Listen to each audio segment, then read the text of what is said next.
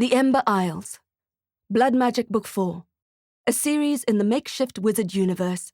By J.T. Lawrence and M.J. Krause. Narrated by Roshina Ratnam. An Audio Shelf production. Chapter 1. A Half-Knitted Sailboat. Morgan and I stood at the front of the moonlit chapel grounds and stared each other down.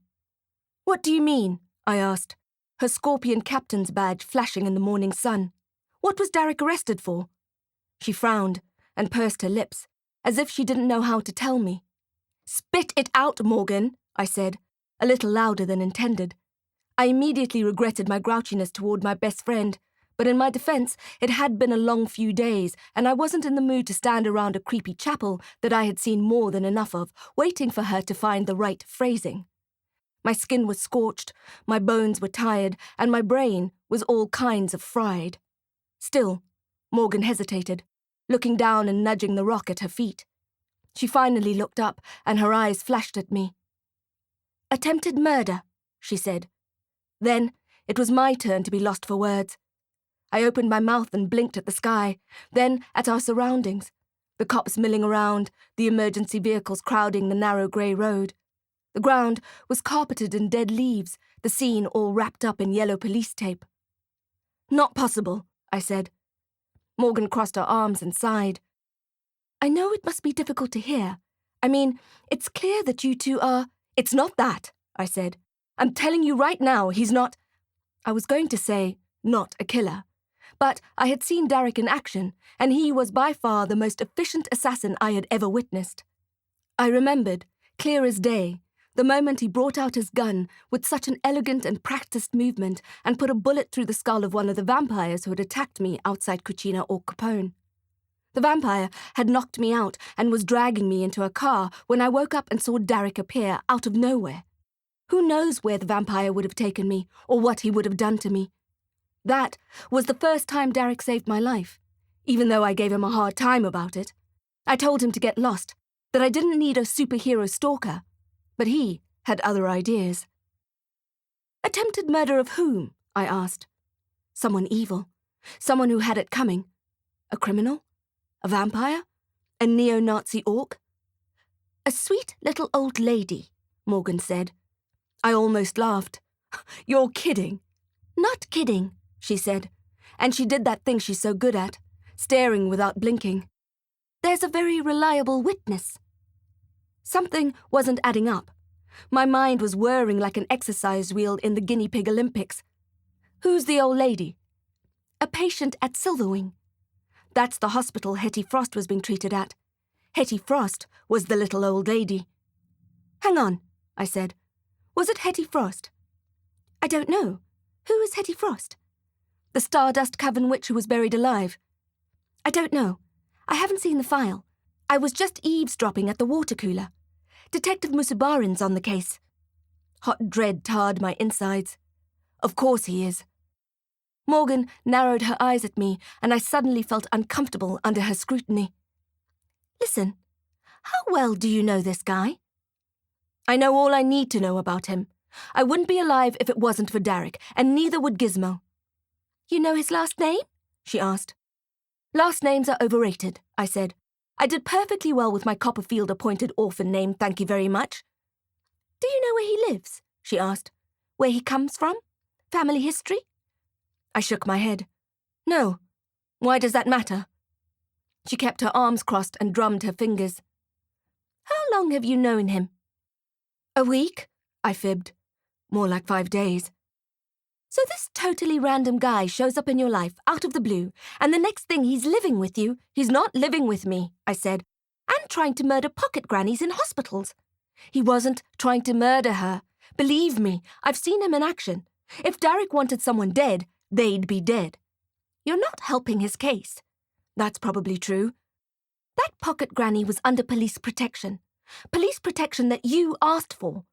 He put some kind of sleeping spell on the guard and went in for the kill." "The kill?" I said. "Since when do you jump to conclusions?" "It's my job to jump to conclusions," she said. "I know why he was there," I said. "I was the one who sent him." Morgan angled her face at me. "What now?" When the witch hunter was at large, Hetty Frost was the only person who could tell us who the killer was. But after the trauma, she was in some kind of coma or trance, and she couldn't speak. Ophelia was out of control. She killed 2 coven members in one day. I had to stop her. I couldn't help picturing them then. Fidelis Wolfmoon drowned in her bathtub, her baby grandson's jersey lying abandoned in her living room, a half-knitted sailboat on the front, and the grumpy old hag, Hazel Shackleton, may she rest in peace, who had run out of luck at the Great Oaks Medieval Fair in Brimware Grove, her limp body hanging from a noose above the sacred Gallon Rock. I was out of options, I said. Ophelia was going to kill Crow and the rest of the coven, and Hetty was the only one who knew who her attacker was. I sent Darick to Silverwing to get an answer out of her. You sent Darick? Why? Is he some kind of granny whisperer? He's a mage, I said. A healer. I thought that if he could get her well enough to talk, she'd be able to tell us who the killer was. The machines in Frost's ward were going bonkers, said Morgan. That's what alerted the nurse. She saw the unconscious cop at the door and barged in. Darick had his hands wrapped around Frost's throat. That's how he does his healing magic, I said. I had to admit, it sounded like bull, even to me. Morgan's eyebrows shot up. Healing by strangulation? That's a pretty unique talent to have. Huh, I said. I meant he heals with his hands. I could see that Morgan was not convinced. I'm not convinced, she said. I mean, of course I believe you. It's you. But I don't know about this guy. Darick, I said. Darick. I mean, I know love can make you... Whoa, I said, taking a step back. A little brittle stick snapped under my bonfire-disfigured boots. Who said anything about love? I didn't fall in love. Never have, never will. Way too much at stake. I know what happens when you love people. It makes you vulnerable. You forget, said Morgan, that I'm a detective, and I know you better than anyone else. And when we talk about Darick, you have stars in your eyes that I've never seen before. I don't, I said, but I knew it was true. I just hope he's as worthy as you think he is, she said, because there's something about him I don't trust. He can be infuriating sometimes, I admitted, remembering the time he had posed as an Uber driver and kidnapped me outside an overpriced cocktail bar and driven me home. And stubborn, and reckless. Said Morgan. So you have a lot in common, then? Morgan uncrossed her arms and sighed, signalling that the conversation was over. Her car keys dangled in her hand. I've got to get to the station, she said. Process the Knox case. I'd invite you to come along to see your boyfriend. He's not my boyfriend, I said. But Musubaran will be at HQ, and if he sees you, I'm pretty sure that he'll throw you in a cell with Ophelia. I shuddered. He knows how to hold a grudge, I said. I mean, it's been, at least 12 hours since I kicked him in the balls? Memory like an elephant, said Morgan, and gave me a skewed smile. I laughed, and I felt some of the prior tension dissipate. She waved goodbye and turned, picking her way along the narrow path towards her Scorpion-issued SUV. I watched as she started the car and drove away. Bronn, still hexed in his raven form, swooped down and perched on my shoulder, shaking his black wings in my ear. My trench coat protected my skin from his sharp claws. Come on, Kresnik, I said, following Morgan's footsteps towards my motorbike. We've got an old friend to see. Chapter 2. Dresden Drive. Aberam Manor, at 44 Dresden Drive, Westcliff, was exactly as I remembered it, except that the invisible sinister smog of contagious magic had disappeared. As I accelerated up the long driveway, petals from the iceberg lettuce whirled in the air and floated down to the expertly laid paving stones below. I parked under the ancient oak and began to make my way up to the house. Again, I thought that it felt like a good, sturdy house, well cared for, but not ridiculously manicured. Expensive, but not flashy. The solid structure and tasteful design whispered old money, as did the interior furnishings. Willard, the butler, seemed genuinely happy to see me. He smiled and took my hands in his and said, "Welcome, Miss Knight, welcome. Do come in." The first time I visited, when Blimix Aberon's butler had hired me to help his employer, Willard was a nervous man, jumpy and afraid, stretched to his limit by Aberon's suffering. He looked so different now. It had only been a few days, but Willard looked like he'd gone on a tropical island cruise. His face had some colour to it. His eyes were rested and sparkling. He still wore his severe black suit, but his face was kind and relaxed, whereas before it was bleached by fear. I could actually see his silver-grey eyebrows now. Before, they had just blended into his stark white face. "You look well," I said, and he nodded. "I feel well," he said, and bowed. I don't think I'll ever get used to being bowed to, but I appreciated the gesture nonetheless. "All thanks to you." The butler led me up the generous steps and through the entrance hall, where the air was cool. The exotic orchids had been replaced by some freshly cut irises, which I was sure were from the vast garden. The silver antiques gave me the idea that they were trying to outshine each other. "Mr. Aberim is in his study." I felt a little chilled when he said that, because what I remembered from Aberim's study was the pile of children's fairy tale books, and the one that still gave me nightmares, the Dream Drinker. Blimix had given the old book to me as a rather poignant gift after I had helped him escape the far-reaching magical clutches of his evil brother. I had squeezed it onto my overloaded bookshelf and not taken it out again.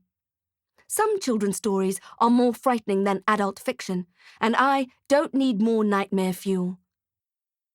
We reached Blimix's study, and Willard cleared his throat to announce our arrival. But the old wizard was so deeply entrenched in whatever he was studying that he didn't notice our shadows darkening his door. Willard put on his very best butler face and tried again, and this time Aberim looked up past his half-moon bifocals, and his face lit up. He stood with open arms. "Ms. Knight," he said, "I was so pleased to receive your request for a meeting." He moved towards me, his purple astronomy print robe swaying as he walked. I thought he might hug me, but instead he patted me on the shoulder. "Good to see you."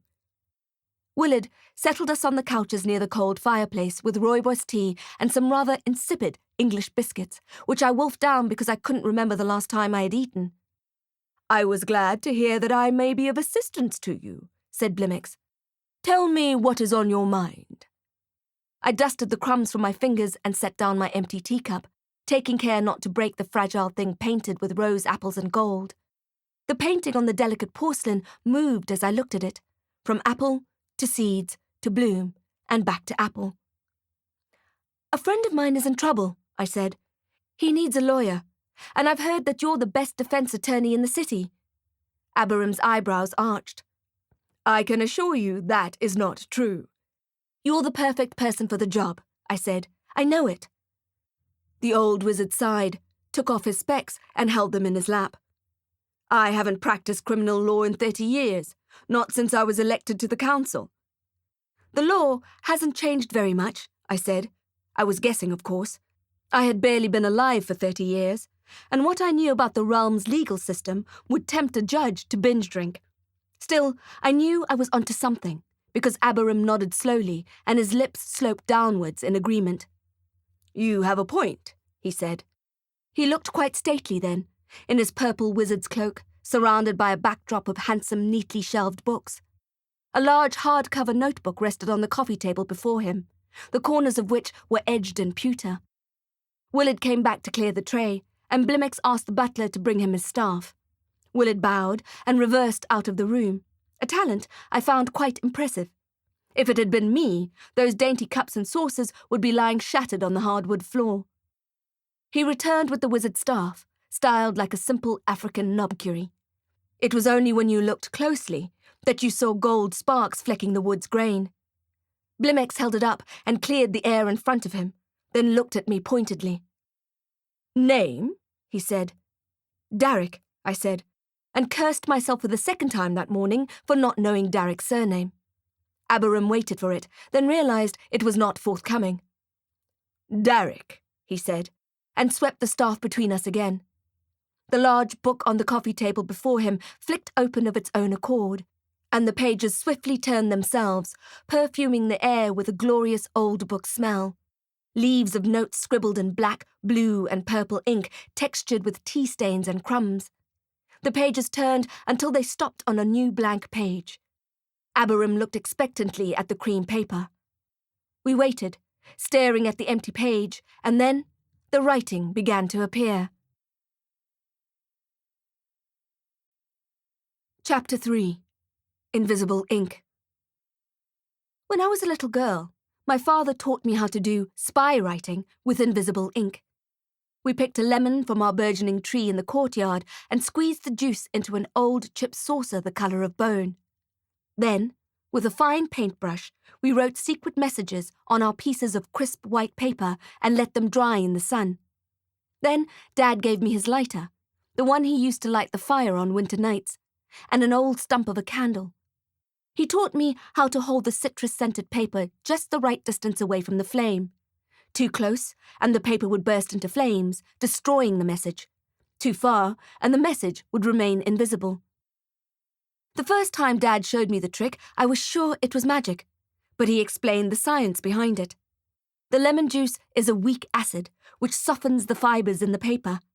Adding heat forces some of the chemical bonds to break down in the dried juice and some carbon to cut loose, and oxidation occurs. Like magic, I said, and he smiled. I didn't really see the difference. Hanging inside Farah's office, just outside her high-tech laboratory at the Copper Cog and Ale, is a framed Arthur C. Clarke quote embroidered in copper thread. Any sufficiently advanced technology is indistinguishable from magic. Just like my invisible ink darkened into letters and drawings, so did the pages of Blimex Aberim's pewter-edged notebook, although his version was being written before our eyes. It was an eccentric but uniform handwriting, and splatters of ink appeared as information about Darick's case was revealed. An illustration appeared too, in the top left-hand corner, a mugshot, and then I read his name, albeit upside down, for the first time. Darick Noble. I breathed in deeply, as if I was absorbing his name, and I felt comforted by it. I finally knew his whole name. Also, Darick may sound distinctly vampiric, but Noble was not a common family name for a bloodsucker.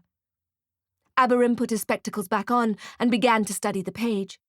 I strained my neck, caught between trying to see what else was being written and not wanting to appear nosy. The wizard let out soft murmurings of interest. "Uh-huh," he said. I see." Suddenly, he stopped dead. It was only for a second, for the span of a held breath, while he blinked hard and then quickly wiped something away, as if he had noticed a stray hair or dead ant. The offending information was swept off the page, and then his breathing and muttering returned to normal. "What?" I wanted to say. "What is it?" I was desperate to know. "Right," said the wizard, slamming the book shut and making me jolt in my chair. "I think I have a handle on the case." "You do?" "Open and shut, as they say." I looked at the book and thought if Quinkle were here, he'd appreciate the pun. Goblins love their puns, and treacherous gangster goblins were no exception. "The Scorpion's case is weak, at best. Honestly, I would expect more from them." "It's the new detective there," I said. "Tilexan Musubarin." Aberim looked at me sharply. "A wizard," he said. "On the squad?" I nodded. "That's highly irregular." "That's what I thought too. But no one argues with the council, right?" "I beg your pardon?" "Tilexan was a council appointment." "That can't be right," he said. "That doesn't sound appropriate at all." "Mr. Aberim," I said, "may I ask? You were on the council for 30 years before you fell ill? Willett said you were looking forward to getting back to work." Blimex frowned. "Yes," he said, and stood up. He ambled towards the window. "I alerted the council to my restored health, but they decided they were no longer in need of my services." I frowned. "But that's not how it works." Council wizards were never fired, demoted, or retrenched. They were of the purest heart in the realm, the wisest and the most powerful. Once a wizard was elected to council, he remained on the council till his dying day. "They were no longer in need of your services?" I said. I was going to say, "That's ridiculous," but thought better of it. The walls had ears and eyes, even here in the relative safety of Aberim Manor. That doesn't make any sense, I said. Have they replaced you? Abiram shook his head. An 11-member council? I said. That was unprecedented. If nothing else, they needed the manpower. I had been trying to get hold of them for days, but they never answered any of my messages. When I tried to call in, no one answered. And now, with the Hammerskin unrest... I thought it was perhaps because of my brother, Blimmick said. When Slyden slid into the dark arts, it was a stain on the whole family. The election committee was willing to overlook it as long as my personal record was sparkling. But when Slyden joined forces with the Silvano clan, well, I don't think any magical family can come back from that. Abiram had a point, but it was hardly fair or right. We looked at each other for a while, his words hanging in the air like cigarette smoke. Darick's case, I said. You think it's open and shut? All they have is a witness. Isn't that enough? I asked. Morgan, she's the captain of the Scorpions, said that she's an extremely reliable witness. She's been a nurse at Silverwing for years, hard-working, honest. I'll let you in on a little trick of the trade, said Abiram. There's no such thing as a reliable witness. What do you mean? Even the most accurate eyewitness accounts are fraught with inconsistencies and misremembered details. I don't understand. We're human. We have baggage. Our glasses are tinted with who we are and what we've seen. Add to that the volatility of our memories and how quickly they decay and how our brains automatically paint in the missing details, often incorrectly, and you'll see very quickly that there is no such thing as a reliable witness. I felt as if Blimmex had handed me a key, not necessarily to unlock Darick's case, but to use in my future investigations. I seemed to have the knack of knowing when people were lying to me, and that served me well in my line of work. But what I often forgot was that people may be well-intentioned and telling the truth, but it was their experience and their truth. I had no doubt that the nurse really did believe Darick was trying to kill her patient, but that didn't make her testimony any less flawed.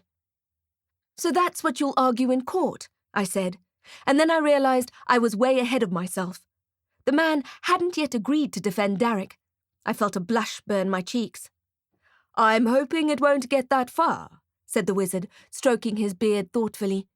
I think we may be able to get it thrown out before wasting a judge's time. So you'll take the case? I asked. Usually people ask me that question, so it felt strange to be on the other side of that equation. Blimmex looked surprised by my question. Of course I'll take the case. I don't want you to feel obligated, I said, which was only a half-truth. I don't mind the old man feeling obligated if it meant he'd get Darick out of jail. I do feel obligated, he said, then winked at me. But that's not the reason I'm taking the case. I looked up at him. You say this man is innocent, correct? Correct, I said. Well, that's enough for me. Chapter 4. Dragon's Maw. I sped over to Scorpion HQ, my motorbike alive beneath me, the blue sky overhead beaming brightly with my renewed hope. We were going to get Darick out of jail. We were going to find a way to reverse Bron's hex. We were going to thwart the vampire's audacious plans to take over the realm. It was not without satisfaction that I remembered my chemical bomb blowing up the vampire venom lab and a couple of hammerskins for luck, and I was happy to be the thorn in Acheron Baldassar's side.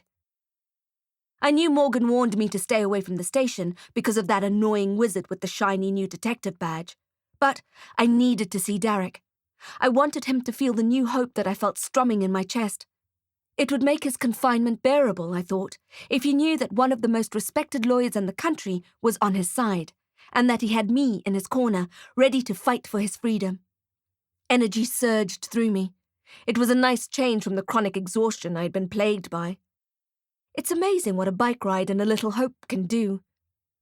Around 10 minutes before I reached the building, I noticed some pedestrians acting in an odd way, and some cars driving recklessly, as if they were trying to get away from something. A handful of people looked panicked, distraught, but I couldn't tell what the problem was. A fire? I didn't see any smoke or smell anything burning. An armed robbery, perhaps. Josie is cowboy country after all. My instincts told me to take a turn towards the excitement, but I ignored it. I wanted to stay out of trouble, for once. Just for long enough to get my message through to Darick.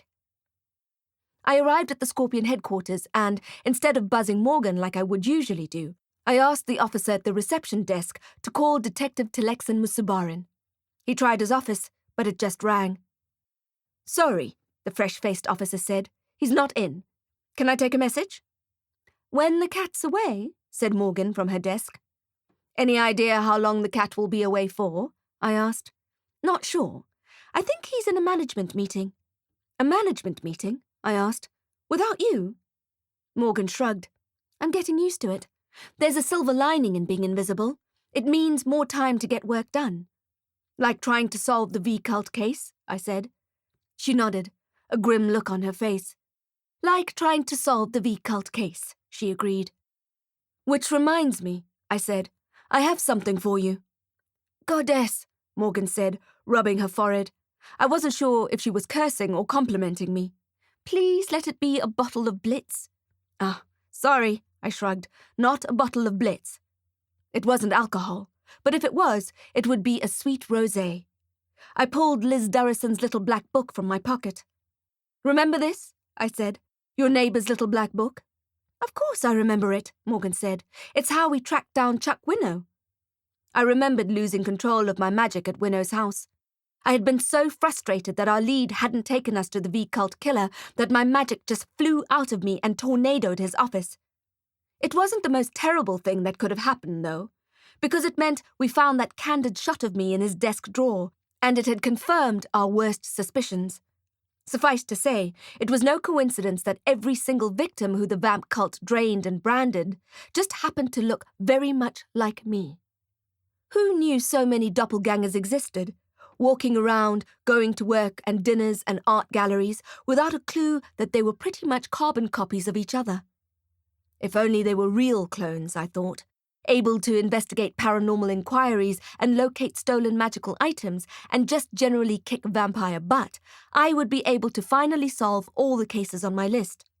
I would be able to buy groceries and have lunch with Morgan and have a life. And then I remembered, clones or not, they were lying dead on the cold steel sliding drawers in the fridges of the city morgue, stitched up with the coroner's awful blue nylon. Or maybe they were already buried in the cold earth, or burnt to nothing in the frightening dragon's maw of the crematorium. Either way, they were gone, and I was the last one left. And as the ghost of Liz Durrison liked to remind me, between her gulps of sweet pink wine, I owed it to them to find the killers. Morgan snapped her fingers in front of my face, rudely forcing me out of my reverie. "Jax," she said, "are you okay?" "Yes," I answered. Was I okay? I wasn't sure. "When last did you eat?" she asked, sounding like Farah. "When last did you sleep?" Again, I wasn't sure. My life had become a blur of fire and blood and magic. "You went all hazy there for a moment," said Morgan. "And pale. Come," she said, showing me a chair piled high with paperwork that she quickly swept onto the floor. "Come and sit down." I shook my head, blinking. "No, really, I'm fine." She rummaged in her handbag and threw me a protein bar. I took it gratefully. It's not easy to think sometimes, when your head is crowded with ghosts and other unwelcome creatures. But I had to get on with it and get out of there. I passed Durrison's book to Morgan. "It's yours," I said. "I hope you'll find something useful in it." Morgan took it from me and grinned. "Thank you." She spent some time running her fingers over the cover and then opened it at a random place. "Wow," she said, blowing a strand of hair out of her face. "I would have never guessed." "Would never have guessed what?" I asked. "That she had so many lovers?" "It makes me feel kind of inadequate," said Morgan. I laughed. "Don't get me started." "I know, right?" "And she looks so vanilla from the outside," I said. "Vanilla everything." "Just goes to show you, you think you know someone." Morgan gave me a meaningful look, and I knew what she meant. You see what you want to see. She had seen Durrison as a friendly neighbour who she felt okay leaving her kids with if she had an emergency call. It's not that the appearance was wrong, it was just simplistic, and humans are far from being simple beings. Morgan wanted me to see past the idea I had of Darick and to look for his true nature, his complications. It was difficult for me, because when I thought of him, all I saw was a broad-shouldered, powerfully built superhero with a tendency to save lives in general, and mine in particular. When I was with him, I felt a heady combination of safety in his arms and an intense desire to go deeper into his body. I knew what Morgan was saying, but I was too far gone. Like when you know you should stop drinking after the third whiskey, but some new hunger kicks in, a wild craving for the warmth of it and the release, and you accept the next drink even though you know it won't be good for you. You think, I know there'll be a price to pay, but I will pay for it tomorrow. It's the borrowed happiness that comes before the hangover. Morgan's neck snapped up from reading the Flint book. Want to grab some lunch? Usually, my answer to lunch would be unhesitatingly affirmative, but I had to sneak in a quick visit to Darick before Musabaran came back. Before I had time to answer Morgan, there was a yell of fright from the open-plan sergeant's desk outside her office. We frowned at each other, and Morgan automatically felt for her gun. She didn't pull it. She just wanted to know it was there. "Stay here," she said to me, and when I ignored her and followed, she stopped and turned, and I almost bumped into her. "I mean it," she said, so I put my hands up in surrender and widened my eyes. "Okay," I whispered. Morgan made her way towards the origin of the scream, and I stood in the doorway, listening hard. "It's bad," said a quavering voice. "It's really bad, Captain. I don't know if—" "Move over," ordered Morgan in a stern voice. "Let me see." "What the—" And then her voice trailed off. Chapter 5. A Clang of a Tin Cup. I was straining to hear, but Morgan wasn't talking. They were just the recorded voices and panicked screams of the video they were watching. What was it? A terrorist attack in the US? A beheading in Belarus? And then I remembered the panicked pedestrians I had seen on my way there, and the odd way the cars were driving. They had been getting away from something that was right on our doorstep. I wanted Morgan to come back into the office and tell me what had happened, but then I had another idea. I could use the distraction to my advantage. When Morgan had swept the pile of paperwork to the floor, I had noticed a Scorpion-branded legal page impressed with neat blue ballpoint pen writing. I hadn't been able to read it as it floated to the floor, but I could tell it was new by the crispness of the sheet. I quickly searched for it and found it underneath Morgan's desk. It lay on the floor along with old receipts for coffee and copies for various files and records with photos that reminded me of Blimex Aberim's magical notebook and the artful illustration of Darick's mugshot. It also made me wonder what Aberim had seen in that book before he made his face contract. The detail that he had swept off the page with the back of his hand and pretended had never existed. I looked at the A4 paper being softened and warped in my clammy hand and skimmed the words that textured it. It was dated that morning and written by the head nurse at Silverwing Medical Center. It was the testimony of the reliable witness. The nurse had entered the police-secured ward of Hetty Frost and found an unknown male at her bedside, his hands wrapped around her throat. She had pressed the panic button, sounding the alarm, and the hospital security guards had hurried to assist. Darick had not fought them, had not tried to run. He had not acted guilty in any way, but he had also not said anything in his defense. The nurse's name was Kim Smith, a Jane Doe name if I'd ever heard one. The kind they give to dead prostitutes who have no friends or family to come identify their lonely corpses. The kind who could have had a better life if only they hadn't been hurt by their uncles or bullied at school or stripped bare emotionally by the verbal barbs of their abusive alcoholic mothers. But this Kim Smith had made something of her life, despite her name, which made me want to like her. I took Kim Smith's signed witness statement and folded it in a hurry, then slipped it into my trench coat's inner pocket. The guilt stung me a bit, but only for a second. Growing up on the cold streets of Joburg and hanging out with the other feral kids taught me a lot. And one of the most important lessons was sometimes you've got to take what you've got to take. Usually, this applied to using the quick and dirty magic they schooled me in, to grab a cardigan here and a tenner there, just to get through the days that yawned before us. Stealing money to buy something unnecessary would have been wrong, they said, But staying alive was a different matter, and we always seemed to be on that blurry line, that edge of hunger and survival. We watched as some of our friends fell over that cliff. Bongi, who had fallen asleep thinking she was warm enough. Wandile, who had gone with the man who promised her a meal and come back with the spark snuffed out of her eyes. It was brutal to think about, but for many years it was our reality. It was how life worked. It's a little different now, I thought, but at the core of it, it's just as brutal. Every day was still a battle for survival. It was more comfortable. I had an apartment and a bed and a ghost who liked to do my laundry. But I still had the pangs from being an orphan, and I was still living on that knife's edge between life and death. The officers were crowded around the screen of the cop who had, minutes earlier, screamed at what she had seen. I wanted to see it too, but I realized that this was probably the only gap I would get to see Darick, so I had to take it. I inched out of Morgan's office and darted towards the emergency stairs. I ran down the 2 flights I knew would take me to the Sub-T, the Scorpion HQ's subterranean holding cells. Usually, I liked the idea that the lockup was underground and impossible to escape from. But that's when I was thinking about evil orcs and goblin gang leaders. I had never before been friends with someone who was incarcerated down there. I automatically thought of all of them as deserving pond scum. But that was when Morgan was in charge. With Musubarin, things had changed.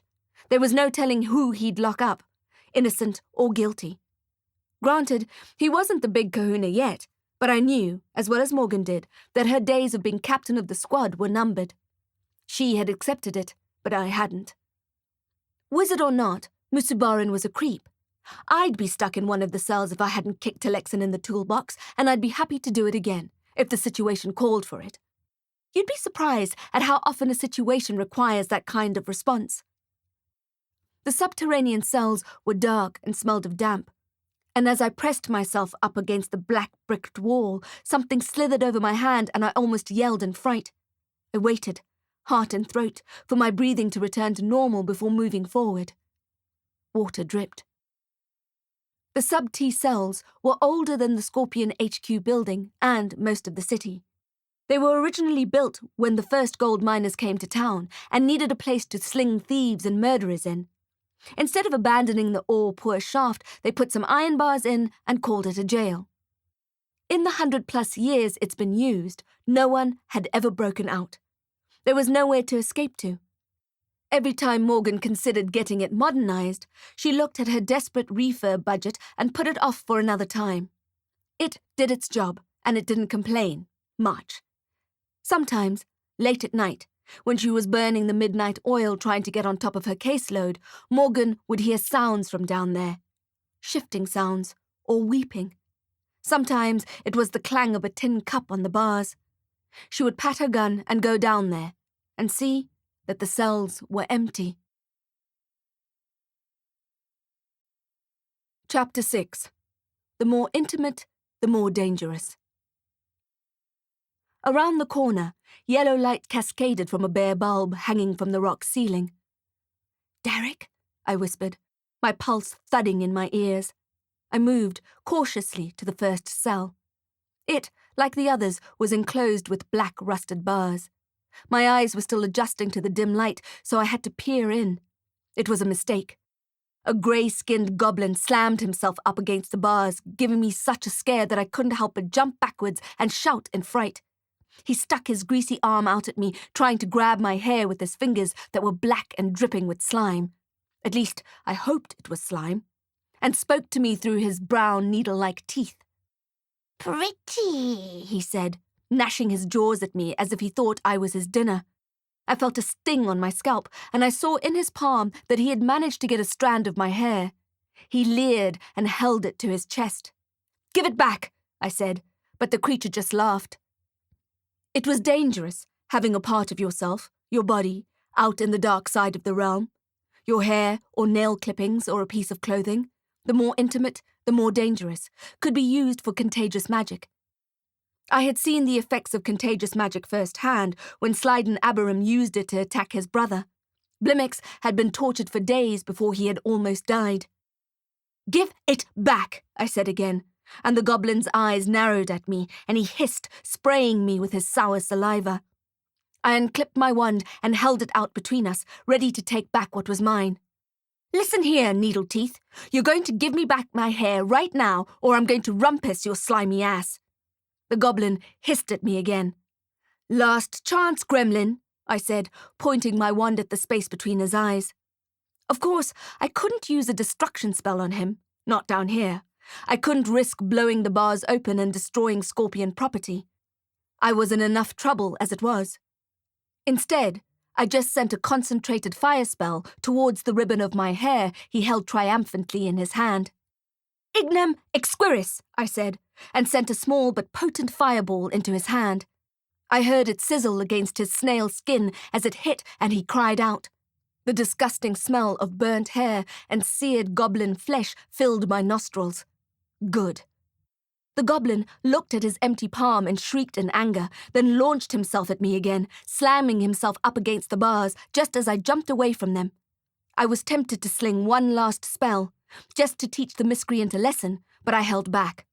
I was down there for a reason, and I was running out of time. For all I knew, Musabaran was already back at his desk. I lowered my wand and clipped it to my belt. "Jax," called the voice I'd been missing, the voice to quieten all voices.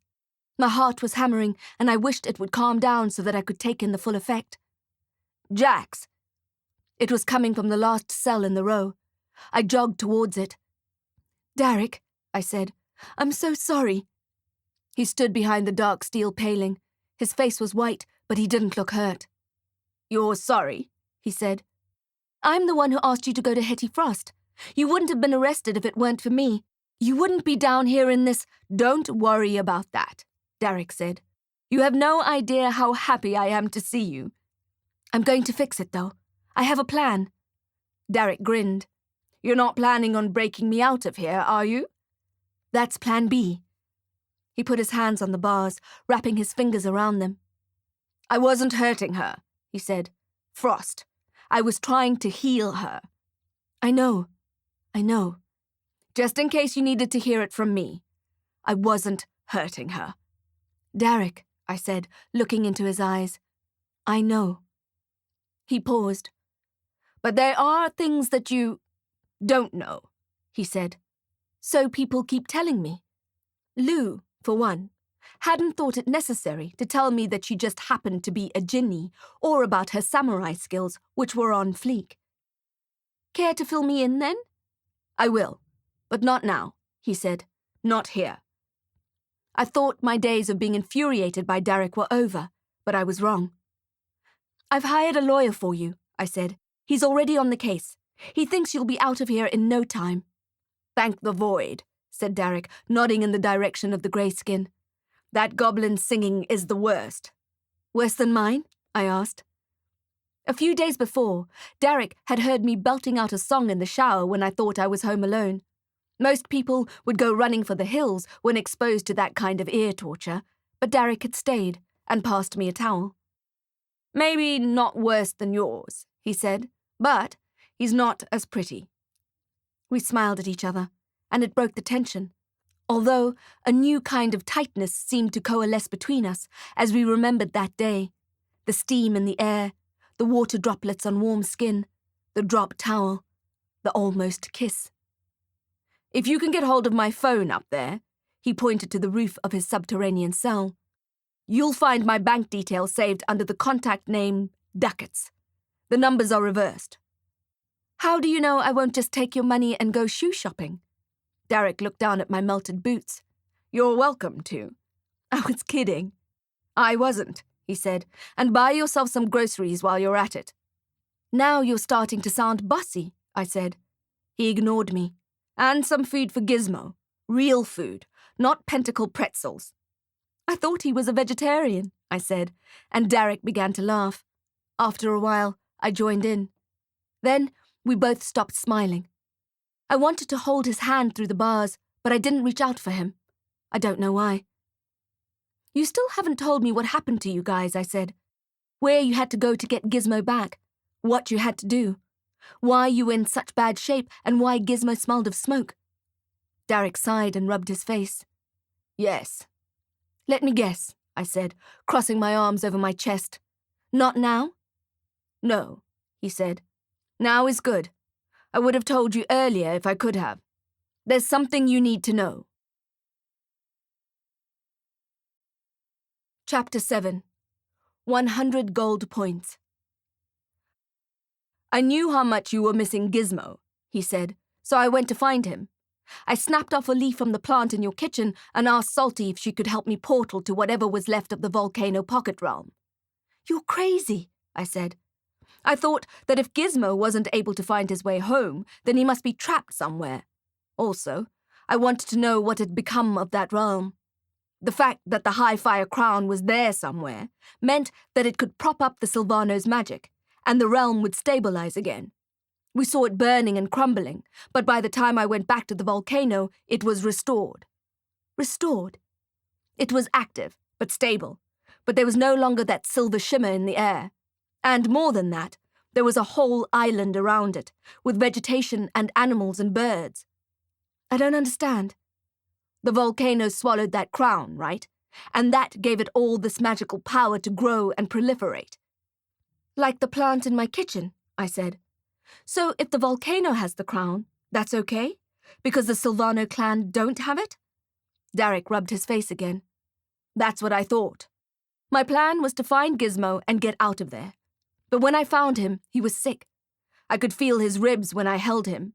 He had been trying to get into the volcano the whole time, trying to find the crown. He knew it was in there. I had the feeling that he wouldn't leave the island without it. My heart contracted. Poor Gizmo. So I realized I had to get the crown if I wanted him to come home with me. I had the feeling he'd die trying to get in there. And he was right. Leaving it on the island would be a mistake. It would be too dangerous. So you went into the volcano? Most of it was uninhabitable, but there were some chambers that weren't burning. I figured the crown had to be in one of those if it was still in one piece. Gizmo and I worked as a team. He showed me the way, and I broke down the walls that had been keeping him out. You found the high fire crown? I said. But they hadn't brought it back with them, so what had happened? The moment we located the crown under a pile of lava rocks, the vampires showed themselves. Oh, fex, I said. They'd been there all along, waiting for us to find it for them. Anger flared up inside me, and my fingers began to tingle. Of course they were, I said. Gizmo fought bravely, even though he was tired and weak. I killed at least a dozen, but they just kept coming. Salty was still waiting at the portal, keeping it open for us. We needed to get out of the volcano and get back to her, but they weren't letting us go, not without the crown. So you had to give it up, I said, the idea making me feel sick to my stomach. He shook his head, and his expression was pained. I didn't give it up, he said. I would rather have died than given those vampires that crown. But I had played right into their hands. They took it from you. Yes, he said, swallowing his emotion. That's why I need to go back. No, I said. They cannot have that crown, he said. They cannot. It would mean the end of the realm as we know it. I need to reverse the damage I've done. I'll come with you, I said. I'll get you out of here and we'll both go. Unfortunately, it's not as simple as that. What do you mean? Salty snap, he said, looking up in a way that made me think for a second that he was hiding something. What about her? Salty wasn't at the portal when we went back to it. I thought she had become tired of waiting and decided to travel back without us, which was fine, because the gateway was open just enough for us to get through. But now she's missing. Yes, he said, looking at the floor. Darick, I said, is there something you're not telling me? He stopped avoiding my eyes then, and I felt the hot glare of them. Jax, he said. But then there were boots running down the stairs at the entrance of the cells, and I backed up against the wall, praying nothing would scamper over me. I pressed myself up against the black bricks under the cover of shadows and held my breath. With any luck, it was just a meal delivery, and the orc doing the rounds would drop off the prisoners' lunches and leave without noticing me hiding behind him. But it turned out that Lady Luck was not in my subterranean corner, because the heavy footsteps belonged to Detective Musabarin, who strode in as if he owned the place. I thought, just don't move. Don't breathe, and he won't see you. But I had forgotten, of course, that he was a wizard, and he felt my presence down there before he even reached Darick's cell. He stopped and sniffed the air, no doubt smelling the remnants of my singed hair. When he spoke, he sounded amused. "Jacqueline Dynamite," he said, and I sighed and stepped out from the shelter of the dark. "Detective?" I said. He had a splint over his nose where I had broken it with my heel, and his bruised eyes lit up when he saw me. "Well, isn't this convenient? In my pocket I have a warrant for your arrest." "Rubbish," I said, "and here you are, choosing a cell." "You know I didn't do anything wrong," I said. "Would you like the cell right next to your boyfriend?" he asked, "or would you prefer the goblin as a neighbour?" "You wanted to question me about the witch murders," I said, "and now you have not one, but 3 suspects under arrest." "Oh," he said, "I know you didn't kill those witches, but there are other charges." "Trumped-up charges," I said. "Assault of a police officer," he said. "I didn't have a choice. You were about to arrest me for a crime I didn't commit, and Isadora Crow's life was in danger. And what kind of message would I be sending out if I let you off scot-free after assaulting and slinging spells at members of the Scorpion Squad? No, Ms. Knight, that wouldn't do. I'm afraid you'll need to be punished." "No," I said. No way I was languishing down there when the realm was falling apart. "No?" scowled the wizard detective. He opened and closed the right hand of his fist as if he wanted to punch me or hex me. I wasn't going to give him the chance. "Leave her alone, Telexan," said Darick. The wizard spun around. "Shut up, noble," he sneered.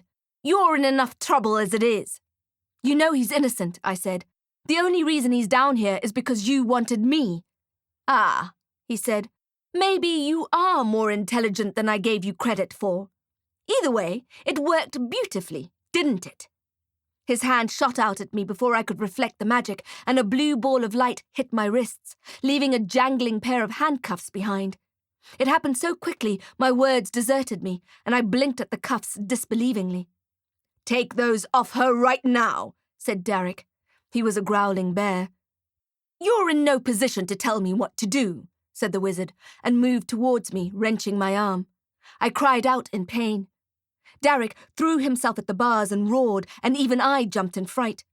A couple of the metal bars were bent. Musubaran took a moment to recover, and then cleared his throat. My, this day is getting better and better." He unclipped his walkie-talkie from his belt and clicked a switch. "Moose here. I'm in the sub-T cells. Do you copy?" Some static came through, then someone picked up. "Copy, detective. Go ahead." "I need some backup down here in the sub-T. I caught a prisoner trying to escape. Noble." "Copy that. Sending down support now." "It's too dangerous to keep Noble here," said Musubaran. "Arrange for a transfer, somewhere with maximum security." "You can't do that," I shouted. "He hasn't even stood trial yet." "And after that, you can process the formal arrest of Jacqueline Dynamite. I have her in custody. She'll be in cell—" His eyes scanned the numbers carved into the rock above the bars. He looked at the number of the cell next to the goblin. It said 2B. "She'll be in cell 2B. "Copy that," said the cop on the other side. "Jax, run!" shouted Darick, but I didn't want to leave him down there. "Run!" he yelled again, and I did. I took flight up the rocky steps, trying my best not to fall and crack my skull open. It was tricky, with my wrists handcuffed and the steps shrouded in dark. Plus, my adrenaline had made me shaky. Musubaran was hot on my heels and reached out to grab my foot just as I made it to the top of the steps, and he almost pulled me backwards, which would have made us both tumble down to the hard rock floor. As I felt myself lose my balance, I shouted, "Volas!" It gave me just enough lift to regain the traction I needed to scramble away from him and slam and bolt the door from the other side. "Ignem exquiris," I whispered. Using my wand as a blowtorch, I melted the metal of the door against the frame, sealing it. Telexan started bashing against the heavy steel, but all he was going to get from his effort were bruised hands, which, I thought, would match his eyes quite nicely. I ran to the charges counter and yelled at the cop standing there, cleaning his fingernails with a paperclip. "Moose needs you right away." He dropped the paperclip and his eyes lost their dreamy look. What? There's trouble down in Sub T, I said. Didn't you hear him on the two-way radio? The cop set his jaw and felt for his gun, then left his station at pace, locking the stable door behind him. Not having to hide my cuffed wrists anymore, I brought them up to the counter and used it as leverage to jump over. I found the handcuffs key first and unlocked the silver bracelets, dropping them on the floor. On second thoughts, I picked them up again and slipped them, along with the keys, into my trench coat pocket. Thanks, Moose, I said, under my breath. Never look a gift pony in the mouth, Ferret always says. I guess the dwarves adapted the saying to suit their height limitations. Next, I searched for Darick's personal effects, the belongings that had been taken from him when they'd brought him in. I found a clear plastic bag with his phone and his gun, and those went into my pocket too. There was an identical resealable bag filled with dirty black fabric and marked with Huck's Crock. I figured it must belong to the detestable goblin down there. I quickly stood up and glanced left and right to make sure no one was around the counter. I opened the packet. The stench was unbearable, and I quickly closed it again. I don't know why, but I slid that into my pocket too, and then hightailed it out of the Scorpion HQ building and jumped on my bike. I was starting to feel like I was in some kind of video game, collecting tokens. I imagined little gold points like coins above my head, rolling higher with each pocketed treasure. Handcuffs, 2 points. Gun, 10 points. A particularly nasty grey-skinned goblin's old underwear, 100 gold points. Or perhaps negative points, depending on what exactly turned out to be in the bag, and on which game we were playing. Chapter 8. Spike. What the hell just happened? Asked Morgan. Her voice sounded small over the speakers in my smart helmet. Where are you? Speeding away from HQ as fast as my bike will take me, I said. That Telexan is a real piece of work. Oh dear, what happened now? I looked at that awful video, and when I turned around, you had disappeared. I took a deep breath and started to feel a bit giddy from the early adrenaline rush and the joy of escape. Then I immediately felt guilty because I was enjoying the sweet smell of freedom while Darick was still sharing breathing space with a revolting goblin and a furious wizard. It's complicated, I said. She sighed, and I sensed her frustration. It was always complicated. I hope you haven't made it worse, she said. I said. What did you do? I'll fill you in later, I promise. Can you do something for me? I can try. There still seemed to be a strange energy in the city, pedestrians' faces pinched with worry, and cars being driven more aggressively than usual. Telexan's going to try and transfer Darick to a maximum security prison. He can't do that. Noble hasn't even stood trial yet. That's what I said. But he has the council's ear, Morgan said. So, who knows what he can arrange? I nearly rode into a pothole. I swerved just in time and almost T-boned a minibus taxi. I braked hard and nearly lost control of the bike. Dear damnatus, I swore. The driver flipped me the bird and I put out my hand in apology, then started moving again. Where would they transfer him to?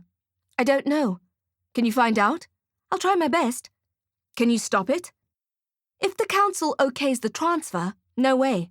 I won't have a say. Moose is the boss now, whether they've made it official or not. They're just waiting for an excuse to prise this badge off my office door. Fex. I'm really sorry about that. I pictured her shrugging on the other side of the line. I'll keep you updated on what happens this side. You do the same. It's dangerous out there. Those last 4 words pretty much summed up my life. I nodded. I will. She was about to end the call. Morgan, I said. What was in that video that everyone was watching? You still haven't heard? She asked. Holy smokes, Jax. It's bad. It's very bad. Tell me. The Hammerskins, she said. They've declared war. What the heck does that mean? They killed the orc boss. No, I said. Oh no. Boss was one of the most decent orcs I'd ever met, and because of that, I knew he'd never make it in the cutthroat world of orc politics. They filmed it. The beheading. The beheading? I exclaimed. Filmed it and posted it on social media. They're sending a message to the rest of the realm. And if that wasn't enough, they put his head on a spike and put it outside the Cargol residence. You know, Cucina o Capone? I know it, I said. It's still there. The head on the spike, I mean. The cops haven't been able to get into the area. The Hammerskins are armed to the hilt. I don't know where they got all the weapons from, but it's like they've been planning this coup for years. Or they've had help, I said, thinking of the unholy alliance between the neo-Nazis and the Silvano clan, helping each other claw their way up to snatch at power. Either way, it's all falling apart. We dispatched all the officers we could, but I know it won't be enough. Where are you heading? I pictured Boss's head on the spike, and I felt like I had a cold rock in my stomach. Darick was hiding something from me. He was heading to some maximum security prison. Nilv's salty snap was missing. Morgan's job was on the line. The Hammerskins and the vampires were seizing power. A violent civil war hovered on the horizon. I felt sick and utterly desperate. There was only one place I could go. Chapter 9. Copper Clocks. When I saw Farah's glowing face, her Scot-red hair plaited into pigtails, and her Viking helmet, I immediately felt better. Entering her steampunk-themed pub, the Copper Cog and Ale, was like stepping into another dimension where you could forget your troubles. Vintage lanterns blazed, filling the restaurant with golden light, and the wood fire in the centre of the scrubbed flagstone floor radiated a welcoming warmth. "Jinx!" she shouted, and wiped her hands on her apron. She had been filling snack bowls with salted rosemary chips, and the scent followed her as she approached me. She gave me one of her signature bear hugs, squeezing all the air out of me, then pulled away and punched my arm. "It's been years," she said, looking me up and down. "It's only been a couple of days." "I was talking dwarf years," said Farah, and I heard the clocks ticking in the background. "It's been too long. I was worried, and you're too skinny." The hardness in my stomach began to dissolve. "You always say that." "And I always mean it. Sit down. I've got something warm for you in the oven." A pint of Copper Cog ale appeared as if by magic at my elbow. I didn't hesitate to have a large gulp of the golden liquid. It was cold and refreshing and perfect, and I had to stop myself from drinking the whole thing in one go. "I love you, Farah Fanak." "Och, go on," she said, and disappeared into the kitchen. "I mean it," I shouted, and I did. There were other magical creatures there, and they seemed to be exchanging worried whispers. Usually, the pub was filled with people telling stories and laughing and cutlery scraping plates, but today the energy was different. Before I had a chance to get too anxious again, Farah was back with a steaming plate which she expertly slid in front of me. It had the most delicious aroma. The werewolf who had been sulking inside my stomach let out a deep, throaty growl. "Steak and stout pie," Farah said, "and don't forget to eat your veggies." The pie's buttery crust was crisp and light, and the unctuous stew glistened in the lantern light. There was also creamed spinach on the plate, finished with parmesan and cracked black pepper, lemon and thyme potato wedges, and baby carrots and beetroot roasted in maple syrup.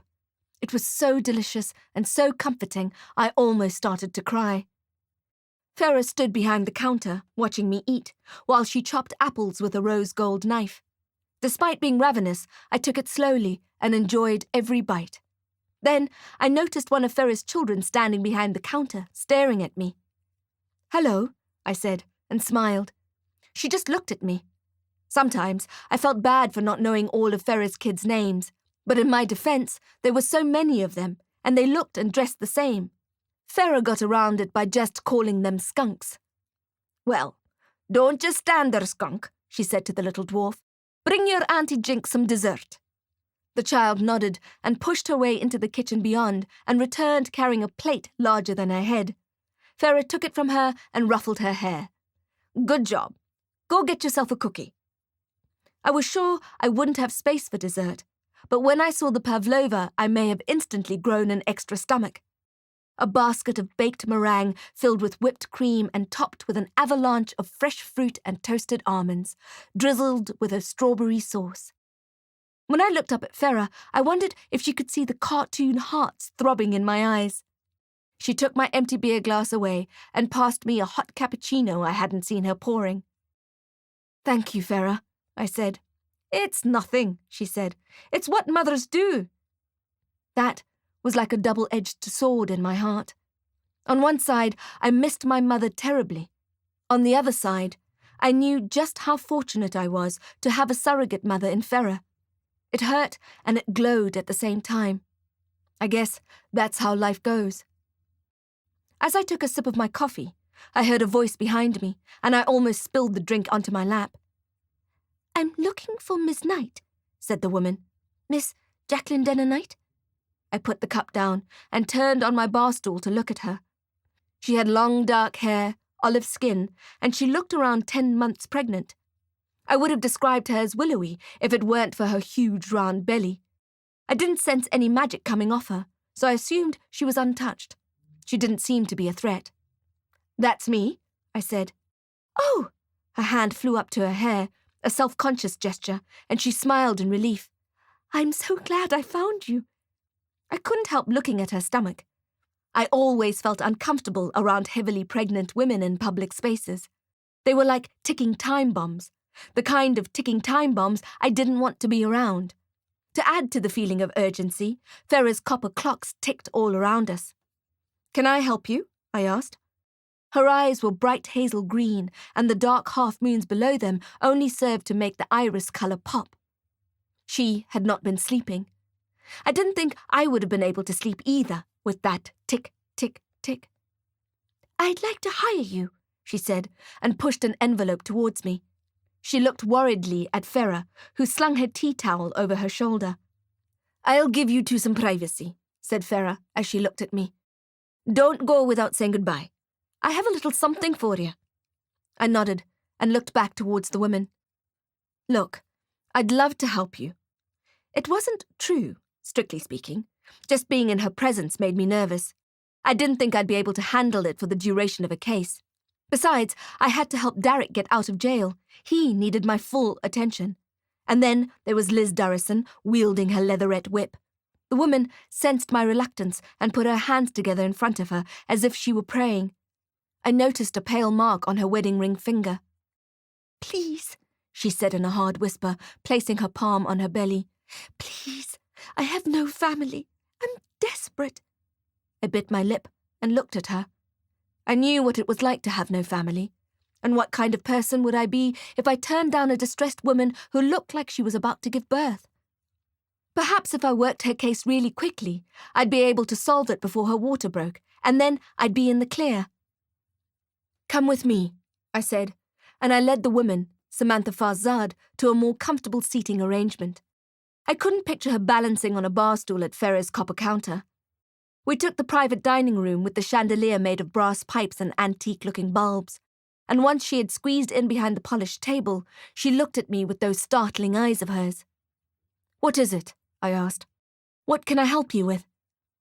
"I'm being haunted," she said, "by my dead husband." Chapter 10. Stuck between the crosshairs of luck and loss. "Is she gone?" asked Farah, when I came back from seeing Samantha Farzad out. "She's gone," I said. "Thank the void," said Farah, pretending to wipe sweat from her brow. "She was making the other customers nervous. I thought she was about to give birth right here by the fireplace, and I've just had the flagstones cleaned." I frowned at her, and she laughed. "Oh, I'm just joking, Jinx. You know I'm not afraid of birth." She locked the giant front door.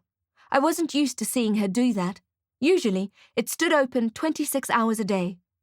"Oh, it's not that," I said. "I just don't know how I can help her." "You'll figure something out. You always do. On the plus side, I can pay for my lunch." I showed her the envelope stuffed with cash. "Your money is no good here," said Farah, like she always did. "It's not my money," I said, passing it to her. "It's Fazad's money." "Groceries," said Farah, pushing the money back towards me, which reminded me of all the loot I had in my coat pockets, including Darick's cell phone and his bank details. He had also told me to buy groceries. I guess it was time to go shopping. "But before you go," said Farah, and she reached behind the counter and brought out a small box wrapped in copper cog gift wrapping, tied with a gold ribbon. "I have a little something for you." "You shouldn't have," I said, but we both knew that I didn't mean it. "I've been working on it for ages," said Farah, her cheeks pink from the heat of the kitchen. "I can't wait for you to see it." I pulled the tail of the ribbon and it came away elegantly in my hand. Then the paper curled away, unwrapping itself, revealing a slim rectangular box. I stared at it for a moment. "Well," said Farah, "go on." I lifted the lid. Inside, on a cream satin pillow, was a large, intricate brass key with a decorative handle that looked like a skull. The handle was monogrammed JDK. "Oh," I said, "it's so beautiful. Thank you." For a second, I was back in that video game, and the ticking points above my head went crazy, as if I had just won a goblin gold jackpot. "What do you always say you're bad at?" asked Farah. I didn't have to think for long. The possibilities were endless. "Singing?" She shook her head. "Dancing? Cooking? Shopping?" Farah reframed the question. "Which magic spells do you need a little help with?" "Too many to mention," I said, but I tried anyway. "Healing things, distraction magic, portal magic." Farah's eyebrows arched when I said portal magic. I looked down at the key, then back up, relatively speaking, at the dwarf. "Really?" I asked. Her nutmeg eyes gleamed. "It's a skeleton portal key." Farah had designed various things for me over the years, things that had changed my life and saved my life, more times than I could count. My trench coat was bomb and bulletproof. My nano was always ready to help me in a pinch. My high-tech magical crossbow had helped me finish off at least half the vampires notched on my bedpost at home. I could summon my bike from anywhere in the realm if I used the summoning ring she had created for me. And now I could portal.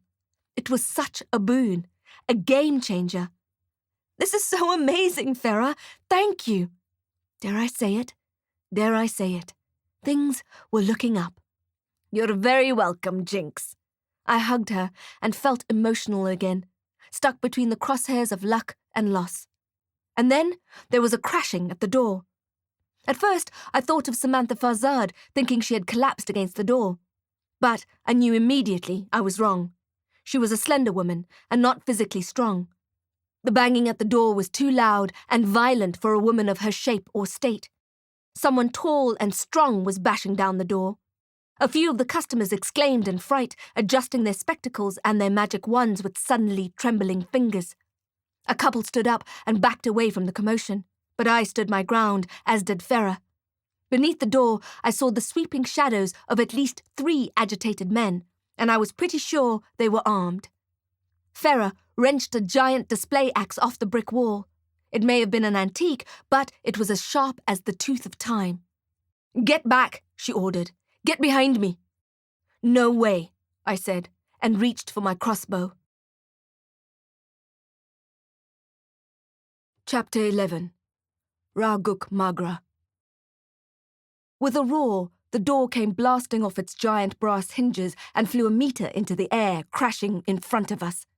3 huge hammerskins strode in, their greasy shaved heads gleaming with potential violence. The leader wore animal skins and clicking beads, and he looked at us and roared again, as if he were a wild animal, an angry lion. I could smell his breath from where I stood. Saliva gushed into my mouth and threatened to lurch out. I swallowed it and stood my ground, despite the bile-rising stink and menacing look of the orcs' faces. Their skin was marked with black and red, dirt and blood. They shone with sweat, the way cheddar does if left too long in the sun. "You have no business here," said Farah, her voice completely calm, even as she clutched the glinting axe. "Leave, now," she said, "or you be sorry." They laughed, all 3 of them, guffawed at what they thought was a little dwarf housewife with her red pigtails and stained apron. She had a tea towel slung over her shoulder, and she smelled of gravy and cinnamon. They kept advancing, and Farah and I steadied ourselves, ready to fight. There was a little squeak at the door. One of Farah's children had come to see what the fuss was about. He was standing in the doorway, holding his blankie to his cheek, paralyzed by what he saw. The size and girth of the orcs' bodies were terrifying to me, so I couldn't imagine how they looked to a little dwarf toddler. "Mama?" he said, then plugged his mouth with his thumb. He was within grabbing distance of the hammerskins who separated us. This filled me with a bowel-dissolving fear. I imagined one of the disgusting, snuffling orcs snatching the boy up and squeezing the life out of him. The mental image made my fingers spark with magic.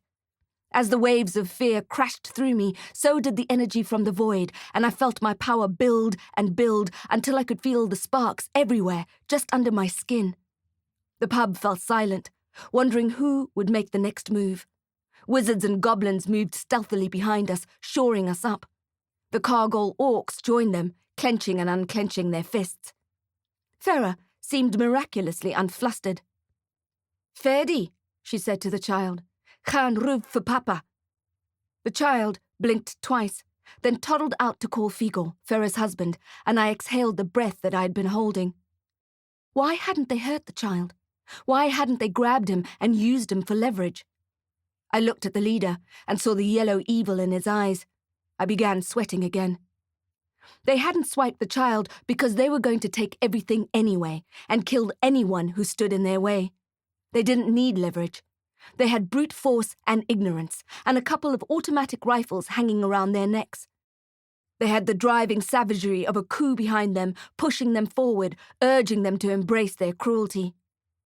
"By order of Raguk Magra of Hammerskin tribe," said the leader, "we're claiming this property." "You're what?" said Farah. "I don't think so." Farah had saved up for a decade, working in the drudgery of the Copperfield Institute's always steaming canteen kitchen to afford to build this place, and it was a phenomenal success from the get-go. She poured blood, sweat, and tears into the copper cog and ale. She loved it like she loved her firstborn child, whose name I forget, and would defend it with the same intensity. Warm, welcoming, and infinitely accommodating, everyone knew that it was the best pub for magical creatures in the entire realm. "Central to the city," said the orc. "Big kitchen here, and lots of beds in house." "Perfect," said the orc to his right, "for army." "No," said Farah. I bristled at the brazenness of them, the entitlement. Anger and magic pricked me all over, as if invisible mischievous fae were prodding me with a golden fork. Suddenly, there was a chinking sound behind the counter, and I looked to see what it could be. Fig strode in, fully armoured in steel plates and spikes, as if he were planning to fight a dragon in one of Blimex Aberim's fairy tale books for young wizards. He held in his chainmail-gloved hand a medieval flail, a handle with a ball of spikes. He moved in front of us, and despite his short stature, the Hammerskins didn't seem to like the look of him, and each took a step backwards. "What's this?" said the orc, who hadn't spoken yet. Fig spoke through the grate in his steel helmet. "Get out, the lot of you, and don't come back." They looked at him, uncertain what to do. The dwarf was short, but the spiked ball looked nasty, and perhaps they were thinking of the damage it could do to their meaty ankles. The leader shrugged his gun into a more comfortable position, then pointed the muzzle at Figo Fernac. His finger twitched on the trigger. "No!" I shouted, and my own trigger finger jumped, firing the crossbow directly at the orc's chest. A black bolt penetrated him there, and he cried out in anguish. The other two Hammerskins pointed their rifles at me, and I tucked and rolled, hoping the wizards and goblins behind me would think to do the same thing. A spray of bullets hailed down on us, and I felt the sting of them hitting me. Farah's genius trenchcoat design prevented them from penetrating my skin. A Cargol loyalist behind me was not as lucky and caught a bullet in the stomach.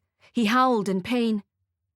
I rolled on the floor, out of the view of the guns, and sprang up when I was around the corner, ready to take aim again. Farah let out a battle cry and went after the shorter Hammerskin with her decorative axe. She managed to lodge it in his thigh. It spurted oily orc blood all over the flagstones to the sound of his screams. He gritted his teeth and went after Farah, who was now unarmed. I swung out from behind the counter, aimed my crossbow at him, and fired. Despite my trembling fingers and less than perfect aim, the high-tech heat-seeking arrow found his bulging heart and stopped it from beating as it had his leader. It took him a while to die. He lay, jerking and bleeding on the floor and muttering about his fiancée. Good riddance, I thought. I had done her a favour. The fiancé could thank me later. Figo swung his flail at the remaining orc and it crashed into his knee, buckling it sideways and felling the man. Ferret was up next. She had retrieved her antique axe from the thigh of the leader. I beat her to it. I had so much magic swirling inside my body that I knew I had to discharge it or face the consequences. I clipped my crossbow to my back and took out my wand. I gathered the pain and panic I felt in my chest and concentrated it into a fiery blue line. "Fiat Fulgur!" I shouted, and an intense indigo current zinged out of my wand and struck the last hammerskin in the stomach. He bellowed as he fell and tried to protect himself from further attack. I stood above him, ready to strike. I was so sick and tired of these bloody neo-Nazis thinking they could do as they pleased, snatching whatever they liked and terrorizing good people. One more lightning strike should do it, I thought, and raised my wand again. "Stop," said a voice. I blinked and looked around. Ferret let the axe drop to the stone floor. Stop? "He's unarmed.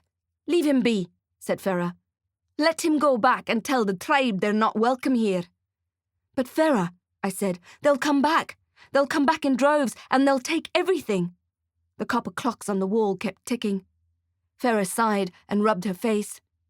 "They'll come back anyway," she said. Chapter 12. Animated Wallpaper. When I got home, I felt shaken to the bone. I couldn't believe that the warmongering Hammerskins were threatening Ferret's family, her business, and her house. The copper cog was my happy place, my safe place, and now it was under attack. If anything ever happened to Ferret, I just wouldn't cope. Anger and hopelessness assaulted me, pulled me down inside myself, made me want to disappear. My hands were trembling when I emptied my pockets out onto the spindly kitchen table. Phone, Darick's bag, Huck's Crux bag, skeleton portal key, the witness testimony stolen from Morgan's office. I was so restless, I couldn't sit down, couldn't focus. I kept thinking of those 3 ogres smashing down the door of the steampunk pub and letting us know they were going to take what they wanted. What haunted me the most was the picture of the little dwarf toddler holding his blanket to his cheek, and how easily the orcs could have killed him. How easily they would kill him. I couldn't bear to stand in my kitchen. Apart from the fridge which mocked me with its frosty emptiness, there was the ravenous plant. It had completely covered the window, shutting out any sunshine, and had colonized 2.5 walls. Its hungry branches and greedy tendrils had opened cupboard doors, cracked wall tiles, and smashed plates to the floor. It was like animated wallpaper that just kept growing and penetrating, a horror film in the making. I didn't have the energy to cut back the plant again or clean up the shards of porcelain. My kitchen could remain looking like the aftermath of a Greek jungle party. I made a mental note to keep my boots on. Avoiding the kitchen, and too on edge to sit down, I walked to my bedroom, passing through a pocket of cold air as I did so. The hairs on the back of my neck stood up. I shivered. "Hello, ghost," I said. Without Darick in it, my bed was only slightly less depressing than my empty refrigerator. I realized I couldn't stay there alone or I would drive myself mad. But I didn't want to leave either. I didn't want to face the savage Hammerskins who were terrorizing the city streets. I picked up my pillow and held it to my face, feeling the cool cotton on my skin, and I screamed as loudly as I could. I shouted and swore until my throat was as tired as the rest of my body. Then I fell face forward onto the bed and rolled over, staring at the damp-stained ceiling.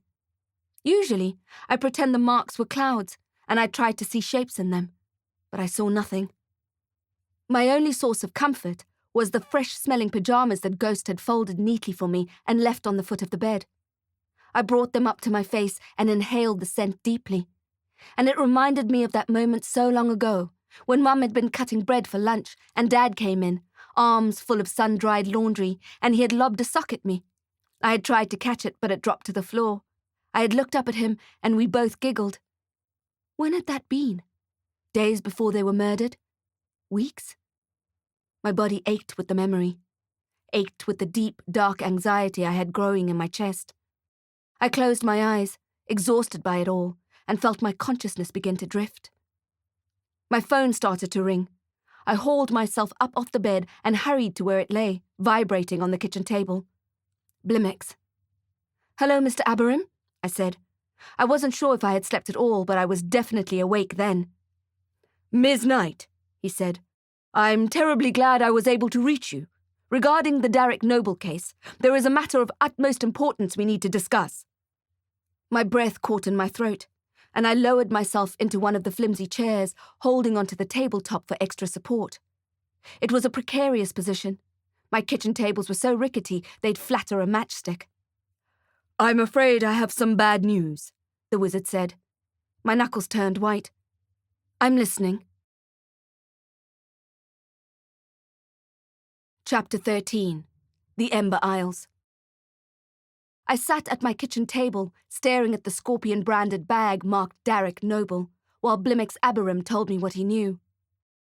"I don't want you to worry unnecessarily," said the lawyer, "but the news is rather alarming."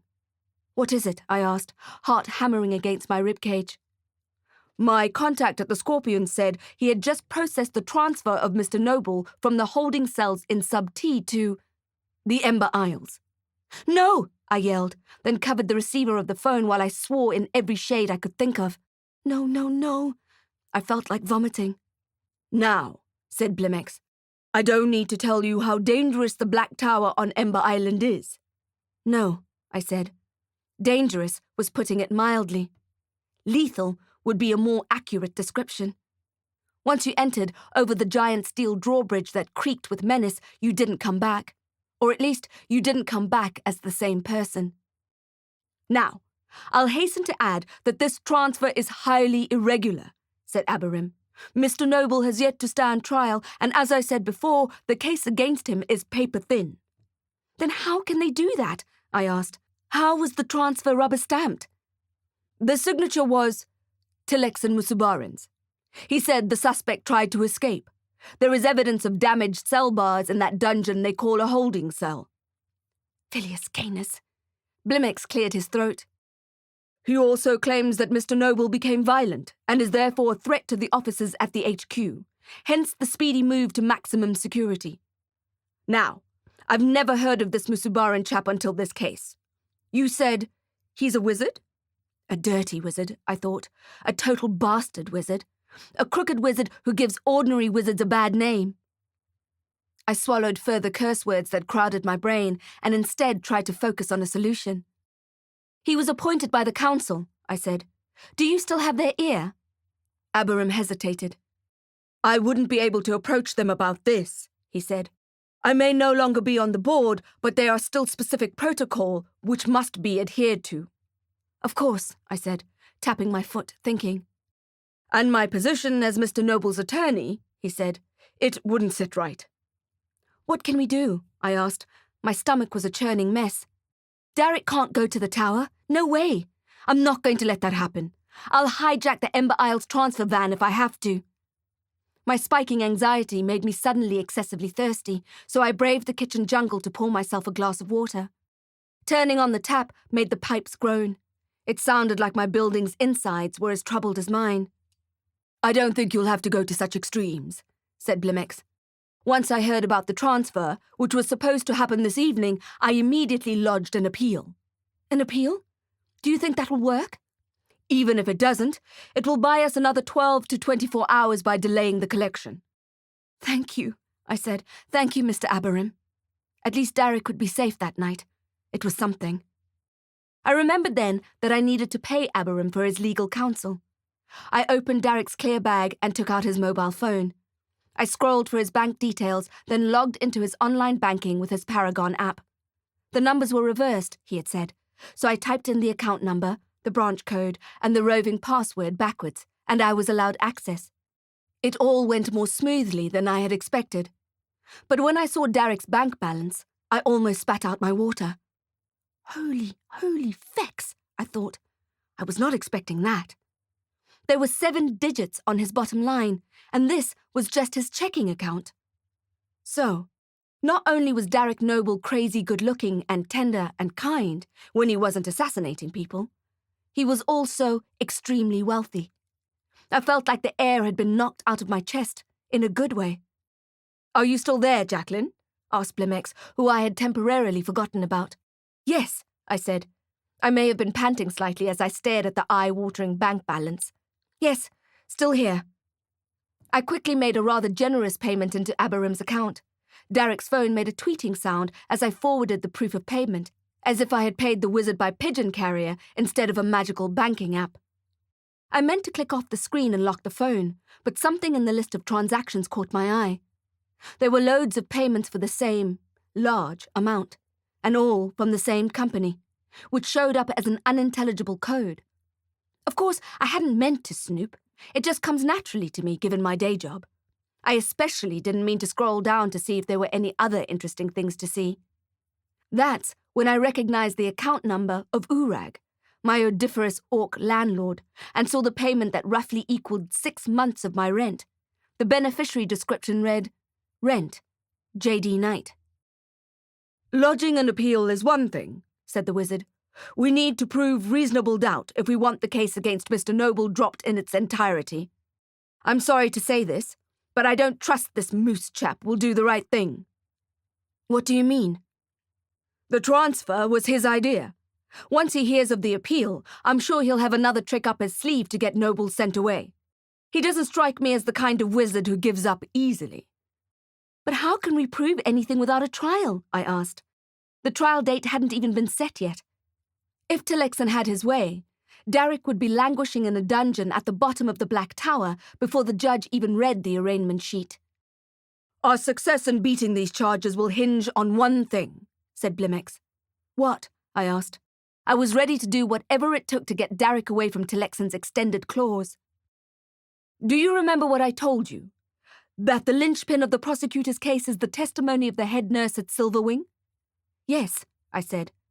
"It's all they have. The circumstantial evidence of that singular testimony."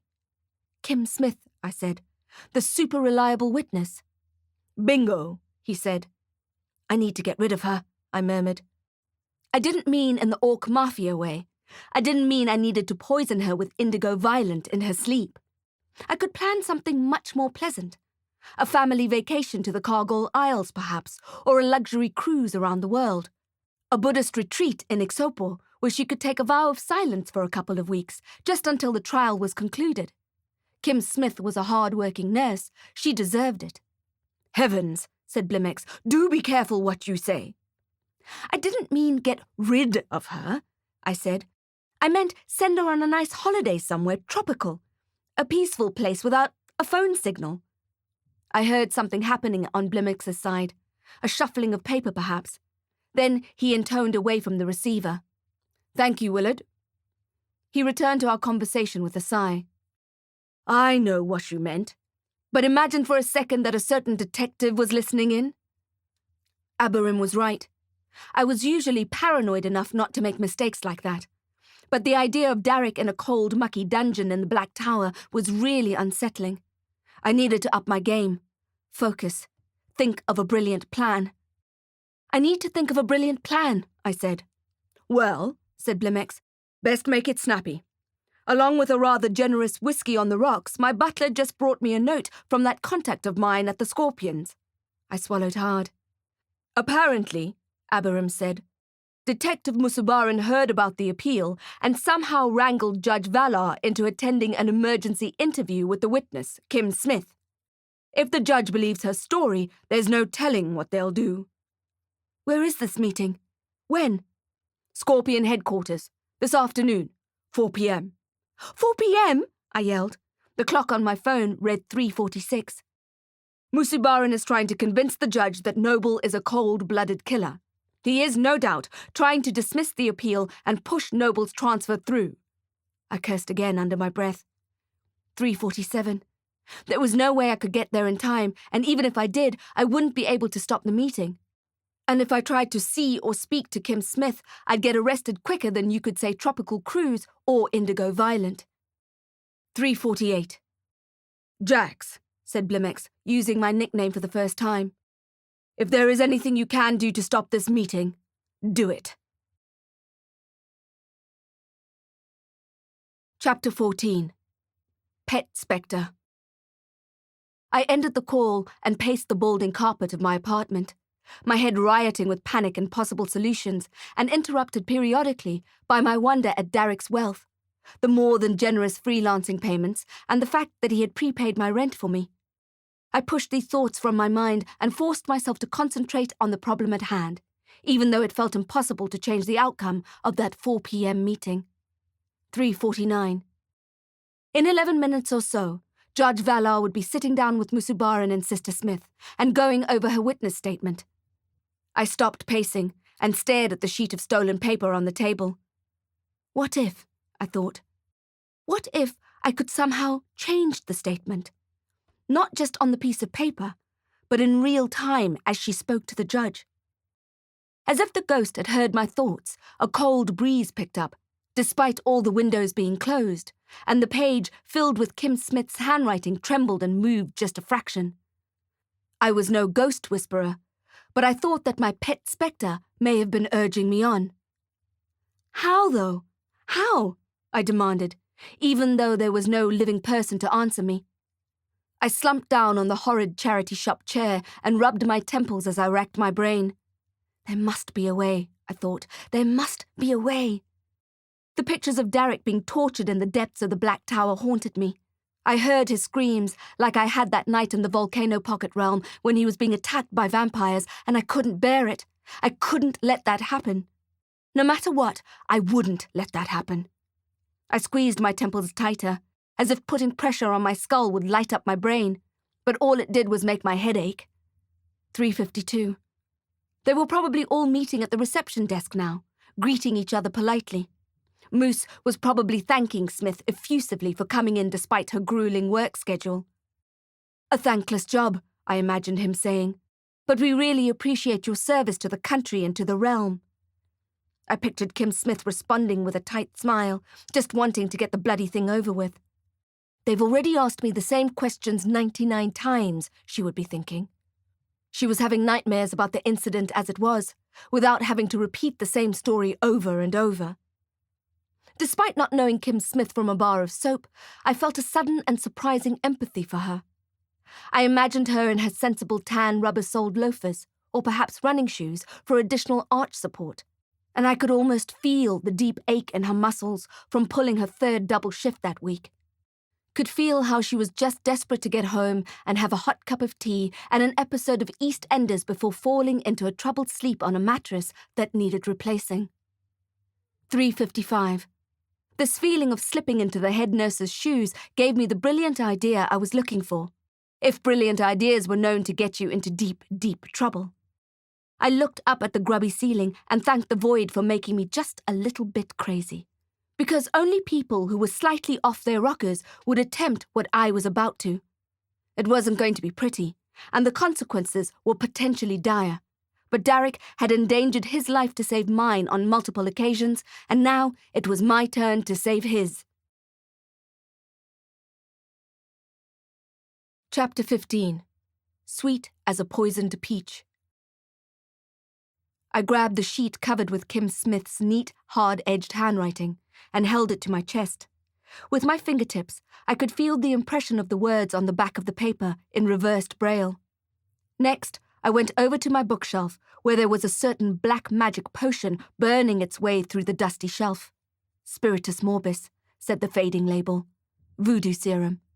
It's what I nicked from Slyden Aberim's sorcery chamber, after I had temporarily crippled him with a lightning bolt to his nether regions. If you're feeling sorry for the old bugger, don't. He was as evil as Freddy Krueger, but had only half the charm. I looked at the smoked glass vial in my hands, summoning the courage to unstopper the bottle. Despite the clock ticking in my head, I closed my eyes for a moment and breathed in deeply. Yes, I'm going to make use of a potion that is banned by the council. Yes, using prohibited substances gets you arrested and thrown into magical prisons and labor camps and... Yes, I was going to do it anyway. I pulled the rubber cork out with my teeth and spat it out, then gulped down the contents of the bottle.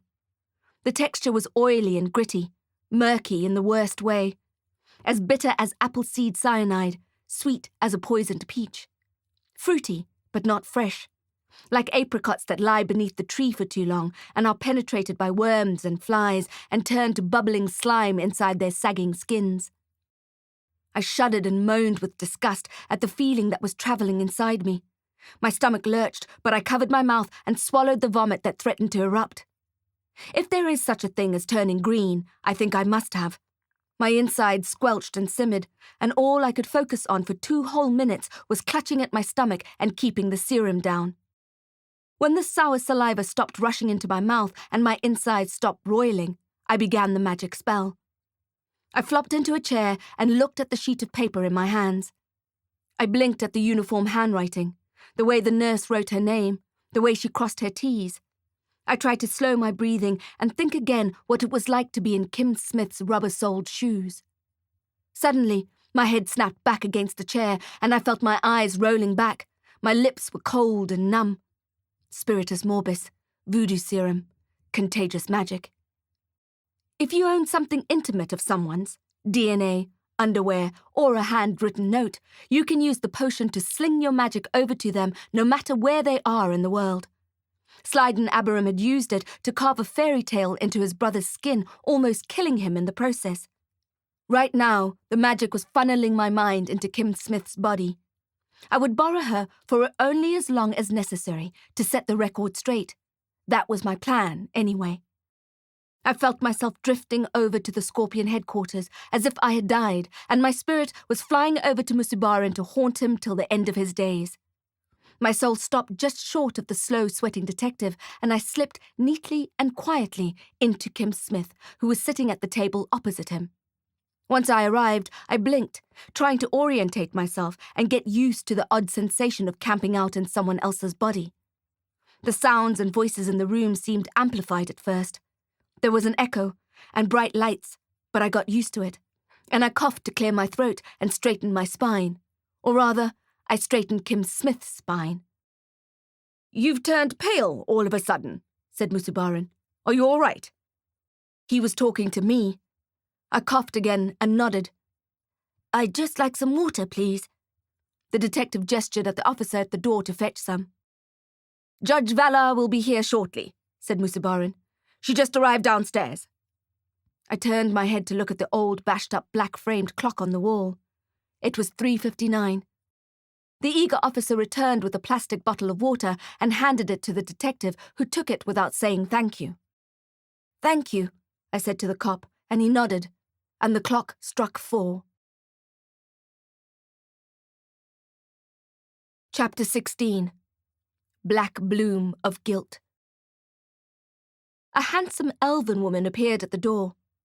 Despite her maturity, I put her at around 60. Her face glowed with youth the way elf skin invariably does, much to most dwarves' discontent. Judge Valar was tall and had straight blonde hair with subtle silver highlights. She wore a beautifully cut cream robe and held an expensive briefcase in both hands. Musubaran shot up out of his chair when he saw her and offered her a chair, scraping the metal legs on the floor as he did so. The noise reverberated through my ultra-sensitive borrowed body, and I had to shift my jaw to release the tension in it.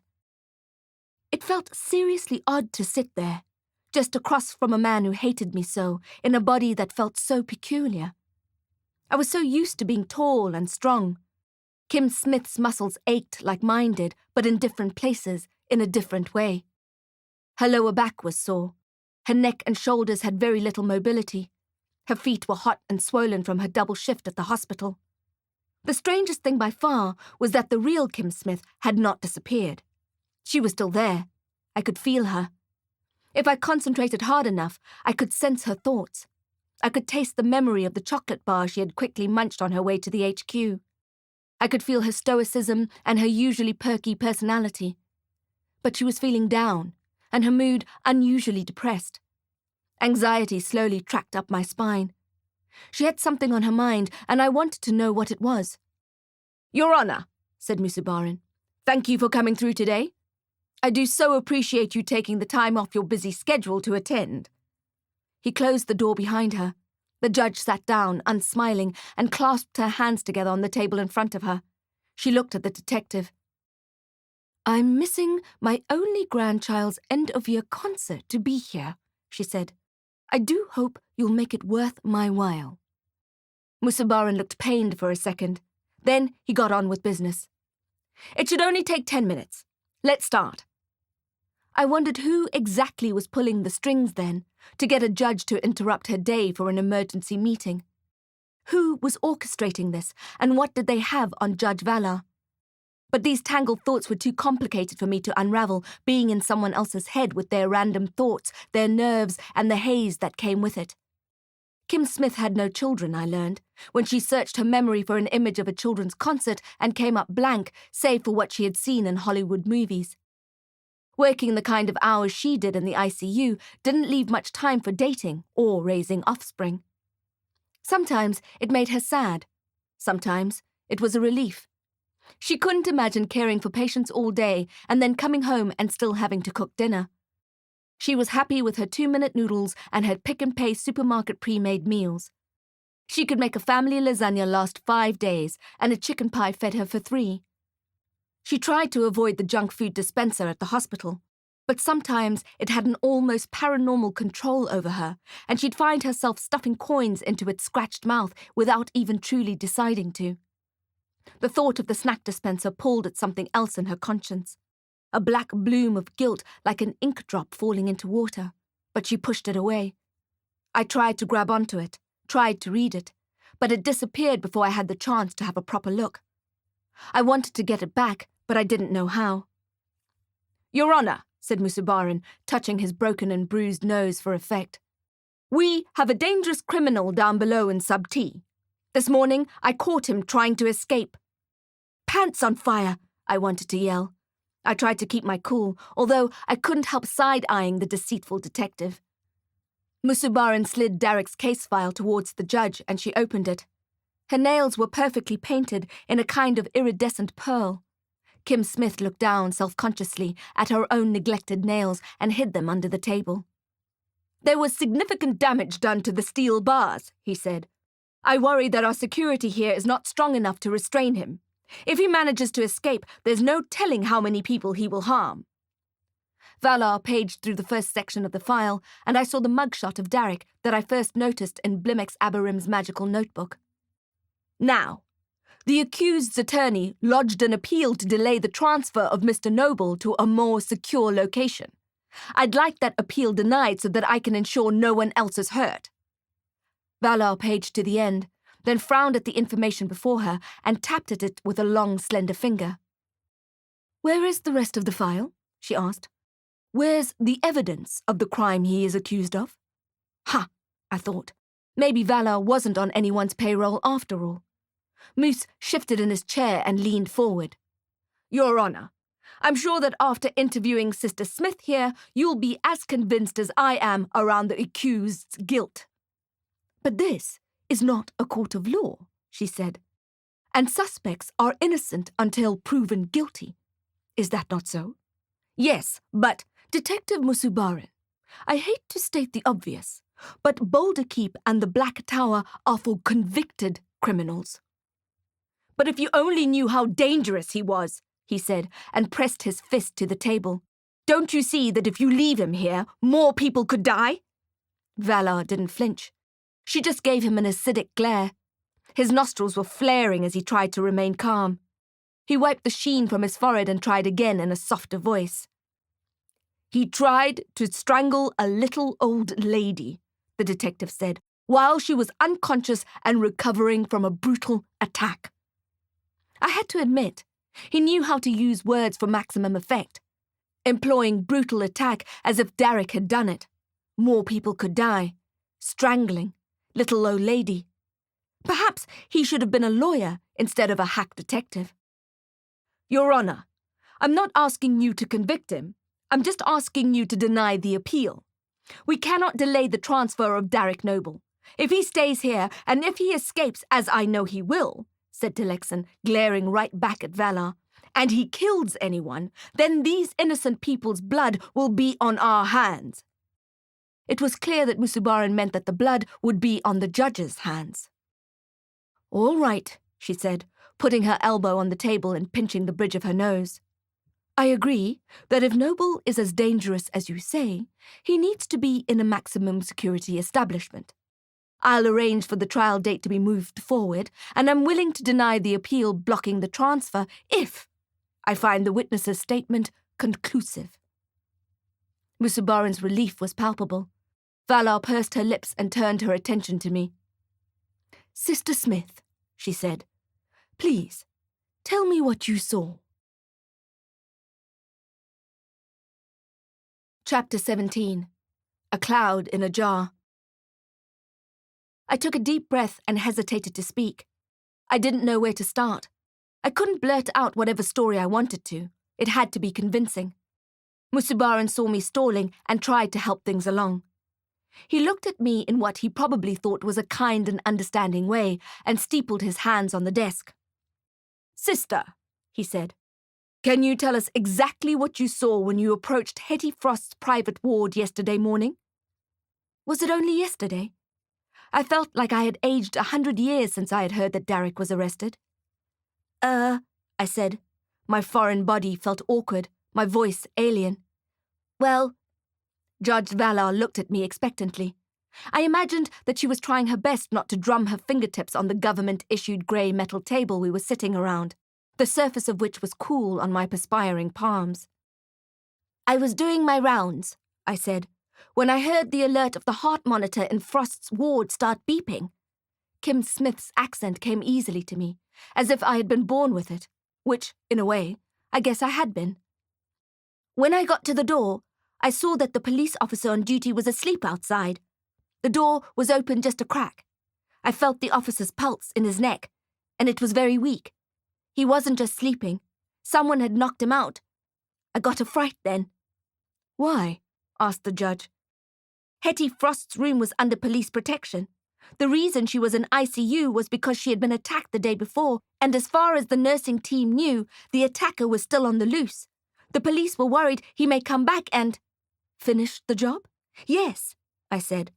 So when I entered the room, I was already thinking the worst, thinking that whoever was in there was trying to harm my patient. You're saying that you had already made up your mind before you entered the room? Asked Valar. You thought you'd be finding the killer standing there?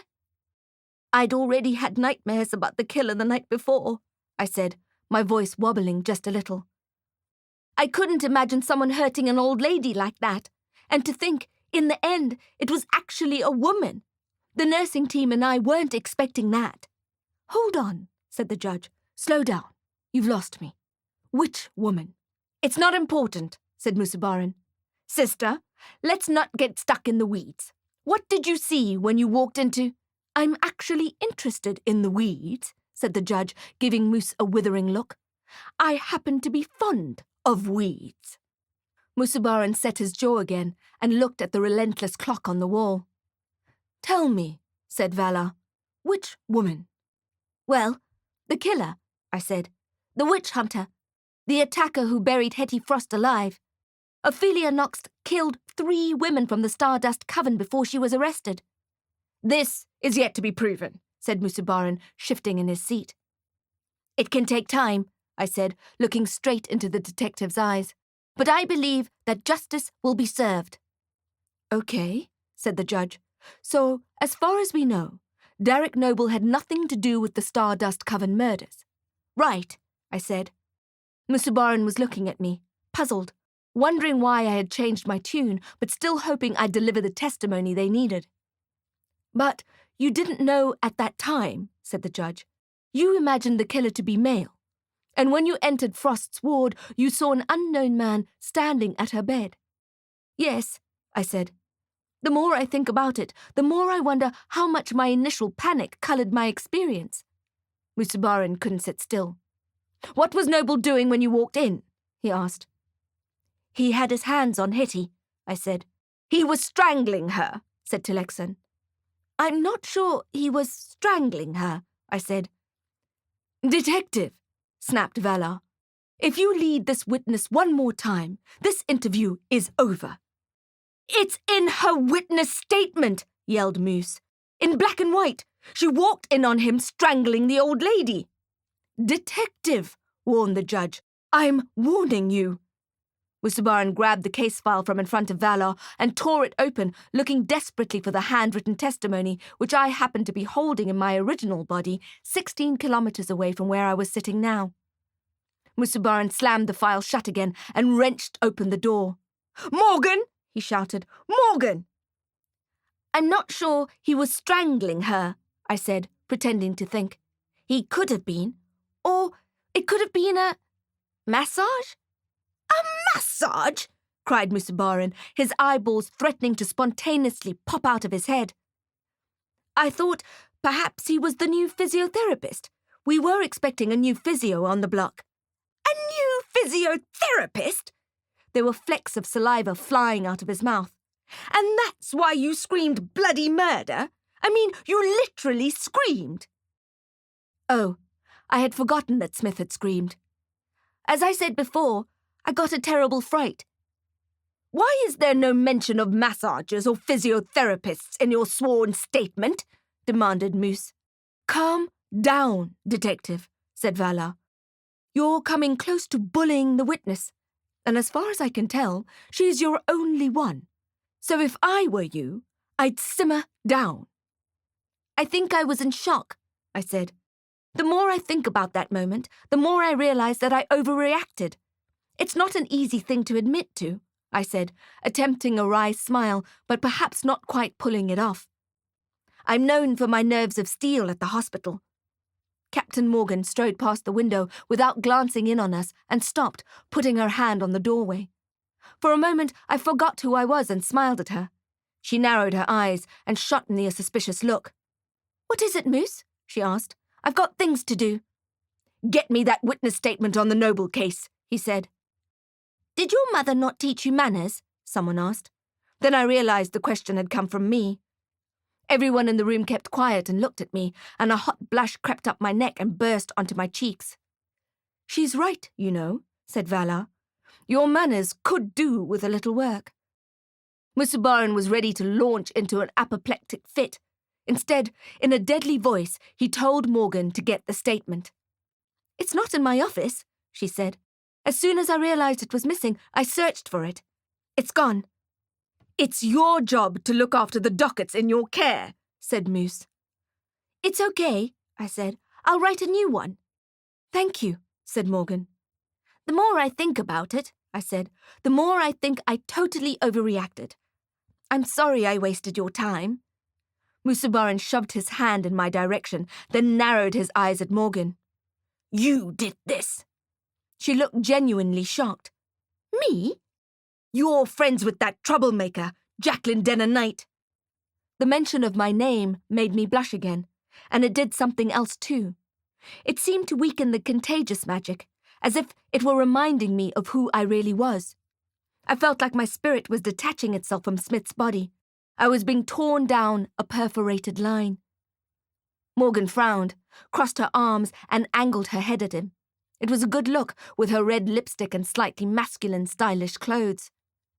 "You're obsessed with her," said Morgan. "My advice is to get out more."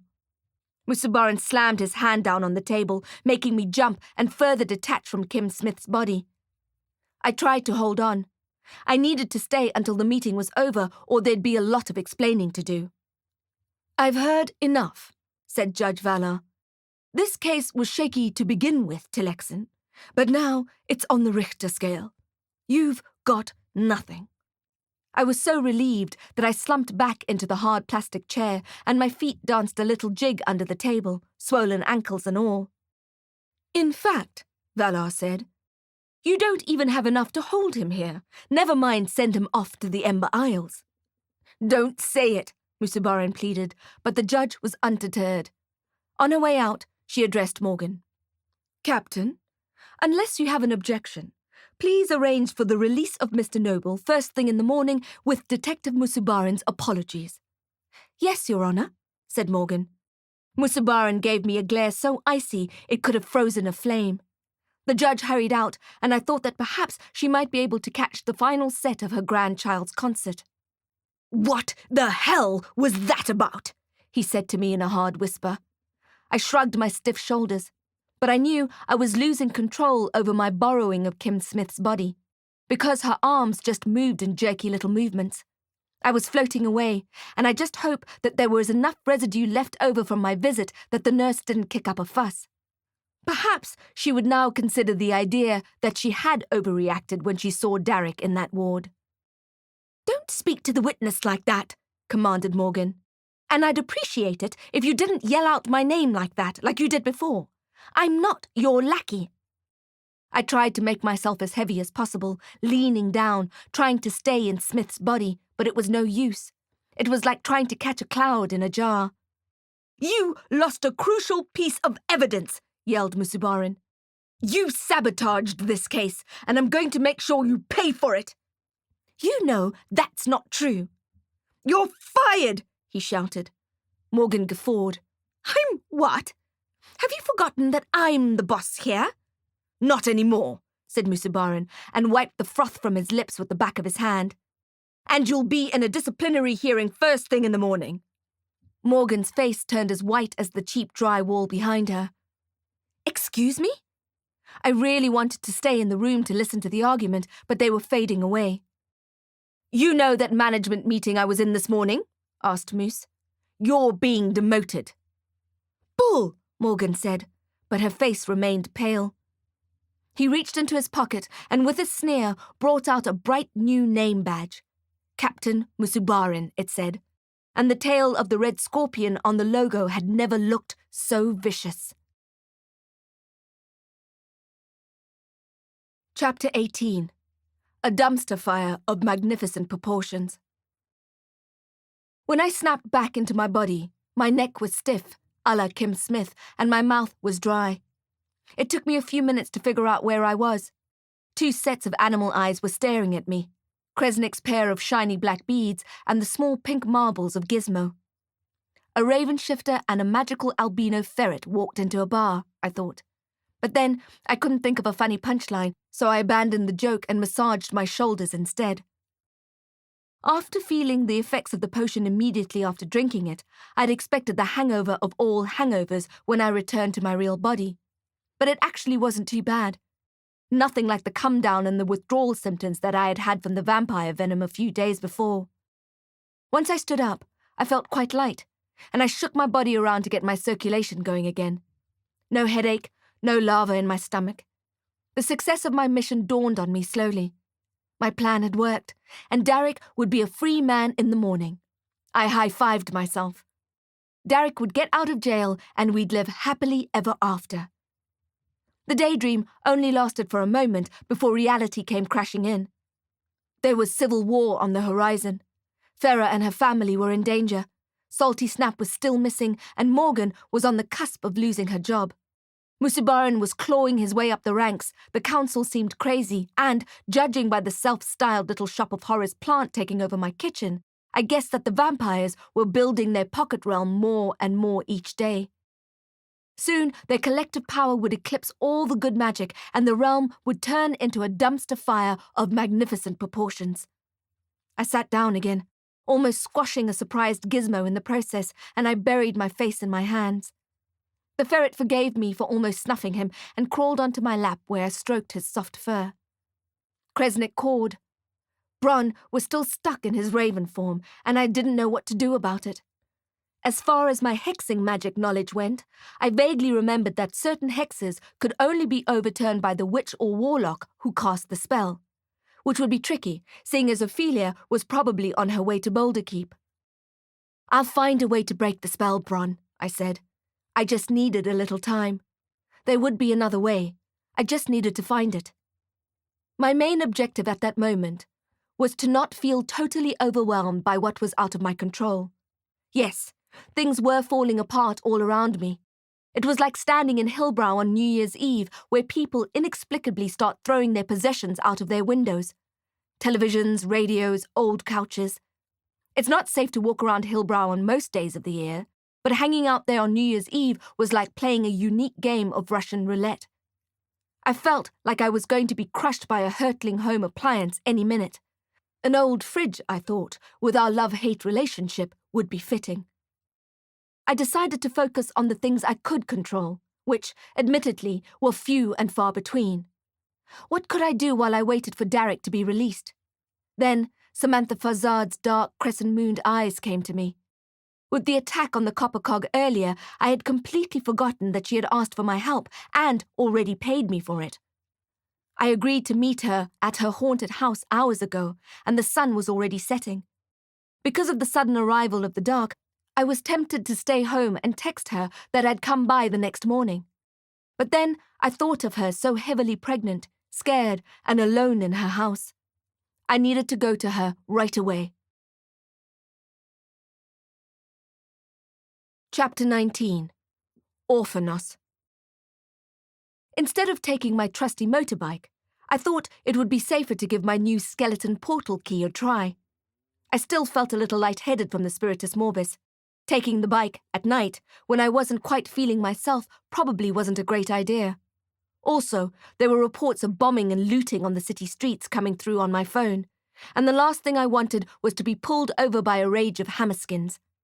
Gizmo complained when I took him off my lap. He wanted to go with me.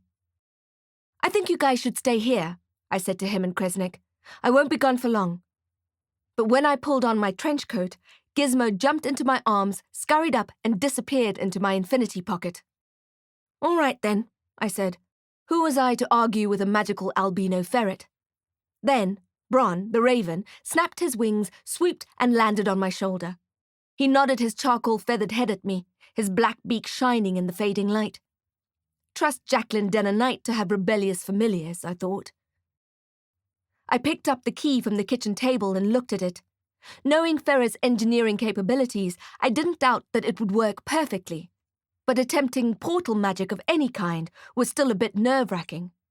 There were always urban legends being exchanged in whispers at the Copperfield Institute about careless wizards who landed up in dangerous or embarrassing situations by not visualizing their locations vividly enough or enunciating poorly.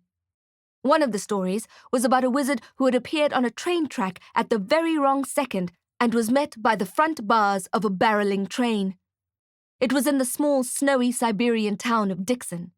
Perhaps his Russian accent left something to be desired, and he ended up frozen solid to the steel pilot of the train. I tried to shut off the stream of the other macabre schoolyard tales as I focused on the key. With Ferret's genius magical tech, a ferret GPS, and some clear focus, I shouldn't have a problem. Famous last words, my nerves chimed in, but I ignored them. I guess that ghost might not want me to go out. The phantom could get overprotective sometimes, but never overbearing.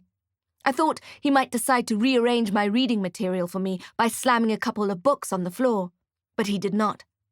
Maybe he was in a really good mood, or maybe he had stopped caring about my well-being. I hoped it was the former, because as an orphan, I needed all the surrogate parents who would have me, generous red-haired dwarfs and vigilant ghosts included. Sometimes I thought I should stop calling myself an orphan. Despite my clear lack of talent for adulting, I couldn't deny that I was no longer a child. Does one ever grow out of one's orphan status? I was caught between wanting to move on and leave the trauma of losing my parents behind and not wanting to ever forget them. I clung to the few memories I had like a baby chimp clings to her mama. I had looked the word up in the dictionary a few years before, and it described an orphan as a child whose parents are dead. But the origin of the word is late Latin, from Greek Orphanos, which means bereaved. I may no longer be a child, but my bereavement has never left me. I checked my phone for Samantha Fazard's address to make sure I got the location spell completely correct. With Gizmo in my pocket and Kresnik on my shoulder, I held the key in both hands, closed my eyes, and focused on the address, imagining it written in clear, bold letters in my mind. Ayuna, sit, I chanted, and the key began to feel warm in my palms, almost hot. I thought of Fazard's address again in clear block letters. Gizmo squeaked and Bron ruffled his feathers. There was a small explosion of golden butterflies in my stomach, and it felt like my body was dividing into 3D pixels, like blocks of wizard that were humming with potentiality and the excitement of an imminent trip. And then we were off, whipped into the air and rushed through space. Now, You're supposed to keep your eyes closed while travelling through a portal, or you risk motion sickness and vertigo.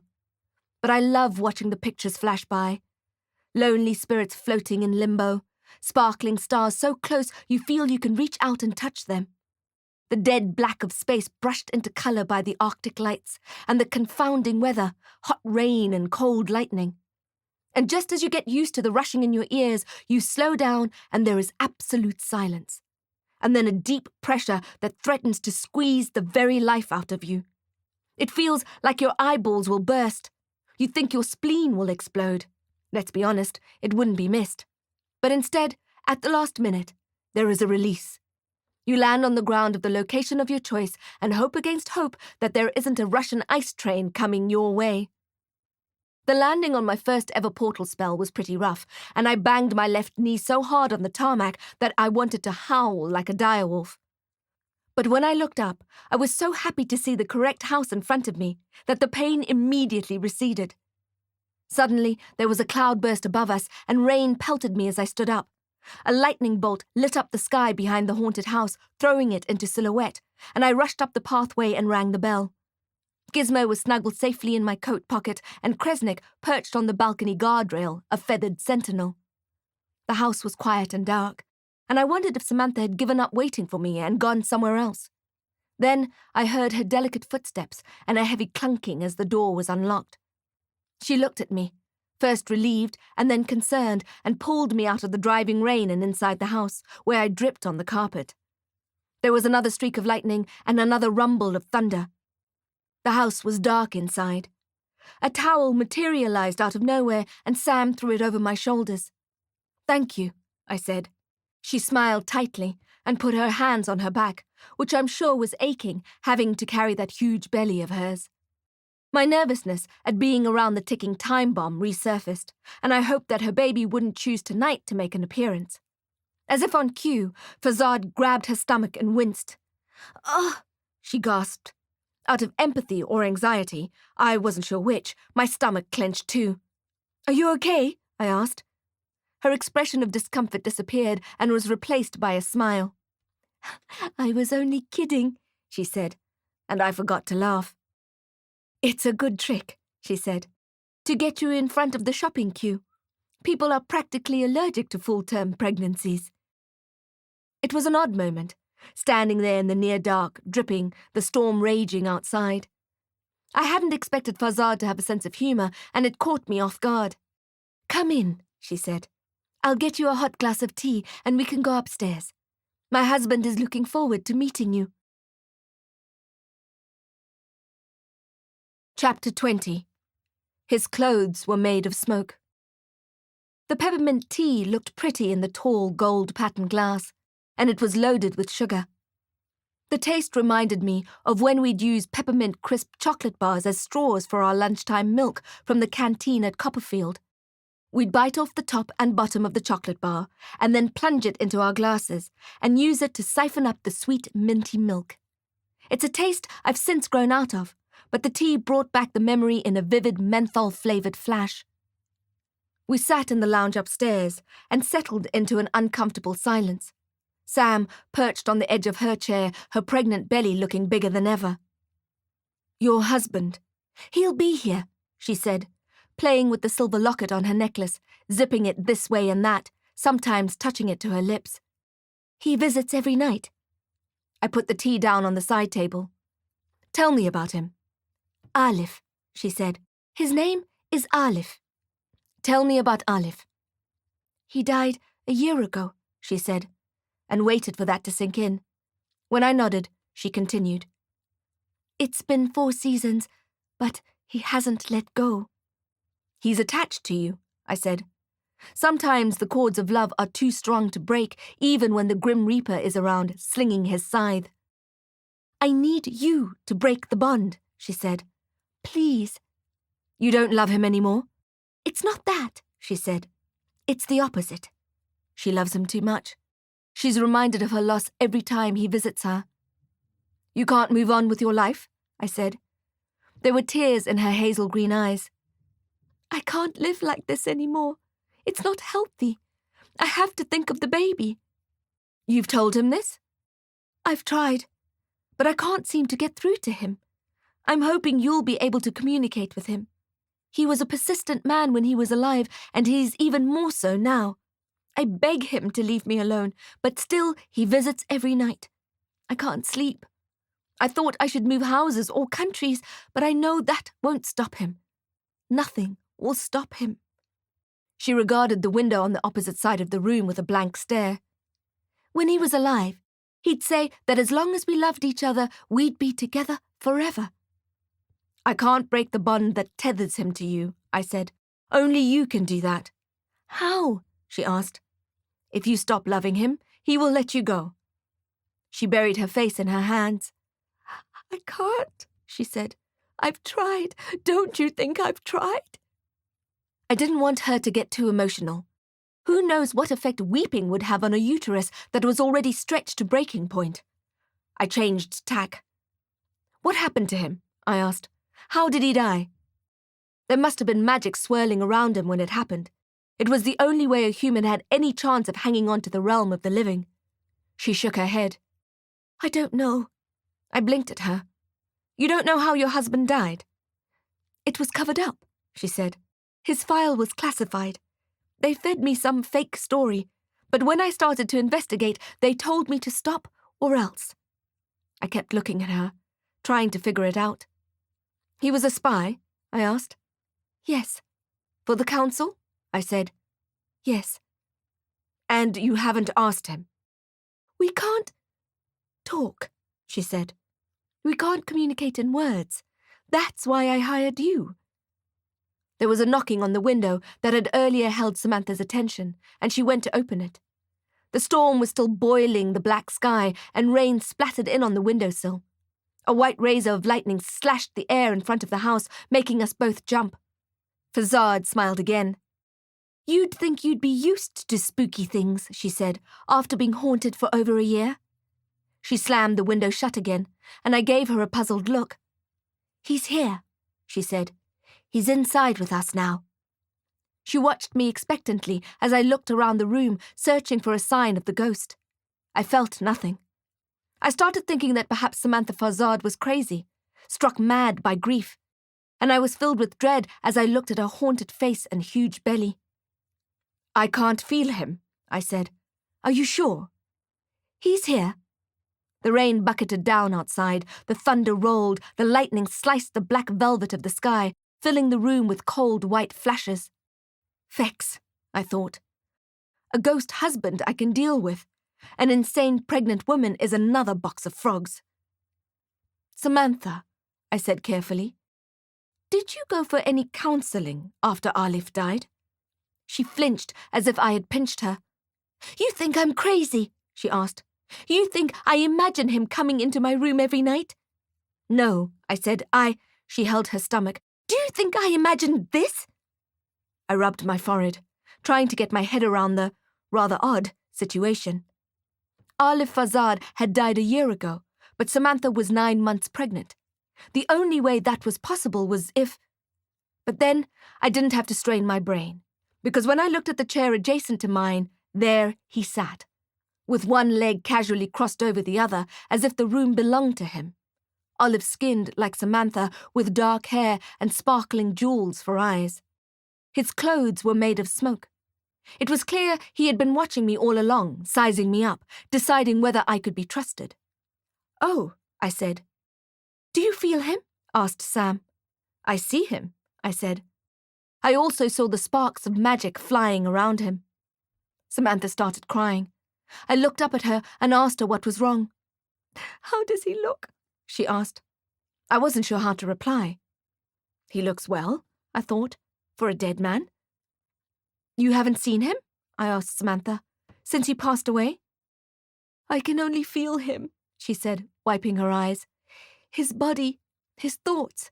Sometimes his presence is strong, sometimes it's just a breath on a feather.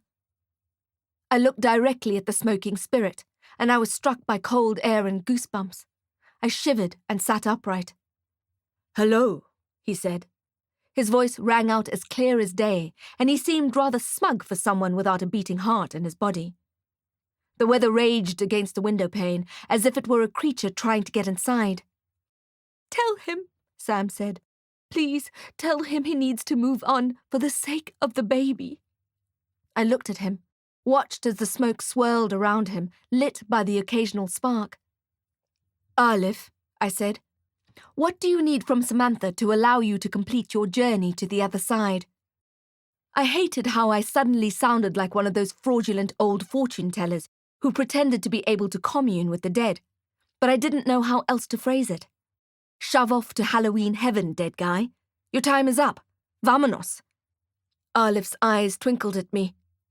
"I have a job for you to do, Jacqueline Dynamite," he said. What now? How do you know my name?" He looked amused. "You think it was my wife's idea to hire you?" I'm pretty sure I looked as thoroughly confused as I felt. I stared at him, then Samantha, who was shivering, then back at him. He started signing an intricate spell with his hands, and the lights got slightly dimmer. A blanket floated off the sofa and arranged itself over Sam's shoulders. "That's better," he said, and smiled. The smoke, the magic. "You're a djinn," I said. "Sometimes I whisper things into my wife's ears while she sleeps. She can't hear me or see me while she's awake, but somehow, when she's dreaming, her mind is more receptive." "Why did you ask her to hire me?" "I need you to convince her to die." Chapter 21. The Deadling Djinn. "I realize how crazy that sounds," Arlif said, "but I hope you'll hear me out." I stared at the smug djinn. I wanted to hear this. "I'm not going anywhere." Samantha pulled the blanket tighter around herself. "When I died," he said, "I didn't go all the way." "That's pretty obvious," I said, "given your presence in that chair." "What I mean is, the magic kept me suspended. A safety net of sorts." "Which magic? Yours?" He shook his head. "Djinn magic is not that powerful. I was dying. At first, I fought it, but then a sense of calm came over me. I realized that death was not the enemy. I decided to relax and let the light take me. I shifted in my seat. Then I heard this chanting, this magic. It was holding me back. This made me remember the meeting of the Stardust Coven at the moonlit chapel. Hetty Frost had been buried alive by Ophelia and Dylan Knox. She had run out of oxygen and died, but we had brought her back to life. Isadora and I had resuscitated her with chest compressions and mouth-to-mouth while the coven chanted a spell in the background. I still remember the feeling of the cold soil on my skin and the witch's black ink eyes, Hetty's pale, stiff body and fingertips scraped to the bone, and how her terrified eyes finally clicked open. It still bothers me. I always wonder how much of the resuscitation was real and how much was magic. Bringing people back to life using magic is considered a dark art and usually has terrible consequences. Together, we had brought Hetty Frost back to life, but Arlif had not been so lucky. "I almost made it," he said. "I was right there, at the soft silver membrane that separates life and death, but it didn't let me through. I couldn't get back to the world of the living, but turning my back on death meant that that door was closed to me too." "You're a Deadling," I said. I'd never met a Deadling before. We had learned about them at the Institute, but it had been a more theoretical lesson than anything else, like learning about alchemic reactions in outer space. Deadlings are neither dead nor alive. Also known as living ghosts or breathing spirits, they live between the billowing veils of life and death. "You must feel trapped," I said. "It's not like that," he said. "What's it like?" "What is he saying?" Samantha asked. "He said he doesn't feel trapped." Arlif looked at me. "Would you describe being alive as trapped?" "No," I said. "No." "Are you sure?" he asked. "Okay, I guess. Sometimes, in a way." "Well, this is like being alive, but lighter," Arlif said. "I don't need to eat or drink. I own nothing, not even a set of clothes. It's very liberating.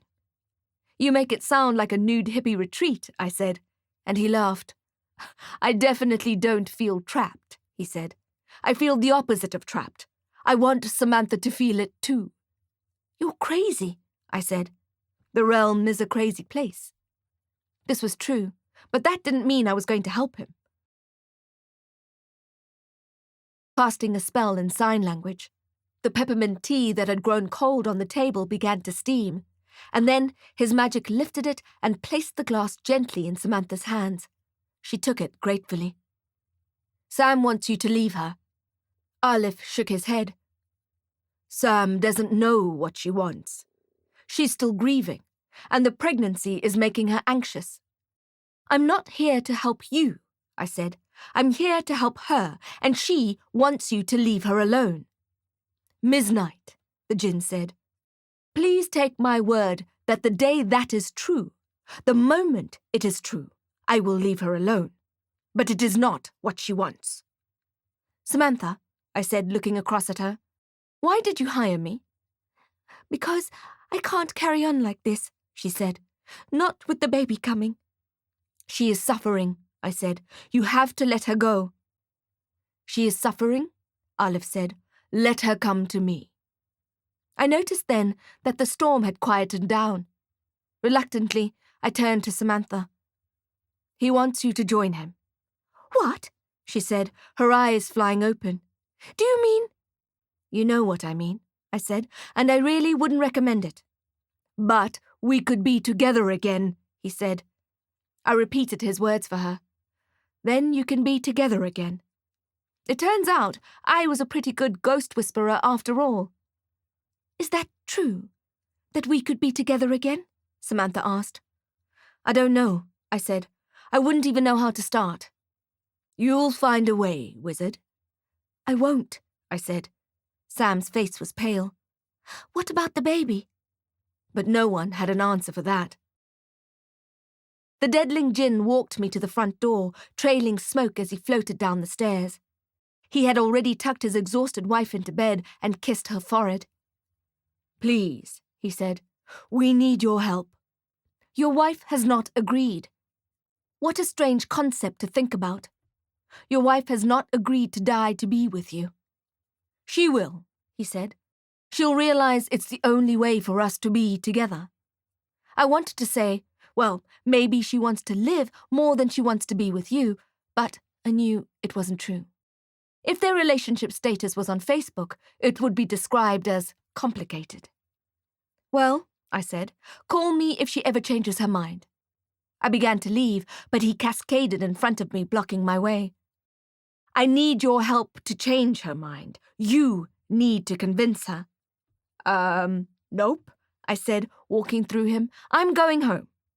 His smoke scattered and he formed in front of me again. It's the only solution, he said. Not doing it, I said, and I walked through him again. The grass was wet and muddy, and the black road shone under the yellow street light buzzing above us. This time, he didn't reform his spectral self in my path. He just called from behind me. I have information for you, Jacqueline Dynamite. I stopped and slowly turned around. What kind of information? I get to see things, he said. Being a Deadling has a unique point of view. I don't know what that means. Well, he said, his smoke swirling beautifully in the cool night air. I know how you can find your parents. I reeled. I felt as if he had punched me in the stomach. My parents are dead, I said. Is that what he meant about the unique viewpoint? Could he see into the afterlife as he was seeing into the land of the living? Tell me what you know, I said. Aleph smiled. But then, what would I use to convince you to help us? Chapter 22. A grey-coloured dream. Feeling angry and self-destructive, I decided to ride my bike home. I touched my summoning ring and my motorbike arrived in a cloud of black glitter. How dare the Deadling Djinn try to manipulate me like that? I smashed my smart helmet over my head. I didn't like the Djinn one bit. The way he was so forceful with his wife, thinking that he knew best. The way he wouldn't just leave her alone. The way he didn't take no for an answer. The Djinn's proposed deal had reminded me of Lysander, the ridiculously handsome blonde with carving knife cheekbones. He had dangled a similar carrot over me, a flash drive that purportedly contained all the data I ever wanted on my parents, our family home, my own birth, name, and childhood details I never got to learn. It was the thing I wanted most. I craved that knowledge the way a drought-blasted country craves rain, but I couldn't make the deal. Couldn't give the Silvano clan what they desired. But the joke was on me, because they got what they wanted in the end, and I still didn't know my last name.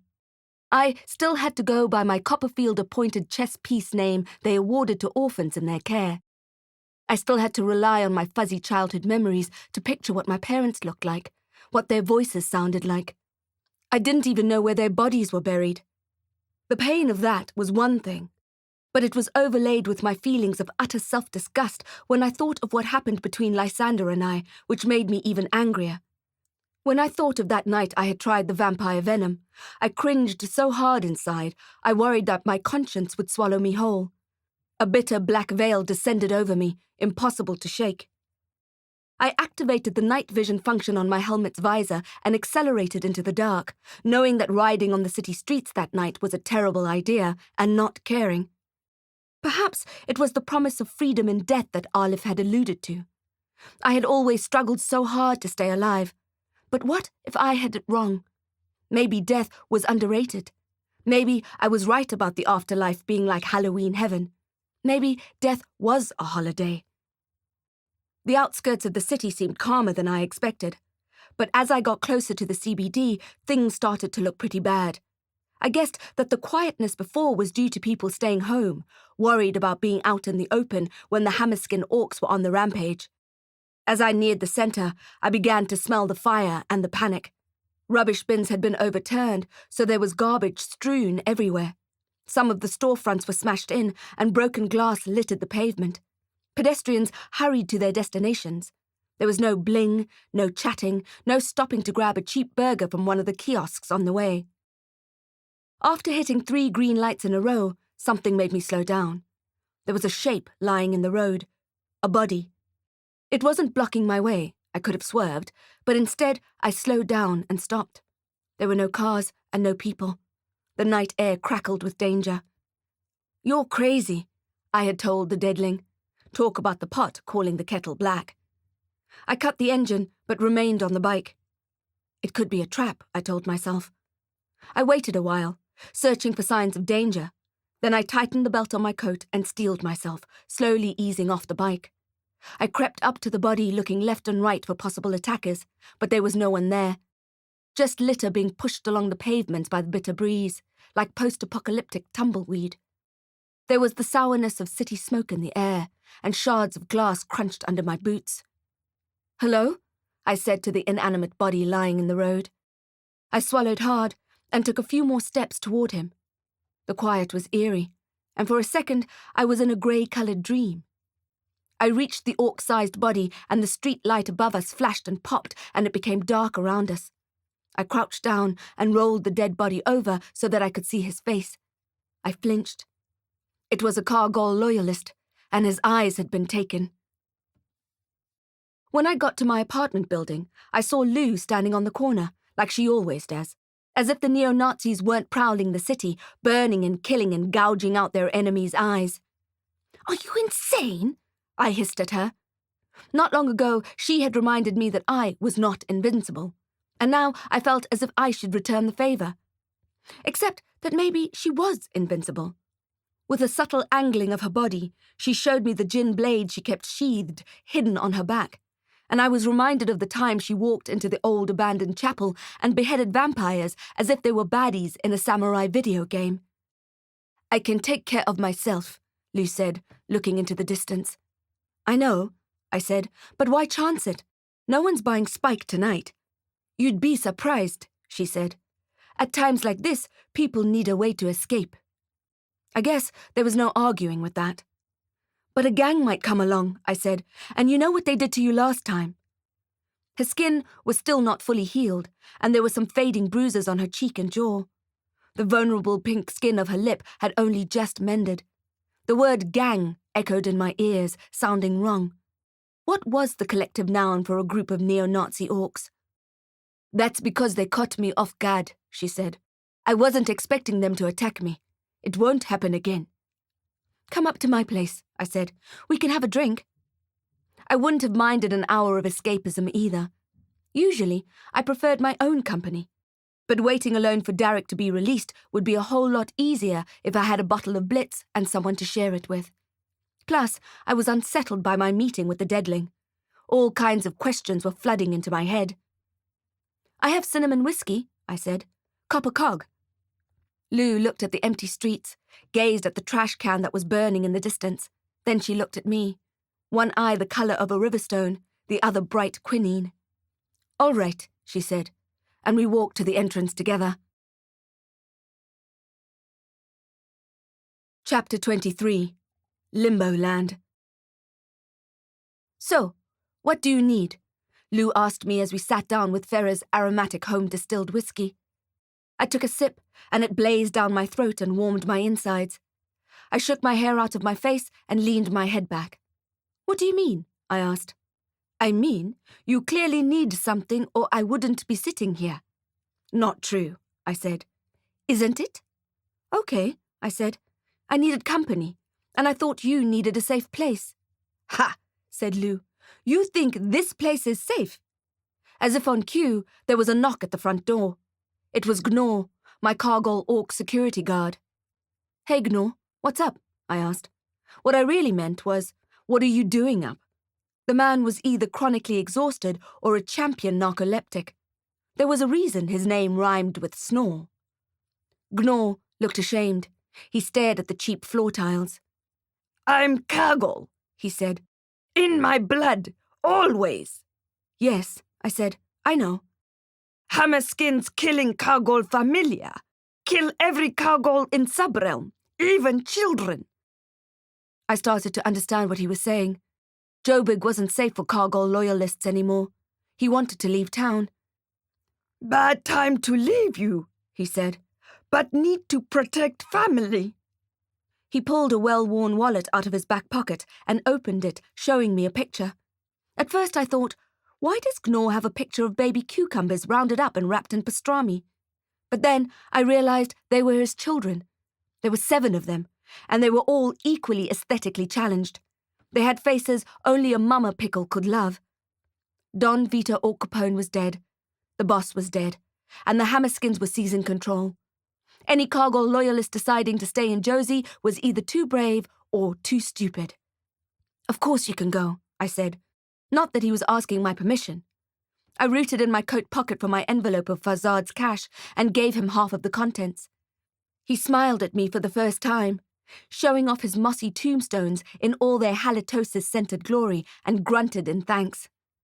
Go well, I said, and watched as he stomped into the lift, then closed and bolted the door. I had the feeling I'd never see him again. There are some things I want to talk to you about, I said to Lou. Because I never went to wizard conferences and didn't hang out with the Joburg spell of wizards, I didn't really have many people I could discuss magical matters with. The Djinn drug dealer helped herself to another glass of whiskey and put her feet up. I'm listening. A friend of mine, a goblin, is missing. She disappeared while she was portaling to a pocket realm to help Darick find Gizmo. Gizmo squeaked in my pocket. I had forgotten he was sleeping in there. Nilv's Salty Snap has the strongest portal magic I know, I said. But somehow she got lost. That doesn't make any sense, does it? Nope, said Lou, shaking her head. Are you sure she's lost? Yes, I said. Darick told me what happened. Lou snorted. That stalker. I was about to jump to his defense, but then I remembered the shadow that flitted over Darick's face when we had last discussed Salty's disappearance. I had thought at the time that he was hiding something. She wasn't at Goblin City, I said. She's been reported as officially missing. If a goblin who's brilliant at gateway magic disappears while portaling, I'd say she wanted to get lost. But why? Who knows, said Lou. Why do a handful of random people always disappear during terrorist attacks and natural disasters? I guess they have their reasons. I was thinking I should portal to her, I said. I have a portal key now. But where will you portal to? I don't know. Maybe Gizmo can lead me to her. Do you have anything of the goblins? A personal possession? I was about to shake my head, but then I remembered the Goblin City Hotel access card she had given me. I pulled it out and showed Lou, who shook her head. No way, she said. Too dangerous. What do you mean? That card could have belonged to anyone. She could have nicked it off a colleague's desk. The last thing you want is to accidentally portal to Goblin Limbo Land. I imagined being in that video game again, a goblin-themed one. What was up with me in video games lately? I had my gold coin points from before, and a magical ferret in my pocket. I imagined Quinkle and his awkwardly dressed goblin gang going after me, and I'd have to fight them with my pixelated blue magic while they shot at me with Quinkle's peg leg. I imagined fighting them and escaping from them, only to be captured and gobbled up by the grey-skinned goblin. I guess so, I said, disappointed. I'll have to think of something else. Lou stretched her arms as if she was getting ready to leave, but I still had questions. Kresnik had not yet returned from the facade home. Do you know anything about breaking a witch's hex? Lou frowned at me. What kind of hex? That psycho, I said, Ophelia Knox. Bron saw her kill Shackleton in the woods, so she hexed him to stay in his raven form so he couldn't talk.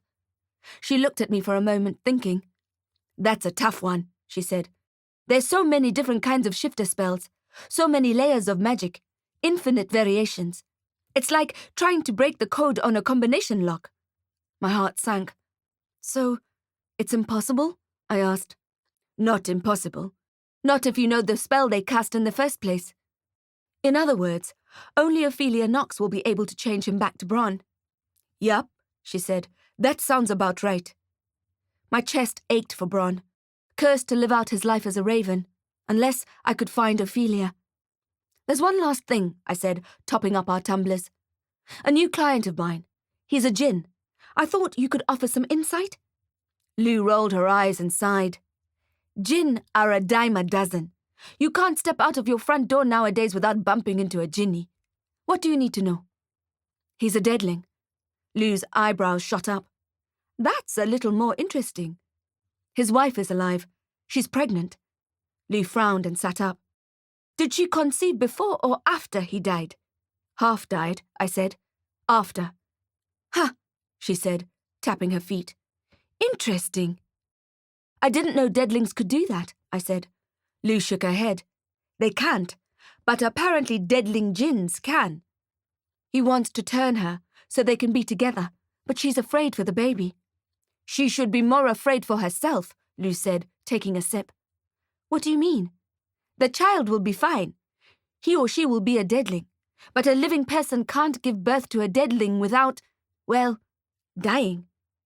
That's really confusing, I said. I thought of Samantha Farzad and her huge belly and haunted face. She'll die in childbirth, said Lou. She's in trouble. When is her due date? I shrugged. I don't know. Yesterday? Last week? Lou pulled a face. I hope they paid you in advance. Chapter 24. Black Spiderweb. I said goodbye to Lou at the door. Before I slid the stubborn bolt open, she stopped me and shot me an apologetic look. I'm going to pull a gnaw, she said. What do you mean? Drool in your sleep all day and then dislocate my shoulder? What? Never mind, I said, shrugging it off. You had to be there. He dislocated your shoulder. It's a long story, I said. What do you mean? Lou looked at me, her mismatched eyes flaring. I'm leaving town. No, I said. Oh, no. My abandonment issues reared their ugly snakeheads like Medusa's viper nest hair. It wasn't easy for me to make friends, and now it felt like I was actively repelling them, like a magical magnet that pushed people away. Salty was missing, Darick was still in custody, and now Lou was leaving town. I recommend you do the same, she said. The realm isn't going to be a pretty place to live. I can't leave, I said. Everyone I love, I could count them on the fingers of one hand. Everyone I love is here. They'll kill you, said Lou. Those hammerskins don't have a bone of empathy or mercy in their bodies.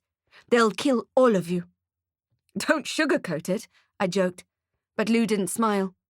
Instead, She took the silver chain from around her neck and took the blue jewel off it. It was the same colour as her quinine eye and set in silver. "It's a Djinn stone," she said, putting it into my palm. "If you ever need me, you know what to do." I inspected the beautiful gem, then clipped it to my charm bracelet next to the ugly silver star from Darick, the spent bullet he found resting in my heart. "Thank you," I said. Lou nodded and adjusted her hood, then turned and walked away. After she left, I felt incredibly lonely and worried. I wanted to call Samantha Fazard, but she didn't answer. Plus, I was anxious about Salty. She had been missing for days now. Surely, if she wanted to be lost, she could have at least texted me. I also had to check on Farah to make sure her family was okay at the Copper Cog and Ale, and there had been no further attacks. I felt overwhelmed, which made me want to jump into bed and hide under the covers. But then my phone rang, and Morgan sounded panicked. "Jax," she said, "we're in trouble." "Tell me about it," I said. "Don't be a smartass," she said. "I'm being serious. Your boyfriend is gone." "Gone?" I asked, my heart immediately doubling its pace. "Released early?" My voice was high. "That's what I thought after that Judge Valar debacle." I kept quiet, not knowing if the line was secure and not wanting to implicate her. "He's not in Sub-T?" I asked. She had already said that Darick was gone, but I was trying to wrap my head around it. "Not in Sub-T," she said, "and there's no paperwork to say he should be anywhere else." "Filius Canis," I said. "Musubaran went ahead with the transfer, didn't he? He ignored Valar and went ahead with the vexing transfer." "I hate it when you swear in Latin," Morgan said. "I know." "I'm not sure what to say," said Morgan. "If he's been transferred to the Black Tower—" She didn't finish her sentence. She didn't have to. I felt like screaming and kicking and throwing the phone across the room. I was more furious with Telex and Musubaran in that moment than I had ever been with anyone else in my life. "I'm so angry I can't think straight," I said. I felt as if I was literally steaming. "What do I do?" "There's nothing you can do," said Morgan. "Those maximum security transfers are totally locked down. Mechanically, technologically, magically. There's no way you'd be able to stop it." I was desperate. "I'll go see Musubaran," I said. Morgan guffawed. "You're crazy. Don't you know that he has a very unhealthy obsession with you? Like, he'll die a very happy man if he can finally arrest you, which is exactly what he'll do if you approach him." "I'll appeal to his better nature," I said. "Telexan Musubaran doesn't have a better nature." "I'll exchange my freedom for Darick's. That's what he wants anyway, isn't it?" "And what help would that be?" asked Morgan. "Then Darick would be trying to get you out, and it would be a silly game of musical chairs." Musical chairs, the maximum security edition. "Would you let me into the Scorpion HQ?" I asked, "if I came over now?" "Of course I would. But Moose isn't here. He's taken the squad on some kind of team-building stunt at Laser Dungeon." "You're not part of the squad?" I wanted to ask. But then I remembered the argument Musubaran and Morgan had earlier. "Not anymore," she would have replied. And in my mind, Kim Smith's witness statement burned and burned on my kitchen table, and my guilt was the acrid smoke in the air. "I'll call Valar," I said. "Judge Valar doesn't take calls from wily girl wizards." "I'll get Blemix to call her." "She doesn't take calls from wily old man wizards either. I can't imagine how Telexan got her here this afternoon." "It's because it wasn't him," I said. "What?" "It wasn't him who got her to come. I bet you it was the council. I don't know what's going on, but they're up to something." "Jax," said Morgan, sounding stern. "Don't get confused. The council are on our side, the good side, right?" "Right," I said. No matter how strangely they were behaving, every pillar of the council was a wizard beyond reproach. They knew a lot more than we did. Their entire reason for being was to serve and protect the realm. Then, in that case, you've got to ask yourself, why would the council want Darick incarcerated?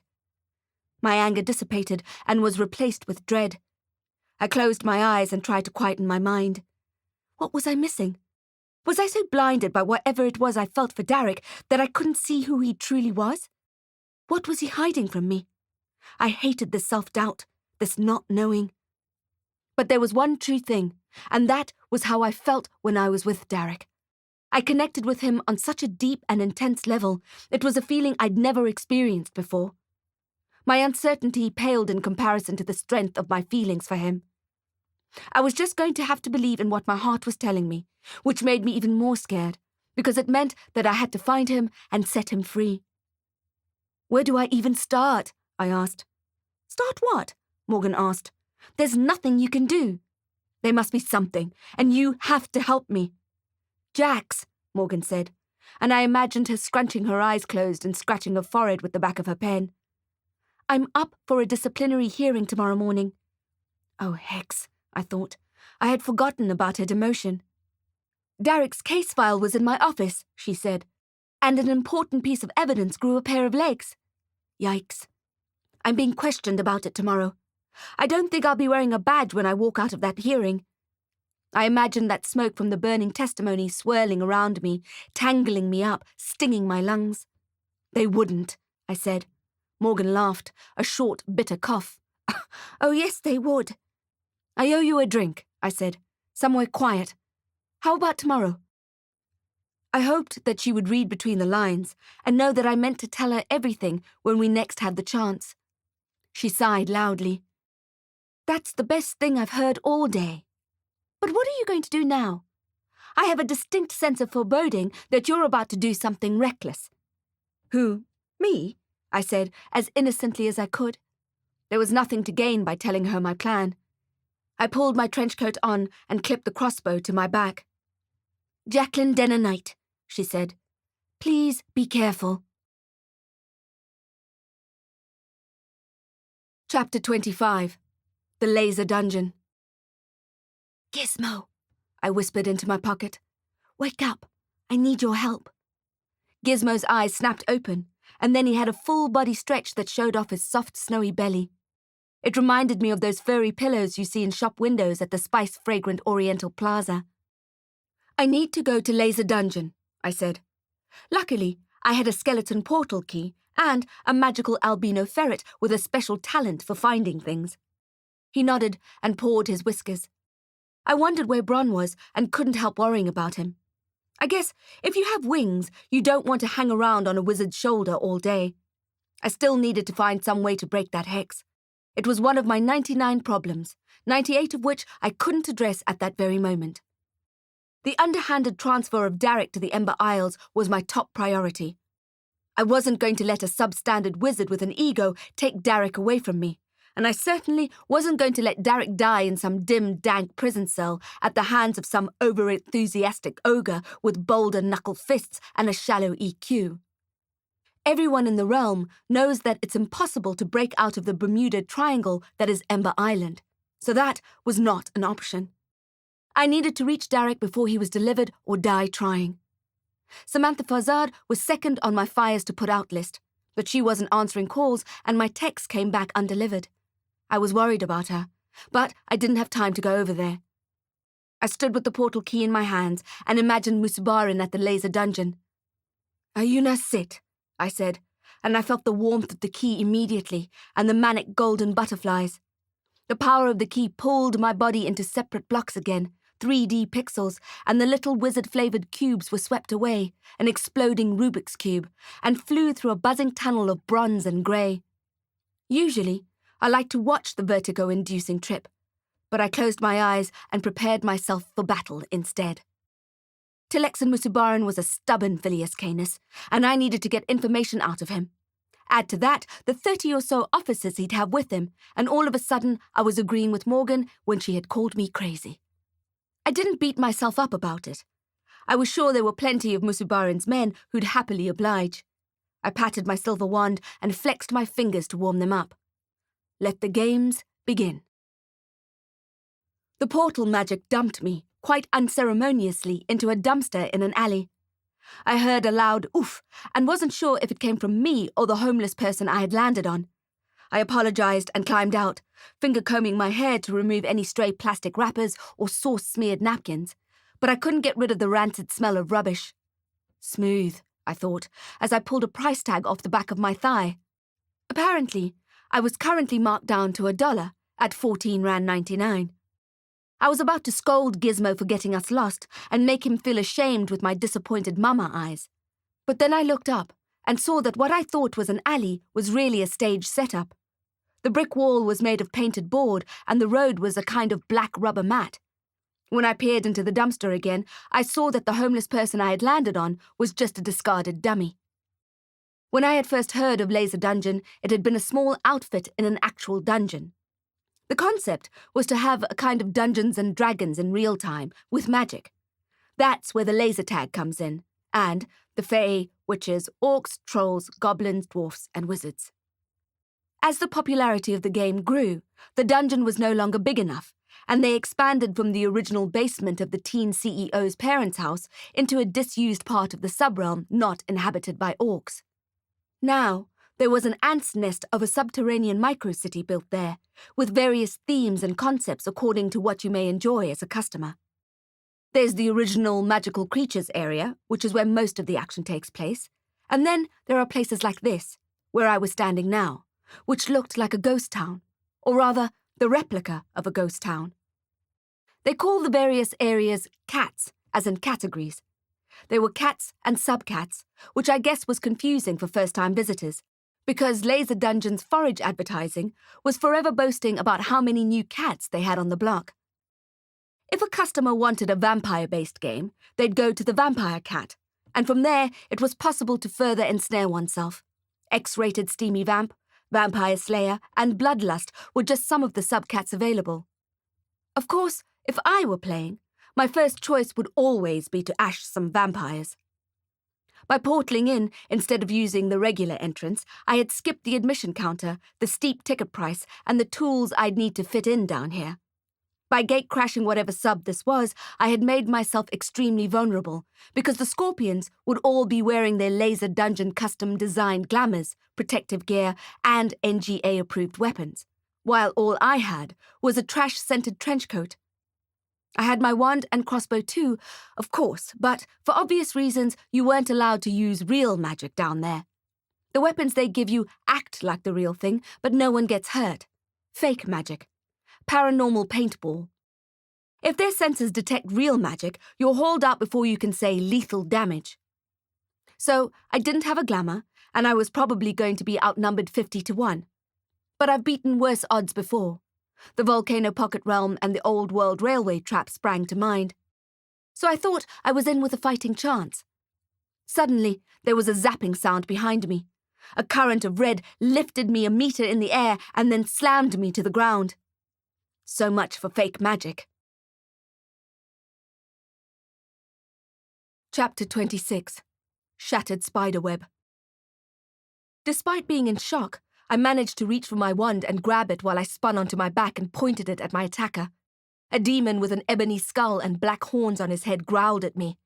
In his hands was a snake-headed staff. "You're not supposed to use real magic down here, you cretin," I said, my knees still hurting from the fall. The demon roared at me, and it came out in a blast of red smoke that stung my ears and eyes at the same time. He was a black skeleton under his heavy cloak, and his red eyes were lasers on my skin. It was a pretty convincing glamour.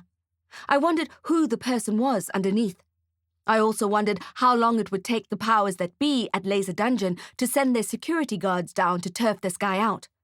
Their magic sensors must have picked that blast up. If it was strong enough to raise me like it did, it must have registered on their system. I figured it would take them a couple of minutes at most, so all I had to do was stay alive till then. Easier said than done, when you're blinded by red smoke. The skeleton began walking towards me, in that jerky way skeletons do, and was about to roar again. I couldn't handle another blast of acidic air. My lungs were already protesting, and my eyes were streaming. He lifted his staff and sent a hot current of magenta magic my way, and I rolled away from it. It smoked the floor mat where I'd been lying. To hex with it, I thought. If he was going to use magic, so would I. Maybe it would get the guards down here faster. I used my floor jump to get off the ground and pointed my wand at the demon. "Nano, mask," I said, and my nano climbed out of my pocket and clamped over my face in a hard black shell. My eyes stopped stinging and I could breathe. If I could see and I could breathe, I could fight. "Fiat Fulga!" I shouted, and a fireball left my wand and barreled towards the demon. It glanced off his shoulder and made him roar again, and he sent another bolt of magic my way. I ducked just in time, and the purple-flamed fire incinerated the cardboard brick wall behind me. I had to keep in mind that it wasn't a real demon. There was a humanoid underneath that glamour, so best I didn't annihilate the guy, even if he seemed intent on killing me. This was supposed to be a game, but I didn't think the authorities would see it that way if a dead body turned up. Where were the security guards? They should have been here by now. Usually, I wouldn't run away from a fight, but I didn't see the point in finishing this one. Skeletor roared again and lifted his staff, but before he could send another current my way, I skittered behind the burning wall and into the next alley. The demon followed me. I raced away from the black skeleton, dodging the meteor storm of destructive magic he was sending my way. He was clumsy and had an awkward gait, so I was able to gain some ground. The fake walls, rocks, and trees that he exploded around me made me feel like I was in some kind of dream. I was in this weird, half-baked reality where a demon had it in for me. I didn't really understand what I was doing there, but I knew I had to trust Gizmo. He had never let me down. I was sweating under my mask, and my legs were burning. I needed to find my way out of there. Then I saw the camouflaged elevator, painted in the same red brick pattern as the walls. The doors were already closing, so I had to take a running jump to make it. I leapt into the air and only just slid through the gap, falling hard against the opposite mirrored wall and the steel plate of the floor. I bashed my head on the mirror so hard I heard it crack. The demon bellowed and clamoured outside, but not in time. The elevator door closed. It began to rise, leaving the skeleton behind. As I opened my eyes, I saw my fractured reflection in the jagged wall mirror. I wondered if my skull looked the same under my swelling scalp, a shattered spiderweb. And then all poetic thoughts of injury left me in a whoosh of air escaping from my lungs, because I saw a movement in the cracked mirror, and I realized I wasn't alone. Chapter 27. Glamour guns blazing. "I didn't figure you for a laser dungeon kind of wizard," said a familiar voice. It wasn't friendly. I blinked past the stars in my head. Could the day get any more surreal? Where were the vampire strippers, the werewolf cubs, the rainbow orcs? I was waiting for the elevator to blow up in a glitter bomb and people would yell, "Surprise! We were just kidding. That red laser-eyed demon was the perfect touch, right?" But there were no strippers, vampire or otherwise, and no glitter. Only a wizard standing in the corner of the elevator, his wand at the ready. "How very convenient," he said. Of course, he didn't look like a wizard, because he was wearing a laser dungeon TM Glamour, but I would have recognized his voice anywhere. The magical costume didn't fool me, even though I was sure I had lost at least 100 IQ points when my head slammed into the mirror. Vomit pushed up my throat, but I was able to keep it down. Was it the beginning of a concussion, or did the thought of sharing an enclosed space with this man make me feel ill? Probably a bit of both. I stood up and steadied myself. I looked at the creature, a troll with a rough skin and a runny nose. His rubbery lips smacked and leered. He had around a dozen hairs plastered to his dirty head, and the rest was a greasy, flaky sphere. His appearance was despicable in every way. "Your glamour really suits you," I said. "Ha," he said, and a large glob of saliva trickled from his slimy mouth to the floor. "You're under arrest," he said. "Bite me," I said. It was a manner of speech, of course. If you saw the state of the troll's teeth, you would submit to being arrested before being bitten every day of the week and twice on Sundays. The elevator came to a stop, and the doors pinged and slid open. Ground floor. At least we were far away from the demon below, who I imagined was gnashing his black teeth and trying to tear the elevator doors open. "After you," said Musubaran, gesturing for me to leave first. "No," I said politely. I even managed a tight smile. "I insist." We stood there, each stubbornly refusing to move, and the doors closed again, but the lift stayed still. "Why are you so intent of getting rid of Darick?" I asked. "I always thought that his name had a bit of a vampiric ring to it," said Musubaran. "Don't you think so?" I ignored the jibe. It was getting old. "You know he's innocent," I said. "Why the push to get him to the Ember Isles?"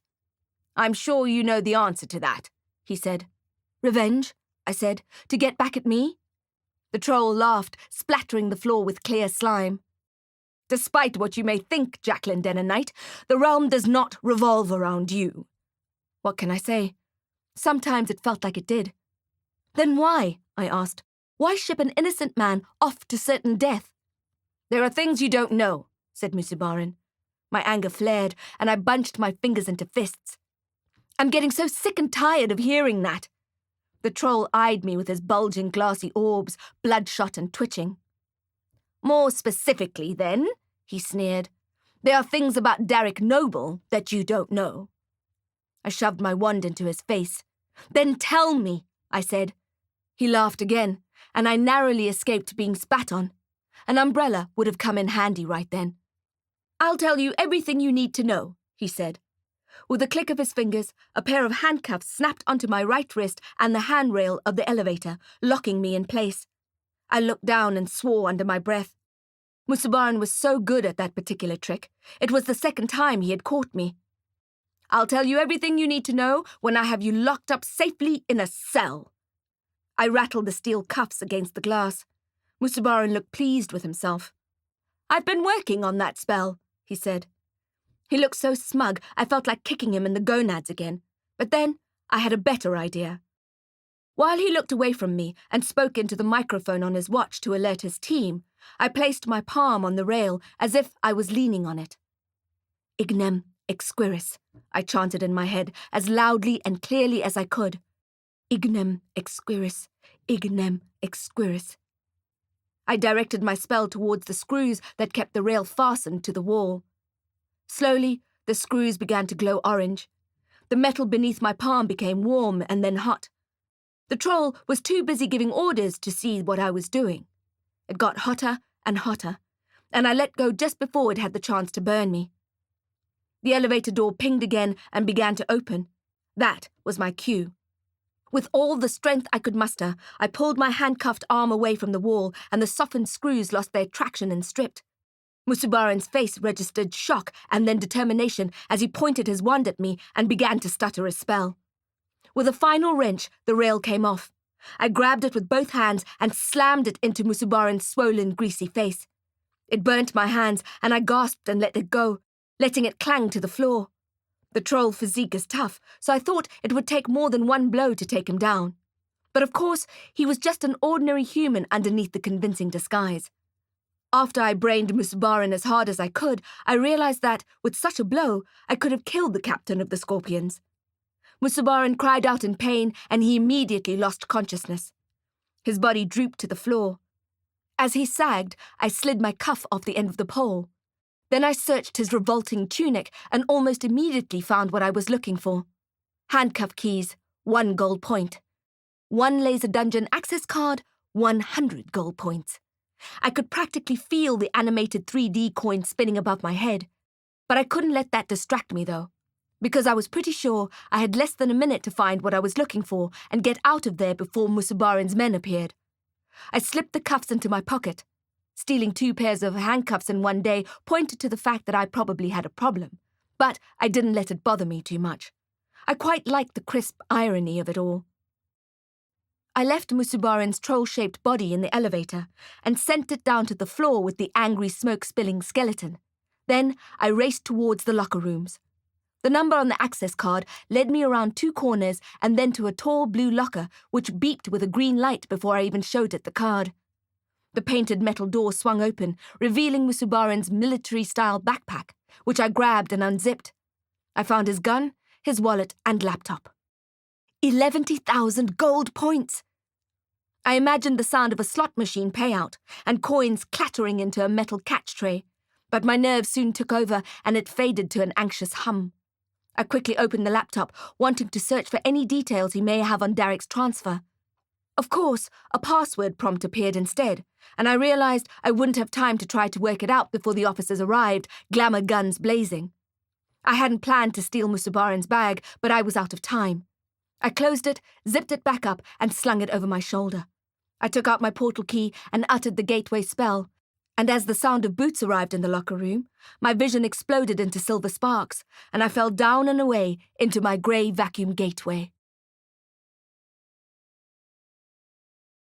Chapter 28. Cymbal-Clashing circus monkeys. I didn't have a location in mind when I used the portal key, which is usually a dangerous idea. Luckily, Gizmo directed us home. The first thing I did was look out of my window, down at the noisy streets below. The city was, as expected, still in upheaval. People of all species walked the litter-strewn streets, with faces bleached by anxiety. They carried weapons: baseball bats, automatic rifles, staffs, tasers. Shop alarms were screeching from all over, their shelves looted and destroyed. Smoke tinted the air grey, hiding the stars. I closed the window again and took Musubaran's laptop to my bed. It was almost midnight and I hadn't slept in days, but I couldn't allow myself to sleep when Darick's life was in danger. I plugged the computer in and started guessing at passwords, which was tricky if you didn't really know the person, didn't know the name of their firstborn or their favourite pet and/or pizza. All I could think of was Musubaran's awful troll face, his bulging eyes, and the feeling of smashing the handrail into his greasy head. I guessed and guessed until my eyes started crossing. I closed them, just for a quick rest, just for a minute or two.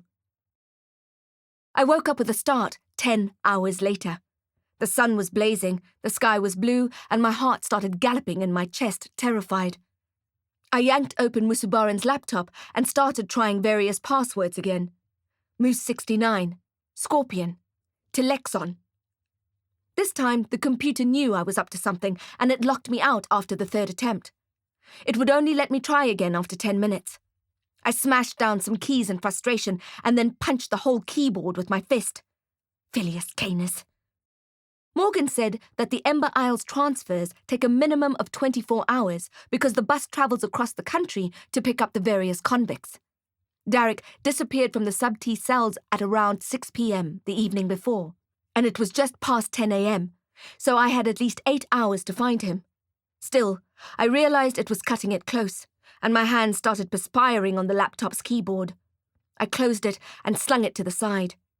You'd think I'd feel rested after a marathon snooze like that, but my nerves were jangling hard, and I felt it all over my body. It felt as if I had 100 of those cymbal-clashing circus monkeys inside my brain, and their racket reverberated through my body. I had to calm down, or I wouldn't get anywhere. I felt a cold breeze, and the goblin-sized shower switched itself on. Ghost. I lifted my arms and sniffed my armpits. My BO would have made an orc proud. It was settled then. I'd take a quick shower and then try unlocking the computer again. My phone has a unique talent. It seems to know exactly the time to ring the most, and then doesn't stop. Lonely nights? Not a beep. Feeling like a chat? No signal, no data. Just about to kiss melted honey-voiced Darick? Ring, ring, ring, ring. In the shower, all lathered up, it rings like there's no tomorrow. My phone just loves it when I shower. It seems to get a new lease on life as soon as I step into the tiny cracked glass cubicle. It was the worst phone in the world, I was thinking, as I heard it start buzzing. I got shampoo in my eyes and almost slipped on the wet tiles. I already had a mild concussion from flinging myself against the mirrored wall in the elevator the day before. An extra bump on the head might knock me out for good, might knock me all the way to Halloween heaven. I couldn't look at the caller ID because my eyes were stinging like hell, and I was dripping water everywhere. I hurriedly toweled off my hands and then grabbed the thing, blindly guessing where the green phone icon was. It took me 3 stabs at the screen to strike it lucky. "Hello?" I said, my eyeballs still smarting. "Jinx," said Farah, "I need your help." Farah never asked for help. Ever. Her dwarf fairy godmother act was usually a one-way street. I gulped. "Of course," I said, thinking of the time racing away from me, along with the Ember Isles transfer bus. Something told me that if I agreed to help Farah, I'd never see Darick again. It was a hot spear in my heart. "Of course, Farah," I said. "Anything. What do you need?" Chapter 29. Every muscle and every heartstring. Farah Fanak was more distraught than I'd ever heard her. Dwarfs are stoic, and Farah especially so. But I picked up something in her voice that morning that I'd never heard before. "What is it?" I asked. "What happened?" They've taken the cog, said Farah. My entire body wilted. No, I thought. No. What do you mean? I asked, even though I knew exactly what she meant.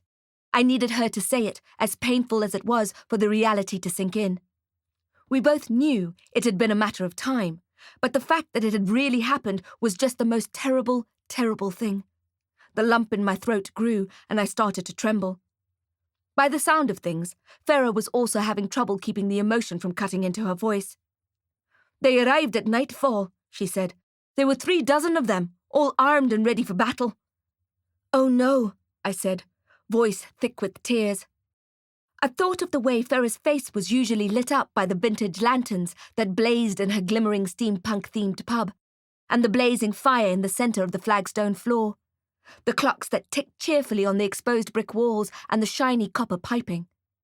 The fact that there was always an extra table for any creature of any species or race who visited, and of course the fantastic food. Not to mention, behind the kitchen, Farah's jaw-dropping high-tech lab. Oh, the cruelty of it. The waste. I imagined the Hammerskins smashing glasses and wasting food, breaking the kitchen equipment and cracking the hearth. I imagined the disgusting orcs sleeping in the Fanac's bedrooms and lazily lighting their cigars with flaming family photos. It made me feel utterly sick. It made me boil with emotions, from a white fury to a deep, aching grief. I'm so sorry for you, I said. We fought as hard as we could, said Farah. Even the children did. We battled with everything we had, every muscle, every heartstring, but it wasn't enough. Fez was hurt. So was little Frankie, but they're all right now. We're lucky to all be alive. Farah cleared her throat, then added softly, It could have ended very differently. But where are you now? Can I come to you, bring you anything? Would you like to come and stay here with me? Farah laughed. The 14 of us, in that apartment? Can you imagine what fun and games that would be now? No, thank you for the offer, Jinxie, but we've settled into our new home very nicely. What? I asked. Where? You know, Fig always laughs at me for stocking up the basement the way I do, the dwarf said. But basements are ideal shelters for dwarfs. The ceilings are the right height for one. Everything is within reach. You're in the basement? I asked. At the cog? The Hammerskins are stomping around right above us, said Farah. I used a sophisticated security spell on the lock of the trapdoor. Even if they knew we were here, they wouldn't be able to get to us. I'll portal to you, I said. I'll bring you food and water. The sadness seemed to leave Farah's voice then, and it was replaced by a spark of mischief. After those first orcs arrived yesterday, when you were here, I got the skunks to move all the food down here. Believe me, there's more than enough. And all the more important things. We've got Fig's flat screen, my backup drives, toys for the children, beds and blankets. It's very cosy. And you know how I like to preserve food for a rainy day, she said. Yes, I said, I do. Farah had been preserving blushing apricots in almond-flavoured syrup, curried kidney beans, rosy apples, rhubarb ginger marmalade, honeyed purple figs, and a host of other things for as long as I had known her. Figo used to joke that she could feed the entire realm for a good few years with all the food and cider she had on hand. Nonsense, she used to say, and punch him on the shoulder. Not at the rate you eat, anyway. But I do need a favour, Farah said. Anything. A violence rose inside me. I wanted to go over there and annihilate those thieving brutes. I wanted to put bolts in their chests. It's Pip and Aoife, she said, and I felt a new rush of cold dread. The Belo twins had been through more than enough trauma in their short lives. I felt suddenly fiercely protective of them. If a Hammerskin so much as touched a hair on either of their heads, I'd smash them into an early grave. Are they at Copperfield? I asked. For now. What does that mean? Directress Copperfield called. They're closing the school until things have stabilised. Closing the school? That had never happened in the century the Institute had been open. The orcs are moving above ground for total control. It's just a matter of time before they annex the hostel at the Copperfield Institute. The directress asked us to collect the twins, but we're not going anywhere. I'll go and get them right away, I said. The Copperfield Institute lay in the opposite direction to the Ember Isles, so I would really have to move it. I shifted the phone away from my mouth and took a deep breath. "You're kidding yourself," said a rather unpleasant but sensible voice in my head. "You'll never be able to do both. You have to choose between the Bellor twins and Darick." But that was an impossible decision, and I refused to make it. I'd get Epharis and Pepin, deliver them to Ferret at the Coppercog basement, and then race to find Darick. I pulled some clothes on in record speed and grabbed Musubaran's laptop. I slung it into his backpack, wondering vaguely as I zipped it up if he had made it out of the laser dungeon alive. Looking back, it seemed to be excessively convenient that he had been in the elevator, as if he had been expecting me to arrive. Had he purposefully told Morgan that he would be there, knowing she would pass the message on to me? Had he somehow arranged that starveling demon to corner me, knowing the only way out was that particular elevator? Is that why the security guards never arrived and Musubaran was alone instead of team building with his squad? I checked my crossbow and my wand and wondered how Samantha Fazard was. I pictured her straining belly and the baby inside her, and I hoped the grub would stay put until I was able to meet with her again, or the next time I'd see her haunted face would be at her funeral. Stay put, baby, I thought. Stay cozy. No need to rush out into this mad, bad world.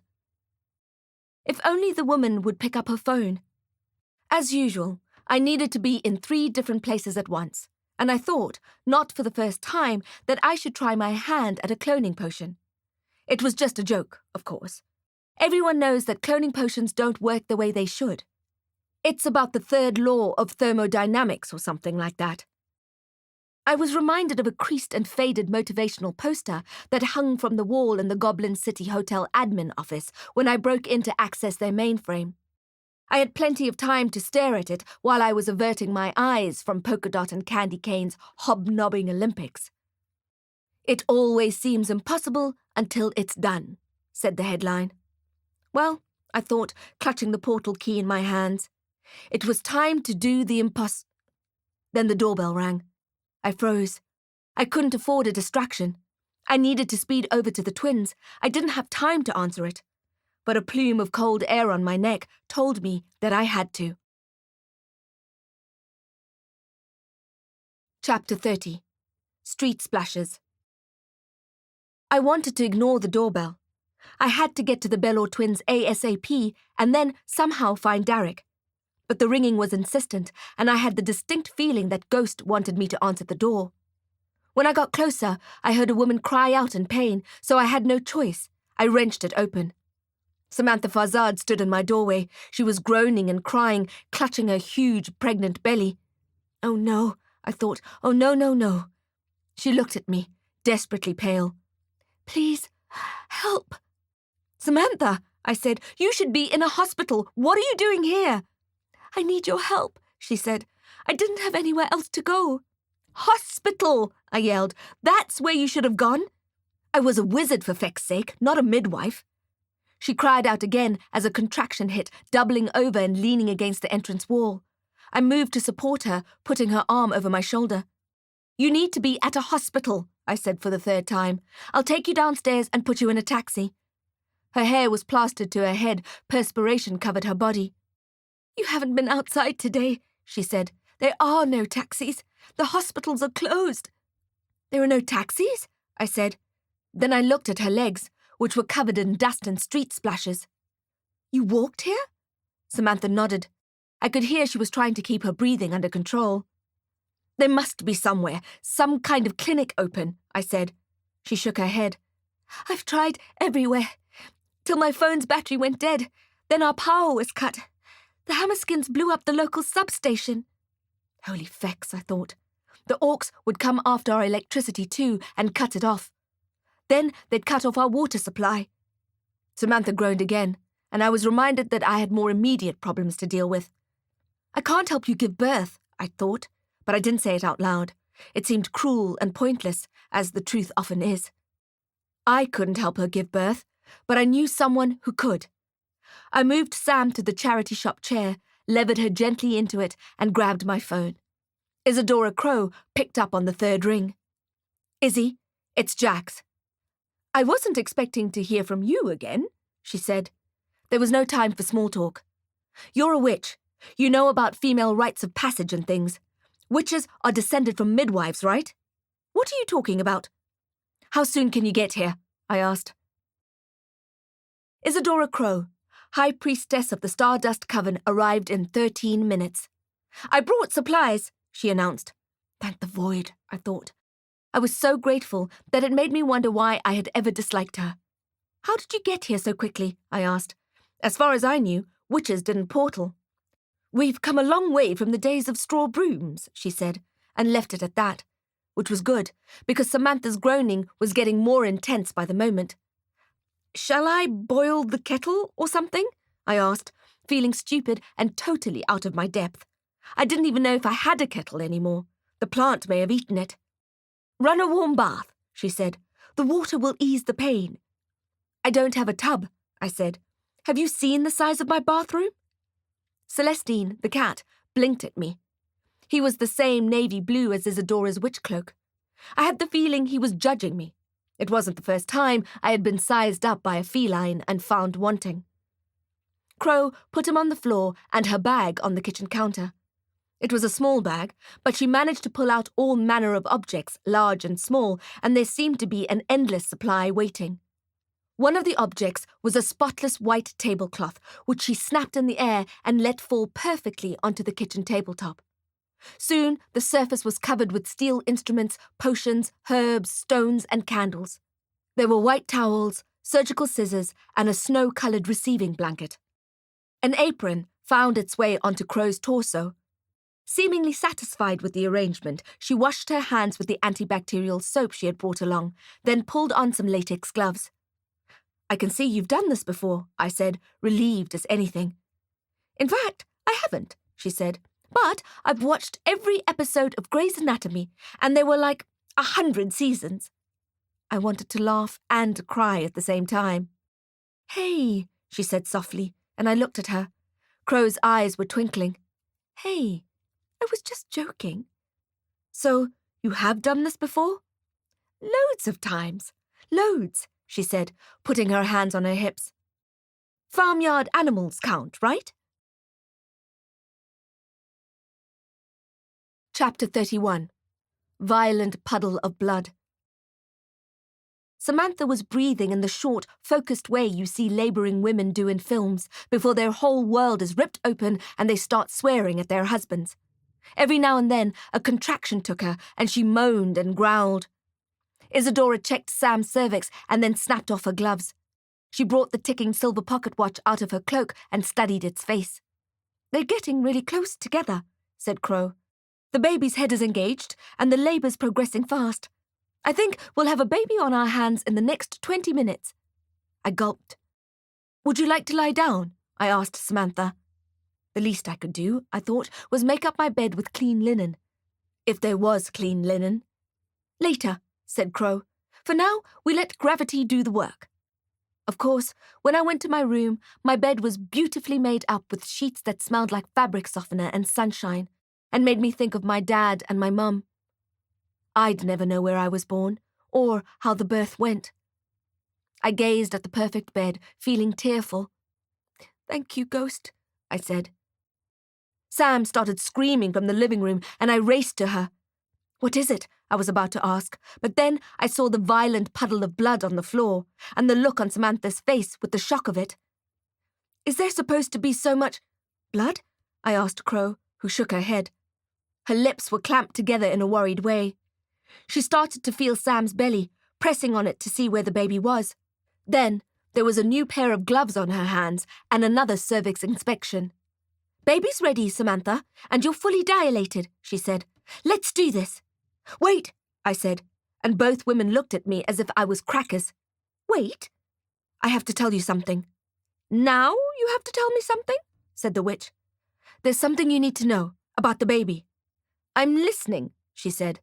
Samantha shouted in pain, and the contraction seemed to go on for a long time. The baby's father is a deadling, I said. Was already a deadling when the baby was conceived. Not possible, said Crow. He's a Djinn, I said. Crow's face changed as her understanding dawned. A deadling Djinn? She asked, and Samantha screamed again, and there was another stream of blood. Crow checked Sam's pulse rate against her pocket watch, and her face tensed again. "A living woman can't give birth to a deadling," she said. "Not without dying." "I know," I said. "That's why I needed you here. We need to turn her. I don't know how." Isadora blinked at me. "We can't turn her," she said. "That's not our kind of magic." "But a Djinn would be able to?" I asked. "Well, in theory, yes, but not a Deadling Djinn." I knew that Arlif wasn't able to turn his wife into a Deadling, or he would have never had her hire me. Samantha's skin faded to ivory, and her crying became weak. The contractions were still racking her body. Crow offered her a cup of water, but Sam smacked it out of her hands, then collapsed. We moved her into my bedroom and laid her down on my bed. "Decedere devite exaere," said Crow, in the Latin we had learned together at school. It sounded complicated, but it was very simple. She's dying. I looked at the Djinn stone on my charm bracelet and rubbed it. We waited, listening to Samantha groan as the life leaked out of her. Just as I was about to give up, there was a crackle in the air, as if the room was suddenly full of charged particles, and then there was the bitter scent of an electric fire. Lou appeared before us, looking mildly irritated. The top of her body looked normal enough, but her legs were swirling smoke. "I am not your pizza delivery guy," she said. "I gave you that talisman for emergencies only." "It's an emergency," said Izzy. Lou noticed Crow for the first time. "Oh?" she said. The two women had met a couple of days before at the moonlit chapel, where we had won the fight inside the abandoned church against the Silvano clan. Crow had been brilliant with her death spell, and Lou was a master with her Djinn blade. We strode out of that chapel feeling like battle goddesses, victors no one would ever threaten again. A witch, a wizard, and a Djinn. Supernatural Charlie's Angels. But this situation was different. There was no enemy to fight, just a woman on the leaning edge of death and a baby fighting to be born. Lou understood the situation without any further explanation from me. "You worry about the baby," she said to Liz, taking Samantha's limp hand in her smoking one. Crow nodded and readied herself for the crowning. Lou sent her smoke cascading over Samantha Fazard and began to incant a spell in what sounded like Arabic. I felt the presence of Arlif then too, but I couldn't see him.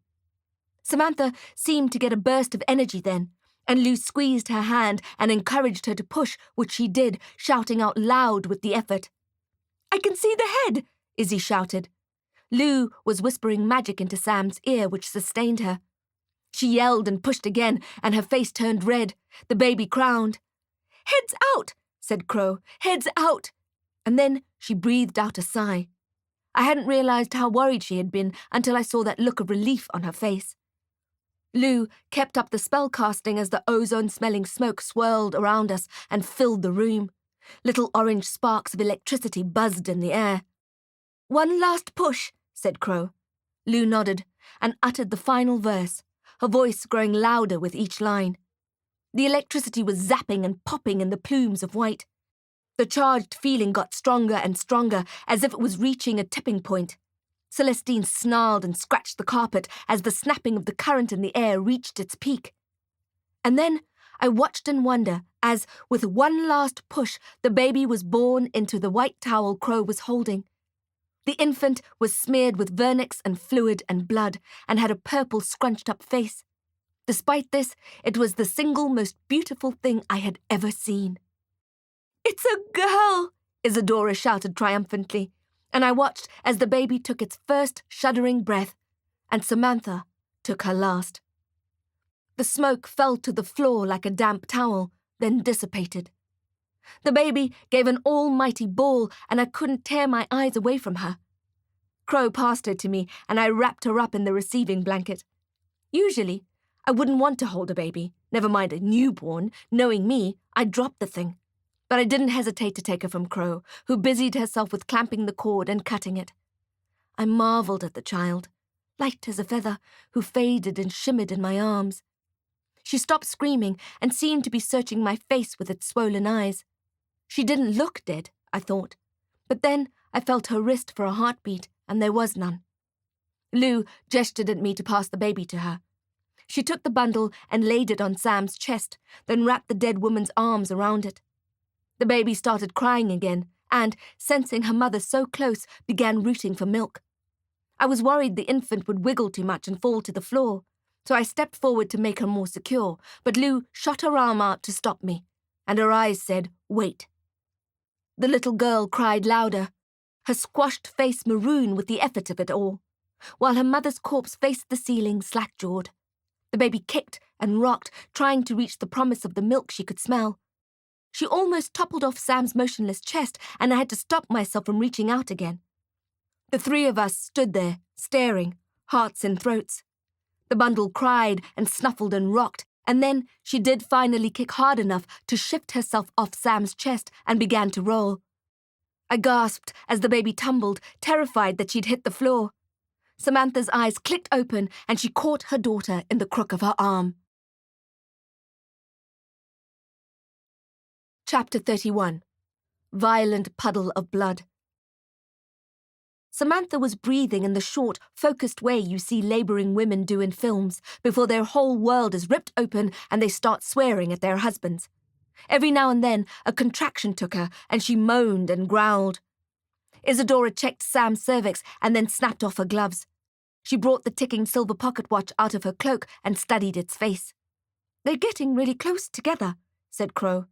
"The baby's head is engaged and the labour's progressing fast. I think we'll have a baby on our hands in the next 20 minutes. I gulped. "Would you like to lie down?" I asked Samantha. The least I could do, I thought, was make up my bed with clean linen. If there was clean linen. "Later," said Crow. "For now, we let gravity do the work." Of course, when I went to my room, my bed was beautifully made up with sheets that smelled like fabric softener and sunshine, and made me think of my dad and my mum. I'd never know where I was born, or how the birth went. I gazed at the perfect bed, feeling tearful. "Thank you, Ghost," I said. Sam started screaming from the living room, and I raced to her. "What is it?" I was about to ask, but then I saw the violent puddle of blood on the floor, and the look on Samantha's face with the shock of it. "Is there supposed to be so much blood?" I asked Crow, who shook her head. Her lips were clamped together in a worried way. She started to feel Sam's belly, pressing on it to see where the baby was. Then there was a new pair of gloves on her hands and another cervix inspection. "Baby's ready, Samantha, and you're fully dilated," she said. "Let's do this." "Wait," I said, and both women looked at me as if I was crackers. "Wait? I have to tell you something." "Now you have to tell me something?" said the witch. "There's something you need to know about the baby." "I'm listening," she said. Samantha shouted in pain, and the contraction seemed to go on for a long time. "The baby's father is a Deadling," I said. "Was already a Deadling when the baby was conceived." "Not possible," said Crow. "He's a Djinn," I said. Crow's face changed as her understanding dawned. "A Deadling Djinn?" she asked, and Samantha screamed again, and there was another stream of blood. Crow checked Sam's pulse rate against her pocket watch, and her face tensed again. "A living woman can't give birth to a Deadling," she said. "Not without dying." "I know," I said. "That's why I needed you here. We need to turn her. I don't know how." Isadora blinked at me. "We can't turn her," she said. "That's not our kind of magic." "But a Djinn would be able to?" I asked. "Well, in theory, yes, but not a Deadling Djinn." I knew that Arlif wasn't able to turn his wife into a Deadling, or he would have never had her hire me. Samantha's skin faded to ivory, and her crying became weak. The contractions were still racking her body. Crow offered her a cup of water, but Sam smacked it out of her hands, then collapsed. We moved her into my bedroom and laid her down on my bed. "Decedere, devite, exaire," said Crow, in the Latin we had learned together at school. It sounded complicated, but it was very simple. She's dying. I looked at the Djinn stone on my charm bracelet and rubbed it. We waited, listening to Samantha groan as the life leaked out of her. Just as I was about to give up, there was a crackle in the air, as if the room was suddenly full of charged particles, and then there was the bitter scent of an electric fire.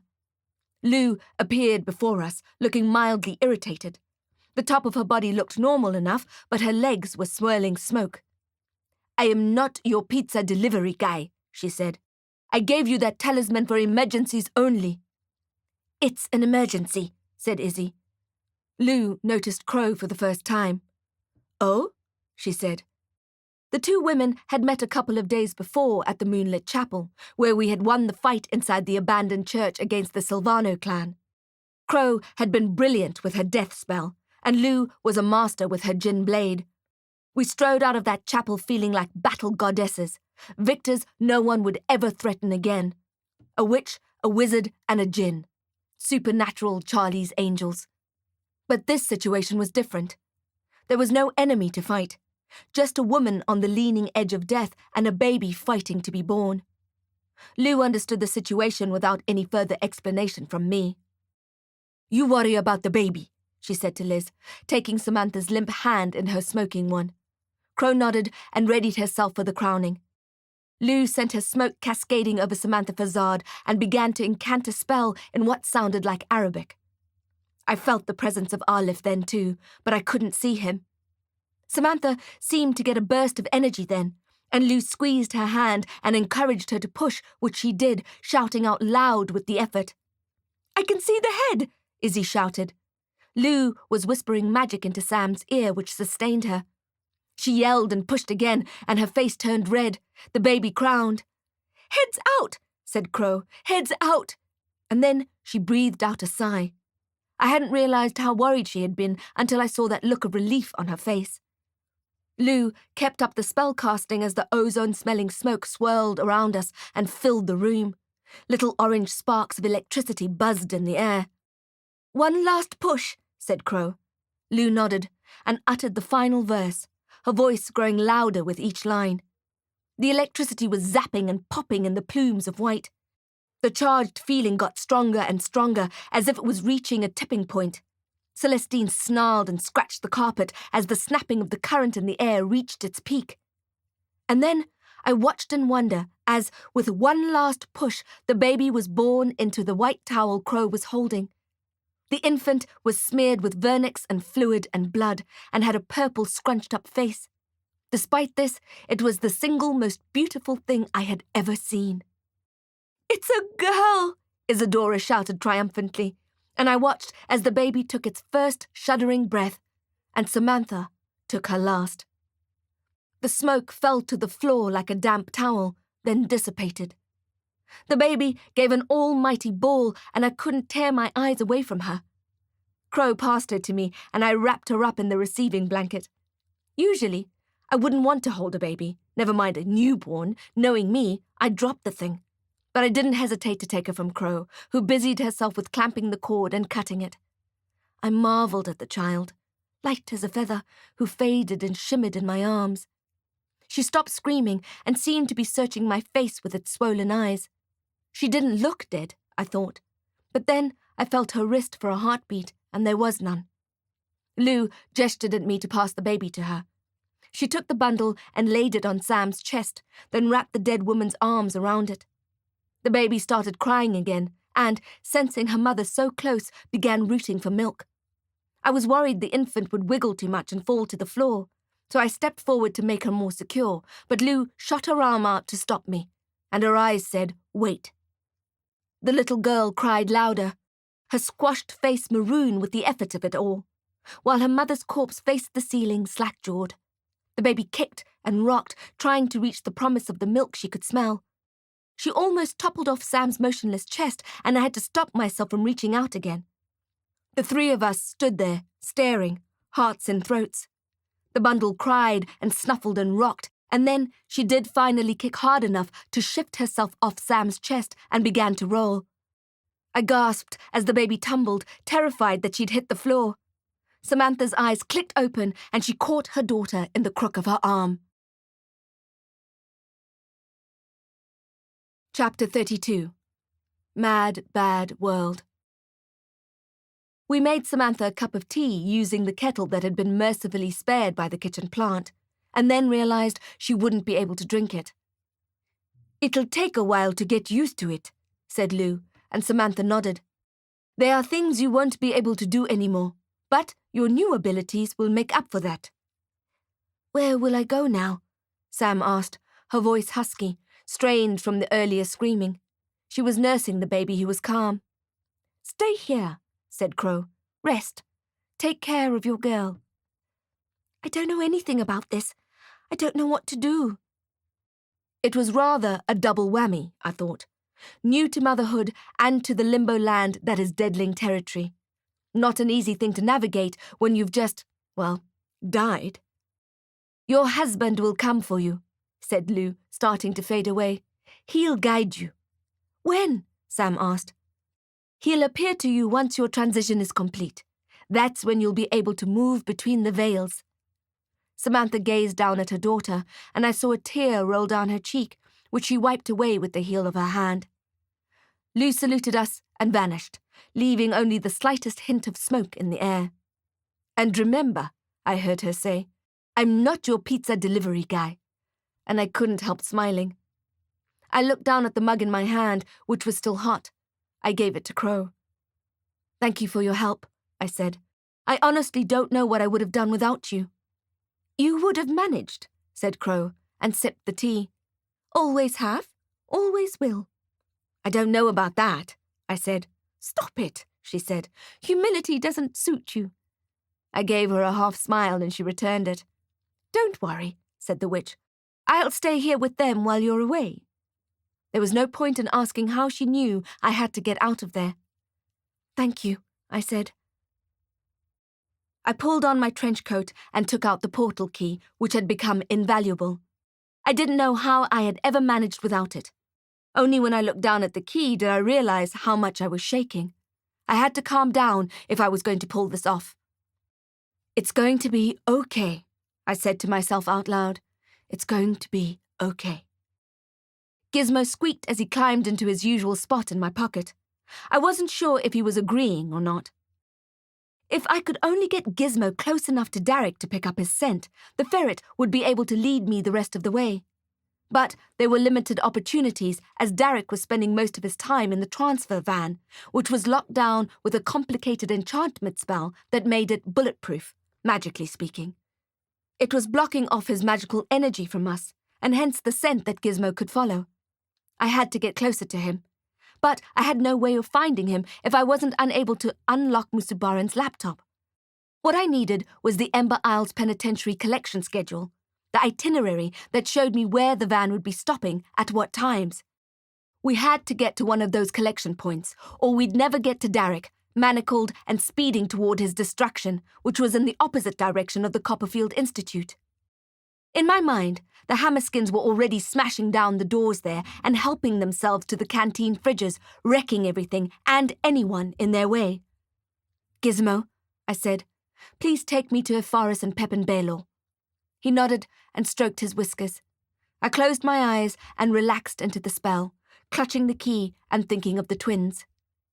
Ayuna, sit, I said, and I felt my body falling away into the portal. When we arrived at the Copperfield Institute, I cried out. It was a smoother than usual landing. My gateway magic was improving, but what lay before my eyes was traumatic. The gate was smashed open. Some trees were flattened, as if the orcs had arrived in army tanks. I peered into the guard hut outside, empty.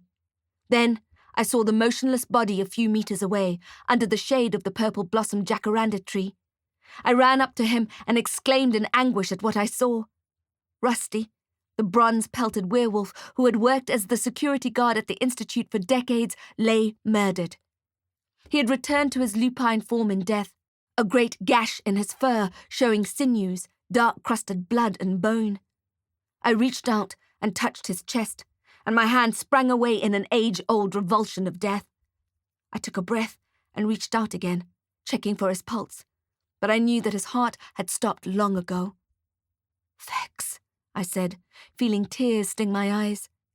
I remembered when I had been there a couple of days before and he had leapt at me with a hug, smelling vaguely of damp fur and dog pellets. The hot tears weren't for my own pain, but for that of his family. Rusty had a litter of kids and grandkids, which would hear tonight that their father or grandfather was gone. And why? Just so that some damn neo-Nazi orcs could grab anything they wanted, no matter the cost to good people and good families? It made me so angry standing there, between his ripped open body and the demolished gate, that I felt the raw power of the void pour into my body and light me up. I felt the sparks under my skin ready to be released, and I had to take a moment to push it all down. It's hard to think clearly when you're zinging with magical energy. It was not the time for action and loud spells and show-off magic. I had to creep into the school grounds undetected and get the kids as quickly and quietly as I could. Once they were safely delivered to Farah, who was stowed away with the rest of her family in the Cog's generous-sized basement, a la Fantastic Mr. Fox, I would find a way to rescue Darick. That would be the time for big magic. Now was not the time to fight. I turned to make my way into the Copperfield Institute grounds, and that's when I saw the hammer-skin standing sentinel just beyond the entrance between the felled trees.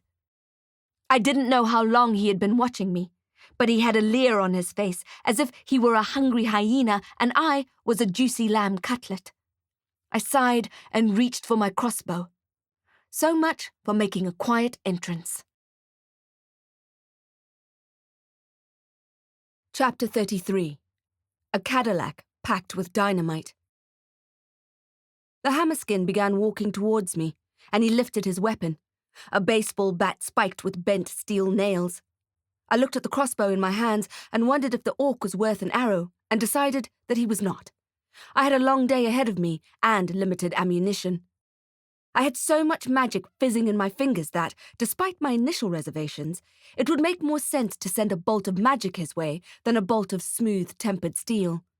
I swapped my bow for my silver wand, which was already warm and humming with potential energy, and I pointed it at the vile creature who was watching me with his cadmium eyes. "Volas!" I shouted, and whipped the tip of my wand up to the sky, as if I was salmon fishing in Yemen rather than disarming a particularly vicious-looking orc. The nail bat flew out of his bratwurst-fingered hands and into the air above. He frowned and blinked at his empty mitt and didn't even see the Grim Reaper standing behind him, chuckling and rubbing his palms, courtesy of a particularly wily girl wizard.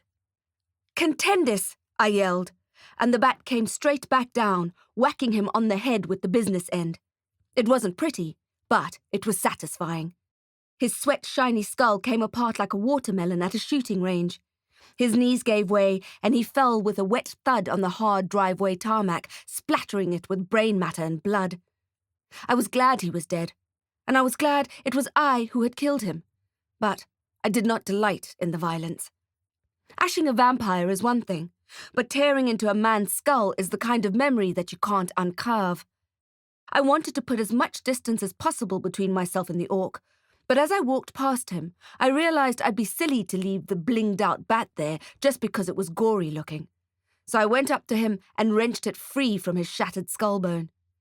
It came away with a sickening crunch that made me cringe. But when I held the weapon in my hands, it made me feel fortified. I walked along the extensive driveway, not paying too much attention to the destroyed trees and broken beer bottles because they made me feel a deep ache of regret. Was this the end of the Copperfield Institute? What if the Hammerskins had already annexed the place? Would the twins still be here? Where was Directress Copperfield? As soon as I reached the buildings, I slunk between them, creeping in the shadows for cover. I scuttled closer to the hostel and could hear a cacophony of brutes' voices laughing and chinking glasses. It should have sent a chill down my spine, but instead I was cheered by it. These Hammerskins weren't organized soldiers. They were savages just along for the ride. They were not chatting strategy or figuring out the best way to overthrow the council. They were just there to rob and kill and pillage. It was a political joyride in a Cadillac packed with dynamite, with a fuse they didn't even know was burning. The same flame lit a spark of hope in my heart. Maybe, just maybe, we could win this war. With enough smarts and bravery, we might be able to defeat the barbarians in our midst. When I reached the first quad, I saw that the copper statue of Minerva had been knocked over and she was lying face down in the grass. The hope flame flickered and almost went out. "Jax?" came a hard whisper. I froze and looked around. "Jax!" It was a Ferris Bearlaw's voice. He sounded close, almost close enough to touch. I stepped back, confused.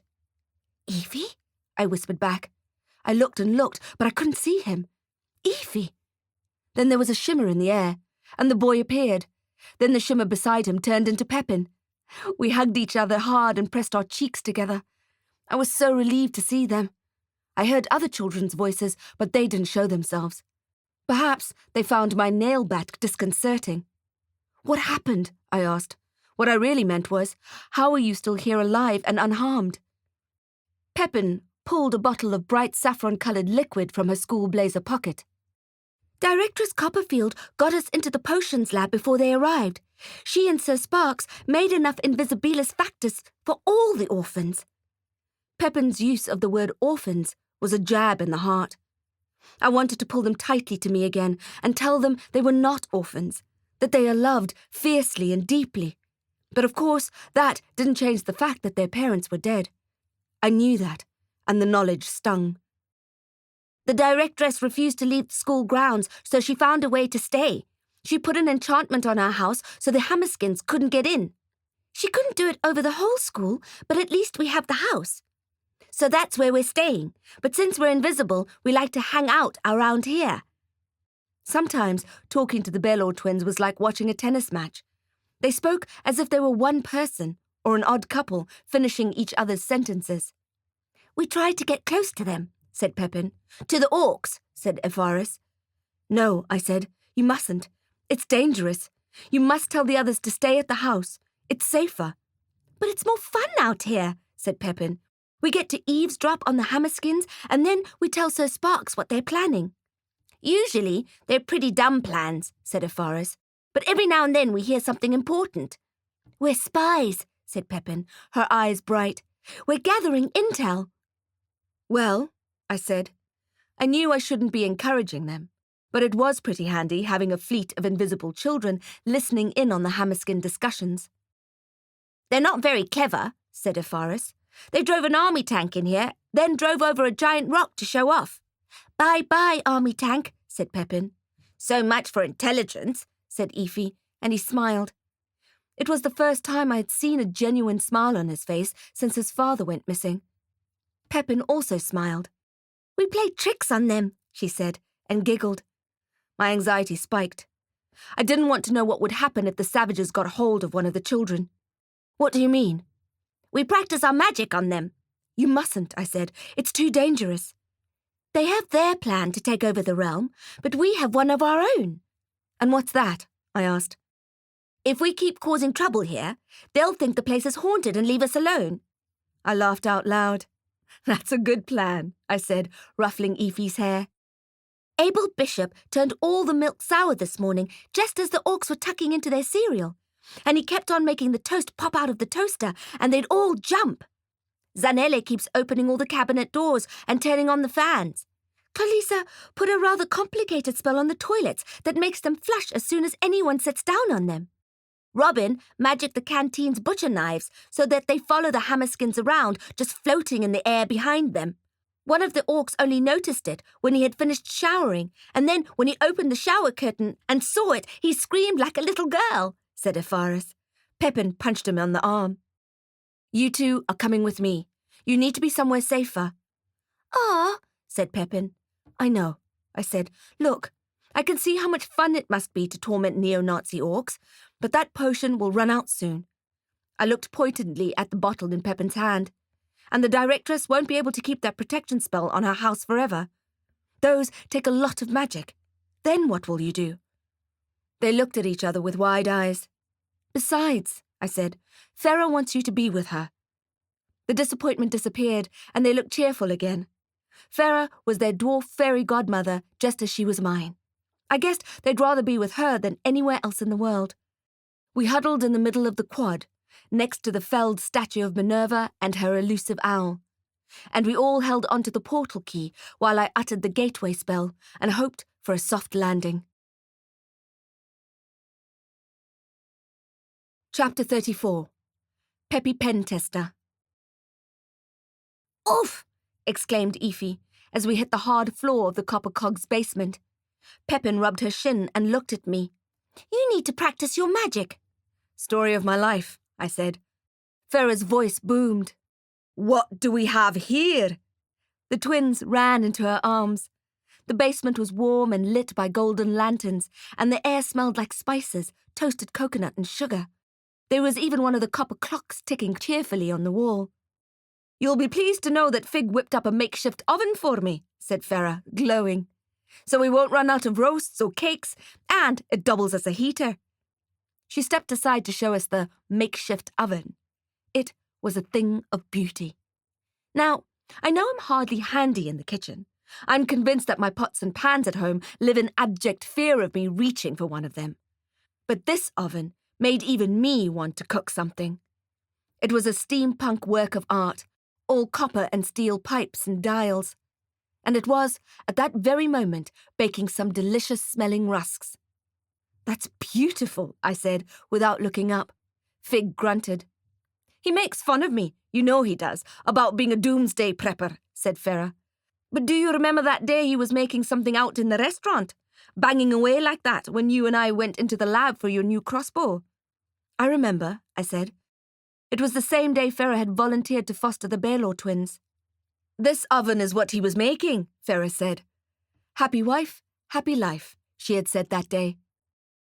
The children were all busy with various crafts, creating things that would make their stay easier to bear, from knitting blankets and socks to painting art for the walls. One of the dwarf children was weaving a basket, another drawing a technical drawing of how he was planning on extracting drinking water from the pipes that ran in the compacted soil above their ceiling. There was also a blueprint for a boring device, and a technical article written by Elon Musk. Looks like you're doing well down here, I said. We shared a glance that acknowledged the Fnacs' heartbreak of losing the pub and their house. But it was shot through with the silver lining that they were all still alive and together. You know what they say? Home is where the magical steampunk oven is, I said. It was corny, but I was trying to keep the atmosphere light. Thank you, Jinx, Ferret said. Thank you for bringing the twins home. I winked at Efaris and Pepin, and they winked back. Thank you, Jax, they said in chorus. I was about to leave when I realized I didn't have a destination to portal to because I hadn't been able to decode Musubaran's password on his laptop. Do you by any chance know anything about hacking into someone's computer? I asked Ferret. Nope, she said, but I'm sure we could work something out. Unfortunately, I didn't have time to spend doing that. I wished for Chuck Winnow at that moment. He owed me one after all. Hacking? Said Aphie, looking up from helping a younger dwarf with her wood carving. Pepin can do that. Pepin looked at me with big eyes and nodded. She's top of the class in computers, he said. Vault calls her Peppy Pentester. She said she's going to be the next Bill Gateway. Who? What? You're making me feel old. Madame Voltaire is our computer teacher. We call her Volt for short. Pip's her favourite. Just tell her what you need her to do. I need the Ember Isles convict transfer schedule, I said. The transfer van that left last night had Darick on it. Both twins looked at me with wide eyes, and I could swear I heard Ferret gulp. I unzipped the backpack and brought out Musubaran's machine. I can't get the password, I said. I tried a few options and got locked out. Pepin took the computer from me and sat down on a beanbag against the wall. She put the machine on her lap and began typing. You got locked out because you were trying to go through the front door, she said, frowning at the screen. While we waited for her, Efaris pulled me aside. We're safe now, thanks to you, he said. You seem to be doing pretty well at Copperfield on your own, I smiled, but he didn't return it. His eyes were sincere and focused, and I could feel the magic coming off him in gentle waves. They reminded me of how powerful and accurate the twins' combined magic had been in the Volcano Pocket Realm. They had held hands and finished Deadwing off with the notorious death spell that even I was afraid to use. You're going to get Darick? He asked. That seems a very dangerous thing to do. I'll try my best to stay alive, I said. I want to be around long enough to have some of those rusks Ferret is baking. Efaris still didn't smile. Tough crowd. I want to give you something, he said. His hands travelled up his neck, unclasped his gold chain, and put it in my palm. It was his father's dragon eye amulet. It shone in the golden light of the lanterns on the wall. "Oh," I said, "I can't." "Dad's amulet, Mum's necklace. They'll help you focus your power." It was the only thing the twins had of their parents down there. I knew how much those kind of things meant on cold, lonely nights. "I can't," I said. "You have to," he said, and suddenly it snaked around my neck and fastened itself. Before I could say anything else, Pepin piped up. "Found it," she said. "I've taken a screenshot and sent it to your phone." Just then, my phone beeped in my pocket. She looked pleased, but then her face fell. It looked eerie in the blue light of the screen. "What's wrong?" I asked, pulling out my phone. "We've got a problem," she said, and I just blinked at her. The void knows I did not need another problem. I looked down at my phone and opened the screenshot. "Phileas Canis," I said. One of the toddler dwarfs looked up from his needlepoint. "What does that mean?" he asked. "It means son of a bit," said the older one next to him, who didn't finish his sentence because Ferret shot him a look that would have made a goblin glass dagger look blunt. I looked at my phone, then at the clock on the wall. It was 6 minutes past 2. The last stop before the transfer van hit the coastline would be at a place called the Crystal Clink, and they were scheduled to pick that prisoner up at 2:15 p.m. "Oh boy," I said. Portling there would take a few minutes, but it was still cutting it really fine. It was my last chance to save him. As far as I knew, they drove the transfer van directly onto the Ember Isles ferry, so I had to reach him before they got there. I suddenly felt frozen by the hopelessness of the situation, but Farah grabbed my hand and shook me out of it. "You can make it," she said. "Don't waste another moment." Pepin put something in my hand. I looked down to see that it was her bottle of invisibility potion. "Thank you," I mouthed, putting it in my pocket. My breath was shaky when I brought out the key and asked Gizmo for help. I almost stuttered when I cast the gateway spell, which may have been a disaster, and that made my heart beat even faster. I didn't have time to wave to the twins of the Phonax before I was whipped into the grey tunnel, forgetting again to ask for a soft landing, something I regretted profoundly when I landed face first on a hot strip of concrete, smashing my hip and breaking my nose in the process. It sent an explosion of stars into my brain, blinding me. I had to spend a minute lying there trying to clear my head. Just as I was about to get up, I felt someone's heel grind into my shoulder. I heard a gun being cocked. My hip bone was humming with pain, and bright red blood cascaded from my nose. "Now, you stay right there, wizard," said an unfamiliar voice. Then he spoke into his walkie-talkie. "Just as expected," he drawled. "Miss Jacqueline Denner Knight." Chapter 35. Eyes the colour of ice. I groaned and tried to shake the silver static from my head as the blood kept streaming from my nose. I didn't understand what was going on. The shoulder-grinding army brute flipped me over onto my back, and the sun seemed 100 shades too bright. The man was a silhouette with a rifle. I tried to shield my eyes from the glare, and he jammed the gun into my chest. "I didn't tell you you could move," he growled, pinning me down with the barrel. They had been expecting me, I thought.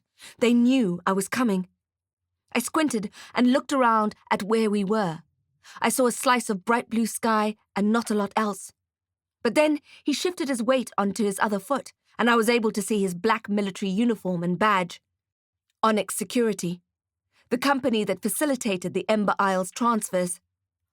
"Looking for your boyfriend," he sneered. "He's not here. He boarded the ferry at 2:00. "You're lying," I said. He chuckled and pushed the gun further into my chest, setting off a new wave of pain. "You can't keep me here against my will," I said. "Oh, yes, I can. In fact, I have strict instructions to detain you." "I haven't done anything wrong." "Huh?" he said. "That's not what I heard. I heard you have a list of offences as long as a Fae's tail." The conversation felt like it was a shallow sleep dream. Really, all I could hear was the man's voice saying over and over that Darick had boarded the ferry at 2:00. Darick was gone, and I didn't know if I wanted to live without him. My future looked bleached of love or hope. I didn't want to live in a world where the Scorpion Squad was run by a menace like Musubarin, or the realm destroyed by thuggish hammerskins who didn't think twice about stealing family homes or killing good werewolves like Rusty.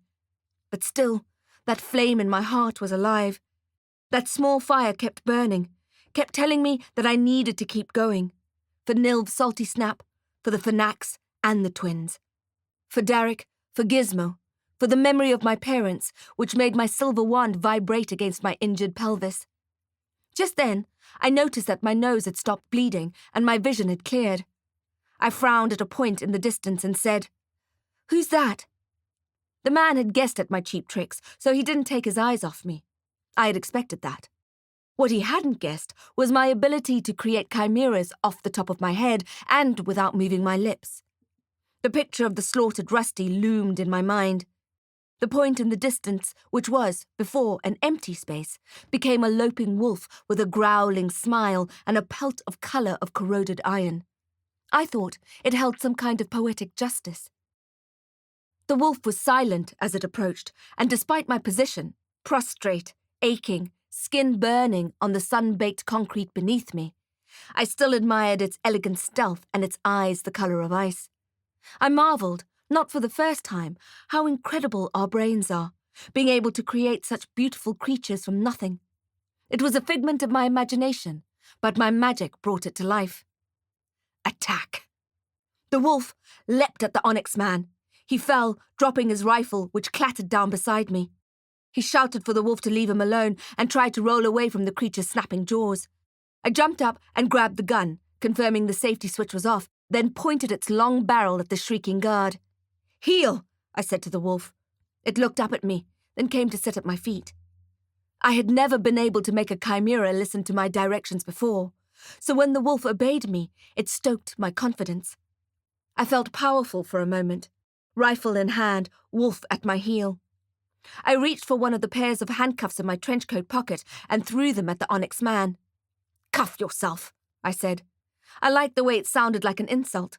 Sometimes my sense of humour was immature, and I was okay with that. His gaze didn't waver. He clicked the cuffs on, then showed me they were secured. "Take me to your desk," I said. He hesitated. The wolf growled, showing his magnificent canines. The man closed his eyes for a moment, then turned and began to walk, head bowed, spirit broken. I can imagine what he was thinking. He'd have to find a job somewhere else now, perhaps as a shoplifter spotter at Pick and Pay supermarket, or a bag searcher at Goblin punk rock concerts. Even if he wasn't fired, which he certainly would be, he'd have to endure the mocking that would accompany the legacy of having been defeated by a girl wizard and her make-believe pet. He led us to his hole in the wall, a cramped office with a stained and scratched desk and a cup of coffee long cold with milk skin on its surface to prove it. The bashed-up thermos flask stood reproachfully in the corner. I was surprised at the colour of the coffee. I would have guessed this guy would drink his black. Then I heard the toilet flush and the restroom door unlock, and I aimed the rifle at the stranger on the other side of it, who I guessed was the owner of the milky coffee. She opened the door and looked straight into the barrel of my borrowed rifle and put up her hands. She didn't say a word. I reached into my pocket and pulled out the second pair of handcuffs. What were the chances of needing both of them that day? Who knew? All I knew was that I wasn't going to take that kind of luck for granted. I threw them at her and repeated my new favourite insult. "Cuff yourself." Before she clicked the second bracelet closed, I looped it under the chain of the man's handcuffs so they were locked together. Then I took the bicycle chain I had seen outside and attached them both to the burglar bars of the small side window, and reset the code to the numerical equivalent of Jinx. "You can't leave us like this," the man said. I turned the rifle on him. The wolf, who I must admit I was growing attached to, growled again, showing his wet black lips and fantastic fangs. I still had the rifle pointed at the woman's chest. "How did you know I was coming?" She was about to talk when the man told her to keep quiet. "The wolf hasn't eaten," I said, and the man decided to stop talking, which I thought was a good decision. "I'm not going to ask you again," I said to the woman, pretending to apply pressure to the trigger. She shook her head and bit her lips in a nervous gesture. "An alert came through," she said, and gestured at the radio system on the desk. "Said you'd be here at around 2 p.m. Armed and dangerous. They said to keep you here. My own stupidity rose up and slapped me across the face. I had fallen for another trap. Musabaran had remotely planted that fake transfer schedule on his laptop, and I had taken the bait. Dear damnatus. I wanted to kick myself, but had to act cool. Bloody Musabaran had tricked me into going into the laser dungeon, and because I hadn't figured it out in time, I had fallen for this ruse too. I was glad that I had broken his nose. My hand flew up to feel the state of mine. A nose for a nose. I asked for some kind of warrant, she said, some kind of formal instruction, but they said there wasn't time for that. That sounds like Musabaran's style, I said. Musabaran, she said. The command didn't come from Musabaran. What? I felt like I had just stuck a wet finger into a plug point. Usually, I presume innocence, she said. Didn't understand why a civilian with a clean-ish record would all of a sudden become armed and dangerous. I looked at her, trying to understand. Or, if you did become dangerous, I figured maybe you had a reason. We shared a look of understanding, of past trauma. Despite her badge, she had more in common with me than the fool she was chained to. I looked at the cheap clock on the wall. 2:24. Did the ferry really leave at 2 o'clock? I asked. The man glared at her, but she ignored him. The van boards the ferry at 2, she said, but the ferry departs at past. Slight relief, and then more panic. Darick was already secured on the ferry, and I had less than 6 minutes to find a way to get to him. I slung the gun over my shoulder, and they both sagged with relief. I collected their mobile phones and walkie-talkies and put them on top of the radio system. Then I pointed my wand at the pile of tech and yelled, Fiat Fulga! A bright blue current bolted out of my wand and slammed into the machine, short-circuiting it and frying the phones. There was a soft pop from the transmission box. The blinking lights flickered and dimmed, and a plume of grey smoke went up in the air. I saw an Ember Isles port pass and a red lanyard lying on the table. I grabbed it and put it around my neck. The man was about to say something, but the wolf took a step toward him, so the words died on his lips. I threw the keys for the woman's handcuffs at her, and she caught them in a practiced movement. Thank you, her eyes said, and I blinked in return. The wolf stayed to watch them.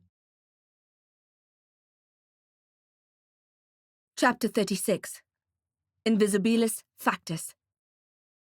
I chanted the gateway spell while I clutched the portal key, the Ember Isles port pass, and Gizmo's little paw.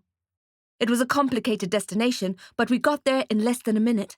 Happily, for my bruised hip bone and probably broken nose, the landing was uncharacteristically soft and cushioned by soft gold-green grasses. Despite its macabre reputation, the coastline and scenery at the port was beautiful. Stark blue sky reflected vividly by the ocean, waves crashing over and over again, hurling themselves against the rough black rocks, gulls wheeling and squalling overhead, and the taste of salt in the warm air.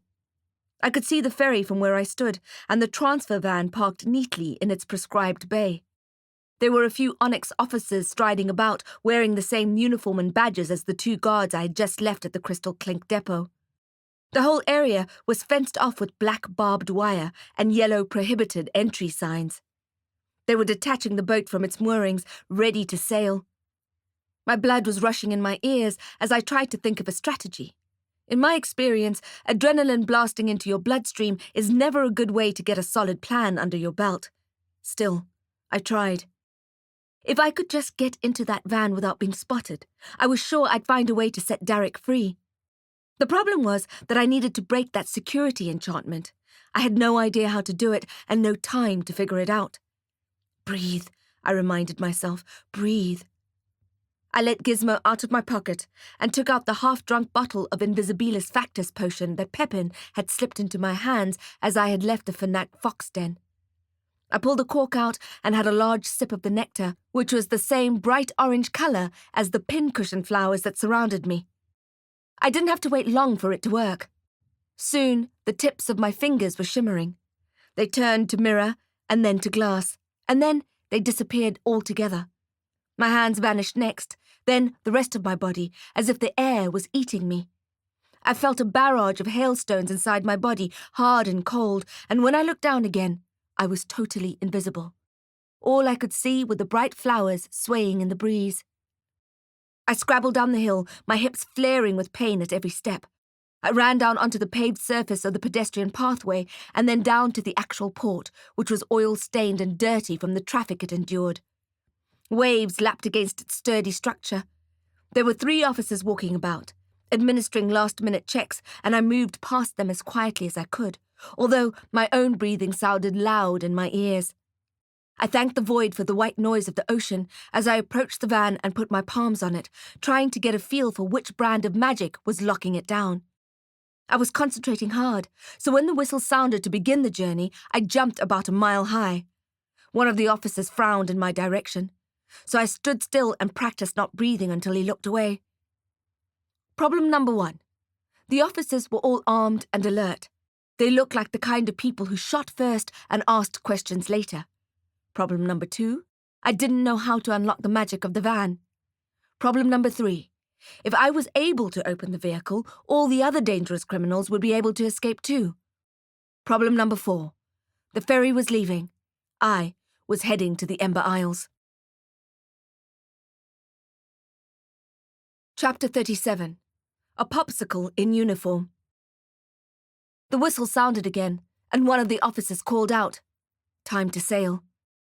Every fibre of my being wanted to get off that ferry. I put my palms on the cool steel of the transfer van, and I finally got a glimpse of the enchantment that had been used to keep the vehicle secure. It was, from what I could tell, an advanced protection spell. Usually, it would take me a couple of hours to work out the various layers of magic, but I had less than a minute. The adrenaline had already spiked my power, and the pain of my injured hip and smashed nose augmented it further. The magic coursed through me in a clean blue torrent, so powerful it took my breath away. With clutching fingers, I found the twins' dragon eye amulet, which was hanging around my neck, and I remembered their loss and grief, which so closely mirrored my own. These emotions, blustering through me, magnified my magic like I had never experienced before, and what had seemed so impossible a minute earlier suddenly seemed easy. Break the protection spell, get Darick, Vamonos, right? Break, destroy, rumpus. But then the ferry's engine started up, and we started moving, gliding slowly on the salty sea. I squeezed the amulet tighter and scrunched up my eyes. Rumpus, I thought, as loudly and clearly as I could.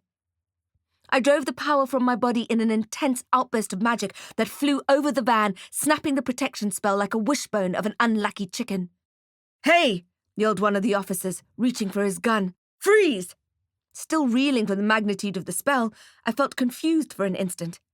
The spell had caused a loud crackle in the air, alerting the men to the van. But why did the officer say freeze? I looked down at my boots and saw that they, along with my legs, were very much visible. My intense magic had broken the security enchantment of the van, but it had destroyed the Invisibilis Factus spell too. Not ready to launch more magic of that magnitude and not wanting to kill the officer, I chose my wand over the rifle on my shoulder. I shot my arm out at him before he had time to fire. "Glacium exquiris!" I yelled, and a thin streak of blue ice magic froze him to the spot, stiffening his arms and slowing his heart. His frozen face looked at me, agape. I heard another gun clicking behind me, and I spun around, wand in hand, and slung the same spell at the other officer. "Glacium exquiris!" I shouted, and I turned the man into ice. A popsicle in uniform. I couldn't spot the third man, so I turned back to the van and clasped the dragon's eye amulet again. It was in my left hand, and my wand was in my right. "Ignem exquiris," I said. The wand became a blowtorch with a fiery cyan-pink flame, and I used it to score through the huge lock on the back door. The amulet was warm in my hand, and it felt like it was speaking to me, telling me I was doing well. We were a couple of meters of lapping water away from the quayside, too far to jump, even if your parkour skills were on fleek. The lock gave way, and I wrenched the heavy door open. 6 pairs of eyes blinked back at me. "Jax!" shouted Darick. He looked deathly pale, shocked and anxious. But when I melted his manacles and he was able to stand and rub his wrists, a hint of colour returned to his cheeks. Disorientated, he stumbled toward me. The other prisoners started moaning and begging. "Free me." "Hey, what about me? I'm innocent." I saw a face I recognized. Then two, Ophelia and Dylan Knox. "Help us," they cried. But then the picture of Hetty Frost flashed in on me. The image of her fingertips rubbed down to the bone. I also couldn't help thinking of the half-knitted sailboat jersey in Wolf Moon's house while she lay under the clear bathwater staring up at the ceiling. A grandson who would never feel the affection of his grandmother again. I ignored their pleas. "Let's go," I said to Darick, and we climbed out of the van. I turned my back, and a vaguely familiar voice said quietly, "It's you." I spun around to see who had said it, and saw the werewolf who had helped me at the Evershade night market. Without thinking it through, I melted his restraints, and he jumped out of the vehicle and joined us. We were 30 meters or so now from dry land, and the motion of the boat and the smell of the petrol was making me feel seasick. Suddenly, the third officer appeared and took aim at us. He pulled the trigger of his revolver, and it sounded like a lightning crack. The bullet hit me in the chest. The power of it knocked me backwards to the ground, sending a new current of pain to my hip. He turned the gun on Darick, who seemed unsteady on his feet, blinking in the sunlight he was no longer used to. Still on the ground, my breath knocked out of my burning lungs, I looked down at my chest, expecting the worst. My coat had stopped the missile from penetrating my skin, but that didn't stop it from hurting like a Phileas Canis. "Darick!" I shouted, as I heard the bang of another bullet leaving the chamber. It was as if time stood still then, as I saw the bullet travelling in the air toward him. Also, in slow motion, the werewolf shifted into his lupine form and leapt at Darick, knocking him to the ground just in time to dodge the bullet. "Impedio!" I shouted at the officer. His finger froze on the trigger, then the rest of his limbs followed suit. I hauled air into my lungs and stood up, rubbing my breastbone where the bullet had struck me. I looked at the port, which was then about half a kilometre away. We looked at each other, then all took a running jump and dived into the opalescent ocean. The sensation of the sparkling water was at first refreshing, after all the heated magic and adrenaline and dizzying petrol fumes on the ferry. But soon the cold began to leach my energy. I found my swimming rhythm, cutting the water with my hands and churning it white behind me as the cold sucked at my lungs and sang in my bones. After around 20 minutes, my muscles began to show fatigue, and my fingers were numb. I kept my head down and continued swimming, making sure that Darick and the werewolf were keeping pace. Towards the end, I was gasping and trying not to choke on the water. I urgently needed to rest, and worried that I wouldn't make the last 100 meters. I was wondering if any of the spells in my arsenal could somehow help us, but I worried that I wouldn't be able to cast it without swallowing water and or sinking. It got more and more difficult to keep afloat, and my arms stopped obeying my strict instructions to keep going. I imagined a white shark just below the surface, razor teeth flashing in the dappled water as he watched my limbs flailing against the expanse of deep blue water, ready to attack. The thought motivated me to keep kicking. We were almost there. I looked up at the wharf, hoping the sight of it being nearby would give me the final push I needed to get there. I saw the emergency lights flashing and heard the siren wailing. A troop of men in black uniforms stood on the embankment, their automatic rifles trained on us. I panicked and misjudged the level of the choppy water, taking in a huge lungful of it. I began to cough and splutter, and was finding it difficult to keep my head above the water as I choked. Darick saw me struggling and began swimming smoothly in my direction. I couldn't catch a breath, and my exhausted, oxygen-deprived muscles began to fail. Darick was a few meters away when I knew for sure I was going to sink. Then all of a sudden, there was a hailstorm of bullets in the water around us, and he cried out and disappeared beneath the water. "Darick!" I tried to shout. "Darick!" But there was no air to float my words, and it stayed a gargle in my lungs. I looked around for the werewolf, but he was also gone. The lack of oxygen began to steal my vision. A fresh storm of bullets boiled the ocean around me. I felt one missile bite into my thigh, and another cracked my collarbone. I thought of how the white shark would follow the scent of my blood, a trailing ribbon of red underwater smoke. I became very cold and confused, as if my organs were shutting down. My mind felt as storm-tossed as the water I was flailing in. I stopped fighting, stopped trying to force my heart to keep beating, when fate had made it very clear that my time was up. I gave in to my worn-out body, relinquishing myself to the ocean that seemed so intent on swallowing me up. That's when I felt the heavy jaws clamping down on my legs. Shark, I thought. That didn't take you very long. And my body was yanked under the hungry, dark water. Chapter 38. A Beautiful Dream.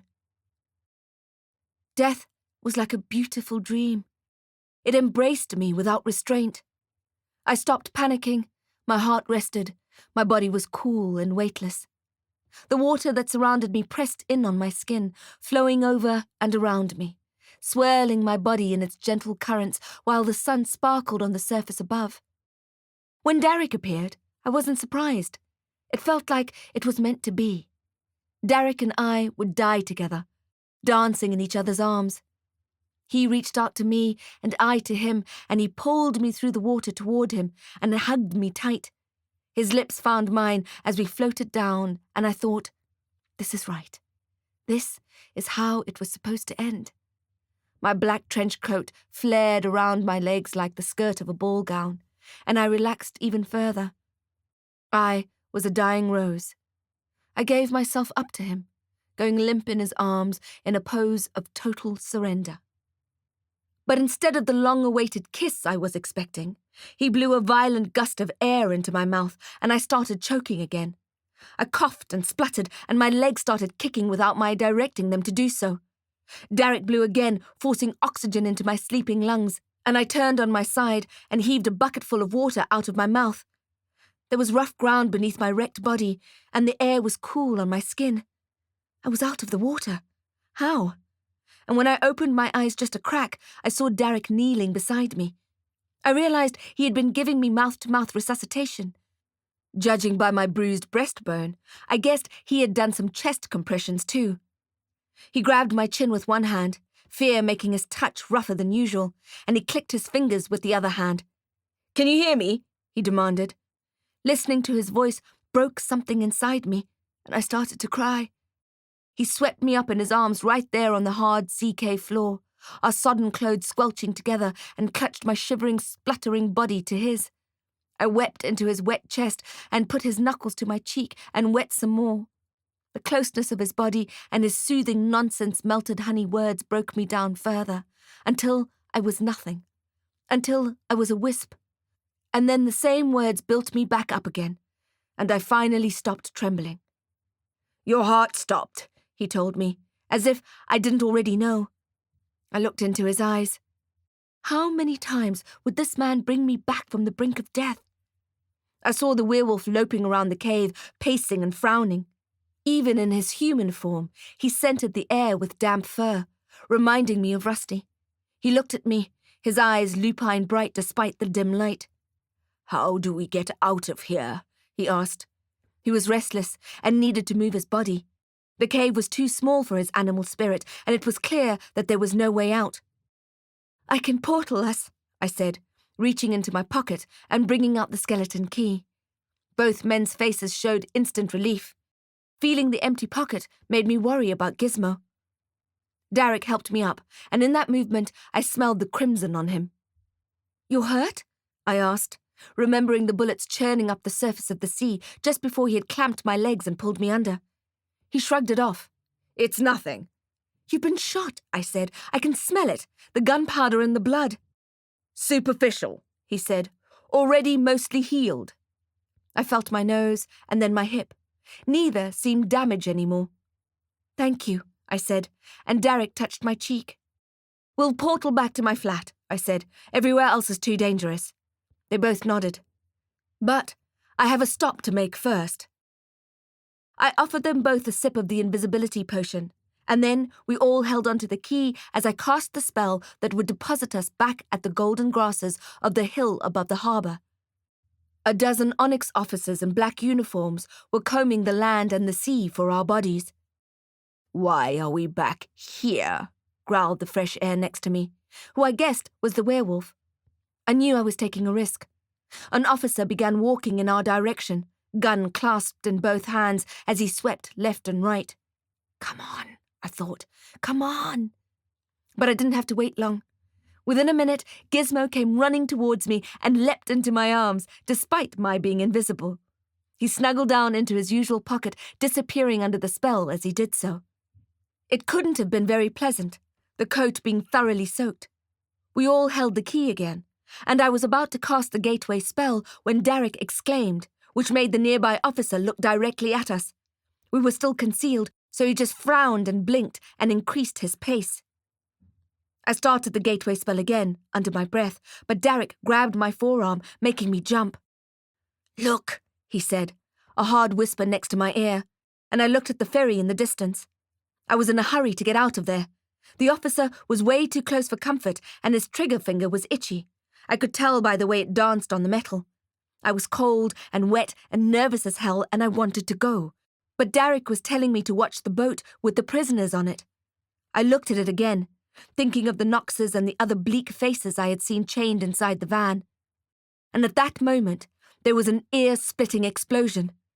The ferry exploded with a giant roar of flame and smoke, as if that van had been packed with nitroglyceride instead of human convicts.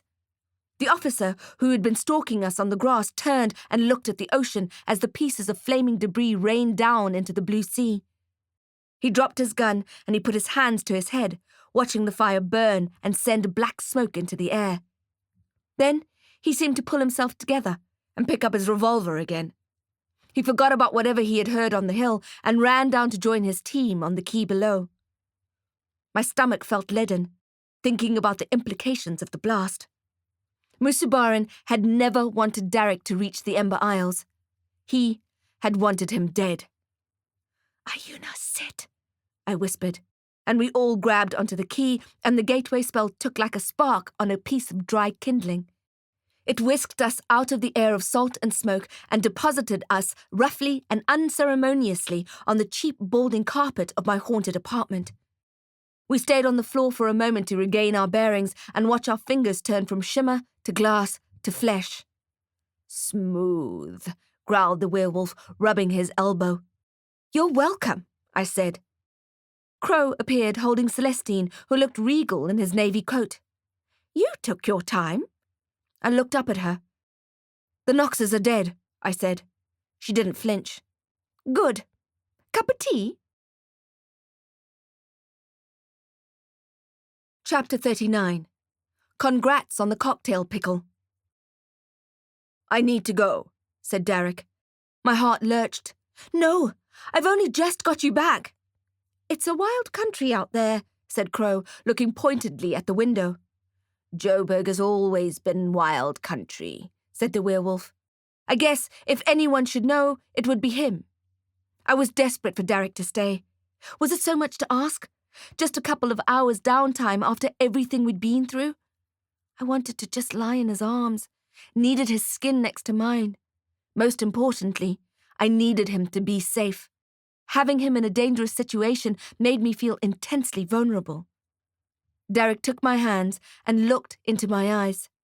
I'll be back soon. There's something I need to sort out.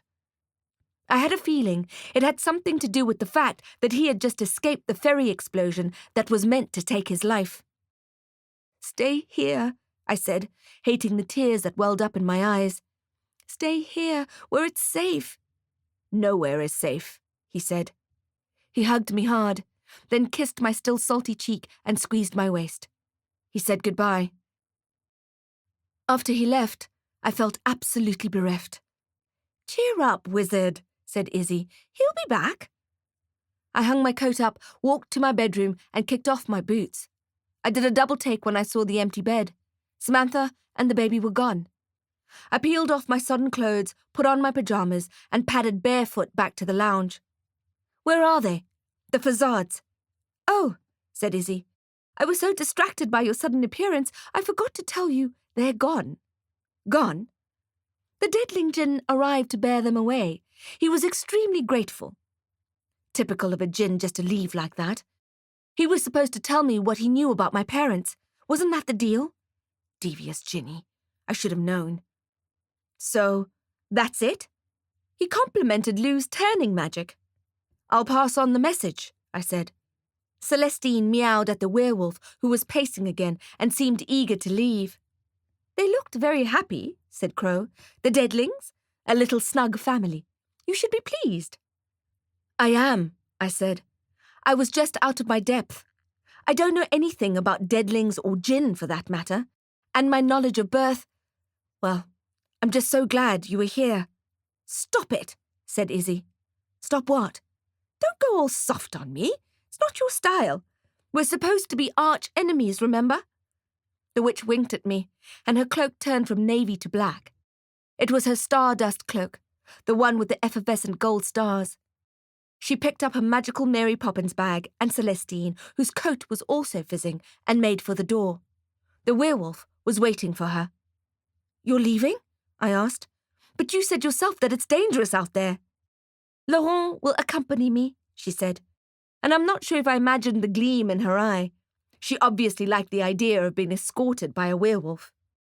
Oh, she said, turning, her cloak swishing around her.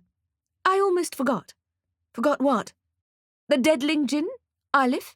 He said I needed to tell you something. Smoke, like that of what the Djinn's clothes were made of, rose in my chest. Yes? Living between the veils, he felt the presence of a ghost here, in your home. I swallowed hard. Yes? He said the ghost is trying to communicate something to you. My heart lodged in my throat. What? I asked. Communicate what? He wasn't sure.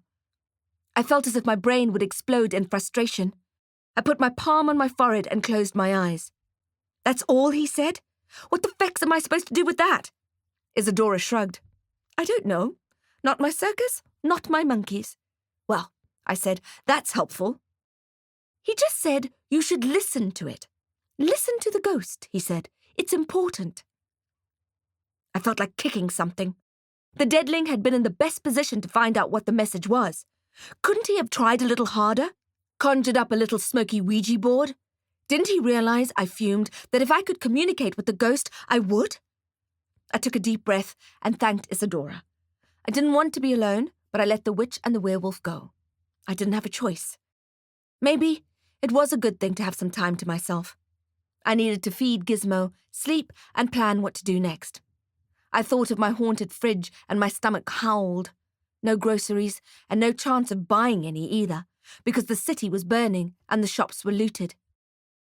As I began to close the door behind Crow and Laurent, someone else appeared on my doorstep.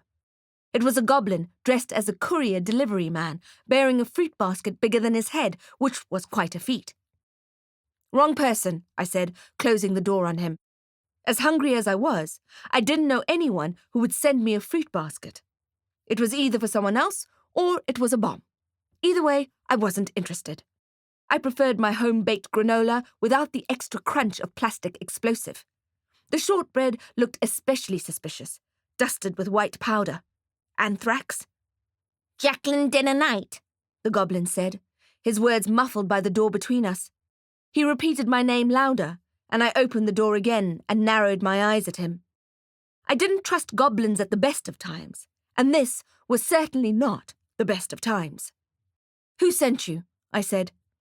Forage florist, he said, .com. I mean, who's the basket from? The goblin set it down on the ground and plucked the small white card from a clutch of bananas. I'll give the bombers some credit. They were delicious-looking bananas. The muffins looked good too. Shiny and soft-looking, studded with caramelized pecans. There was even biltong for Gizmo, and the chocolate slab. It's from Sugar, he said, reading the card. Sugar? Must be a nickname. Sugar and then he made the sound of a cat trying to dislodge a fur ball. Holy hex, I said. Sugar. Sugar Cargol, matriarch of the Cargol familia. Godfather cheater, husband poisoner. At first, I thought she was just a particularly unattractive pickle wearing lipstick. But I had totally underestimated the orc.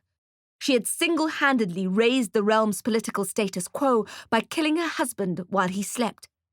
I don't think she understood the ramifications of what she had done. She was in love and pregnant with her lover's child, who just happened to be her husband's personal bodyguard. It was the ultimate betrayal. He would have killed her if he had found out. She had just beaten him to it. What she hadn't realized is that with the godfather gone, the Kargol rule would be overthrown by the opposition, the greasy skinheads who were intent on wrecking the realm. I grabbed the card out of the goblin's hands and looked him up and down. "The city's on the brink of a civil war," I said suspiciously. "Why are you still working?" He pointed at his uniform. On his lapel was embroidered, "We deliver no matter what." When I looked up again, he was pulling a face like a nervous sheep in Wallace and Gromit. I think it was supposed to be a smile.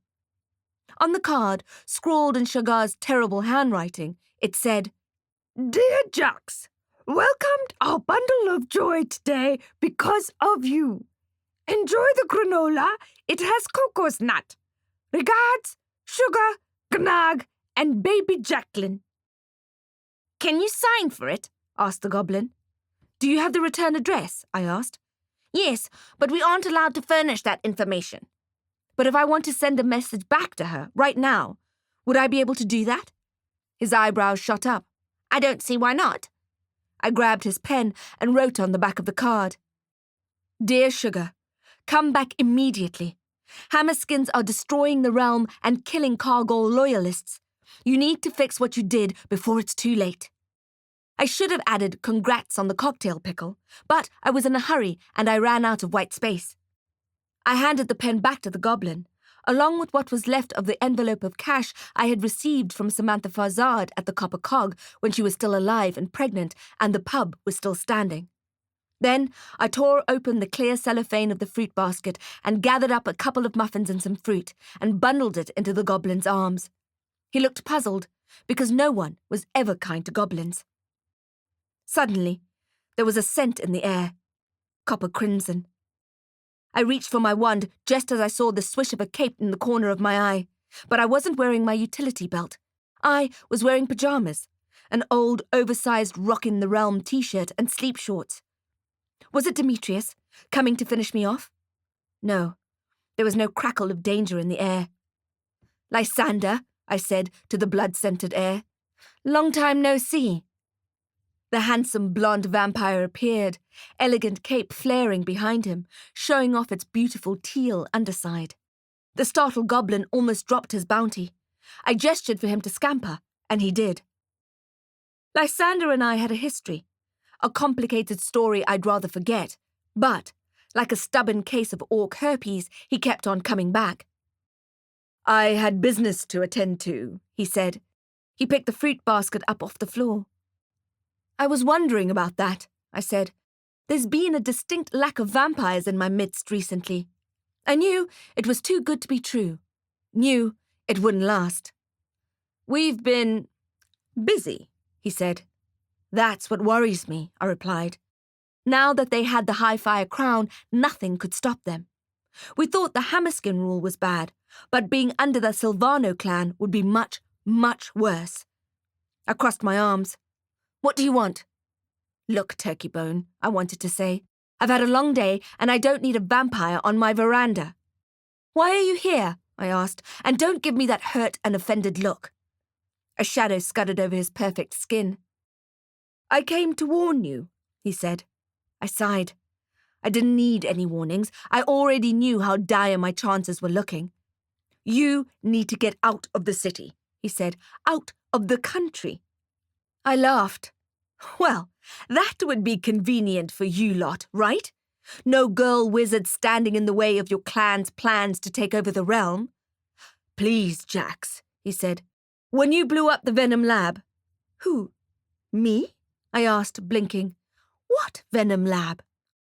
Lysander ignored my shoddy attempt at acting innocent. "When you blew up that lab, it forced the clan to think of a new strategy to recruit soldiers. A much more dangerous design." Phileas Canis, I thought. That explosion was one of the few things I had been proud of. I felt chilled and a shiver ran down my spine. I hugged myself, feeling vulnerable without my trench coat on, without my crossbow or wand. Lysander grabbed my shoulders and looked into my eyes. His were arctic and mesmerizing. "Please believe me. Something terrible is going to happen. You have to leave," he said. I smacked his hands away. "Get off me!" He clenched his jaw. "That's not what you said the other night." White-hot anger flared inside me, and the shame flamed my cheeks. That was a low blow even for a vampire. "You bastard," I said. "Get out!" "You never invited me in." I slammed the door and marched to the living room. Then I turned, went back, and grabbed my fruit basket out of his hands and slammed the door again. Latin curse words exploded in my head as I paced the room. I was so furious, I was sure I'd be able to punch a hole in my living room wall. Anger swirled around me like a tornado. As I cried out in frustration, the red hardcover slammed to the floor. Chapter 40. Listen to the Ghost. Listen to the ghost, Aleph had said.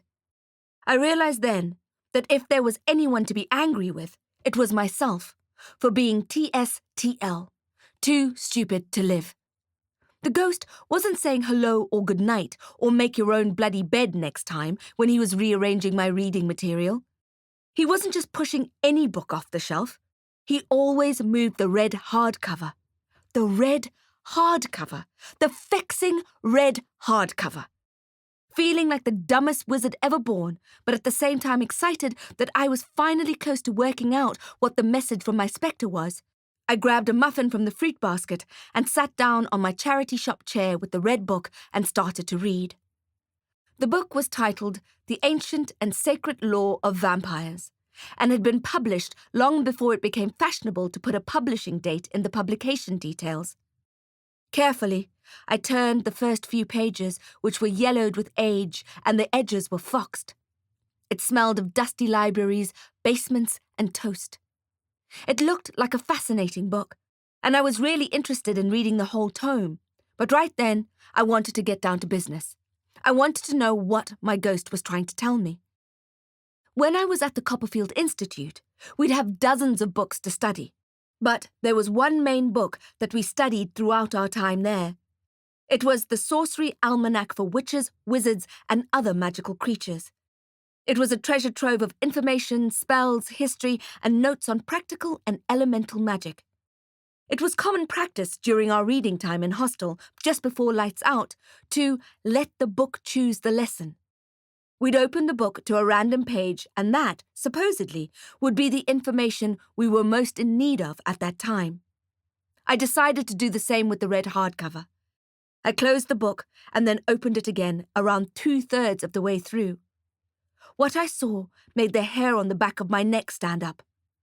It was the V-Cult killer symbol, the upside-down anarchy sign, a V in a circle with a double line scratched horizontally through the center. "What the?" I said out loud. What was an ancient vampire symbol doing branded on the dead bodies that all bore a striking resemblance to me? According to the book, the emblem symbolized the new dawn, a prophecy of a future era where vampires would take back their control of the realm. In order to do this, they need 3 specific magical items: 1 earth-based, 1 water, and 1 air. Together, these fragments would create the fire that was needed to ignite the dawn. I looked across my kitchen, which had been swallowed whole by the ravenous plant.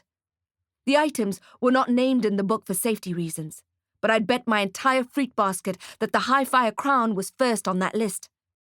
These elemental fragments, when brought together, would create a power so intense that it could flatten the entire realm in an instant. Fueled by this intense black magic, the vampires would be able to create the new Dawn Kingdom, an unshakable parallel pocket realm, thus rendering the vampires invincible. They would magically summon an untouched human army and be able to rule from afar with their iron fists and nasty fangs. There was even a drawing of the new Dawn throne, which was a vulgar, revolting thing designed to show contempt for every species. It was to be built with body parts and belongings of magical folk. Dead wizard staffs, witches' wands, elegant elf bones, and gilded with the melted-down gold teeth of dwarfs. The pillow should be orc skin leather, noted the author, stuffed with werewolf fur. It would be encrusted with the stolen jewels of the Fae and have giant griffin wings attached to the vertical support. As I looked at the illustration, I felt as if my blood was turning black and cold. Something about it seemed inevitable to me, as if I had lived my whole life knowing about it in a small, dark corner of my mind. Fear crumpled my insides as I imagined what life would be like if the prophecy were allowed to come true. I could practically hear the kitchen plant growing along the walls. The dread I felt was pushing me down, forcing me to be small. I had to fight against it, rise above it. I needed to be strong and fierce and bold if I was going to stop the Silvano clan from claiming the New Dawn throne. Chapter 41. Epilogue. There was a knock on the door. I hoped that it was Darick, although I was pretty sure it was Turkeybone. This time I would invite him in, I thought, and make him tell me everything he knew about the Silvano clan, the New Dawn, and Acheron Baldassar. I hesitated, feeling vulnerable in my soft cotton pajamas. He knocked again and again, making my mind up just to deal with him in said pajamas. I was under no illusions about Lysander. I knew he was an extremely dangerous vampire. Just one look at his carving knife cheekbones told you all you needed to know. But I also knew, deep down, that Lysander would never hurt me. I didn't know why.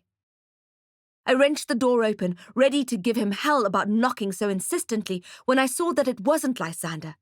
It was Captain Musubarin, with his shiny new badge and half a dozen Scorpion officers behind him. In that split second that I gaped at him, he pointed at my wrists and a neat click sounded. Handcuffs. Another pair appeared on my ankles, and a silver chain reared up like a python and attached the two pairs to each other. Dear damnatus, I thought, how many times would he catch me with that handcuff spell? No, I yelled. Tilexen, you don't understand. I struggled against the cold metal, desperate to be able to reach my wand and coat. He looked so smug in his new uniform and glinting pin. Really, he said.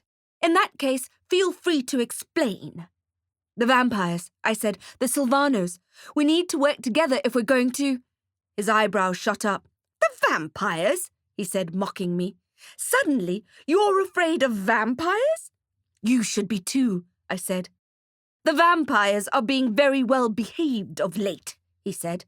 I have no reason to suspect them of anything. You, on the other hand... Please, Musubarin. I clasped my hands together for added effect. You don't know what you're doing. We need to find the elemental fragments and stop Acheron before it's too late. He pulled a strange face, as if I was speaking in tongues, then glanced over his shoulder to address his officers. I didn't recognize any of them. These were all Musubarin's men. Search the place, he said. The squad pushed past me and swarmed all over my apartment. With a twist in my gut, I realized that I had never destroyed the empty vial of Spiritus Morbis. The voodoo serum was a council-banned substance which automatically got the possessor a one-way ticket to the Black Tower. Terror painted my insides. You can't do this without a warrant, I yelled. Tilexen snapped his fingers again, and this time there was a bundle of official-looking papers in his hands. He gave a fake smile so wide you could have played chopsticks on it. Not only a warrant to search, he said, but also an instruction to impound your wand and other magical instruments. You wouldn't dare, I said. And, he said, enjoying every moment. He licked a finger to help him turn the pages. A warrant for your arrest. Filius Canis, I said, you've got nothing on me. Really, he said. It wasn't a question. Sir, someone shouted behind me, making me jolt. I turned to look at the officer. He held up the voodoo vial, and I shut my eyes. Spiritus Morbis, the man said.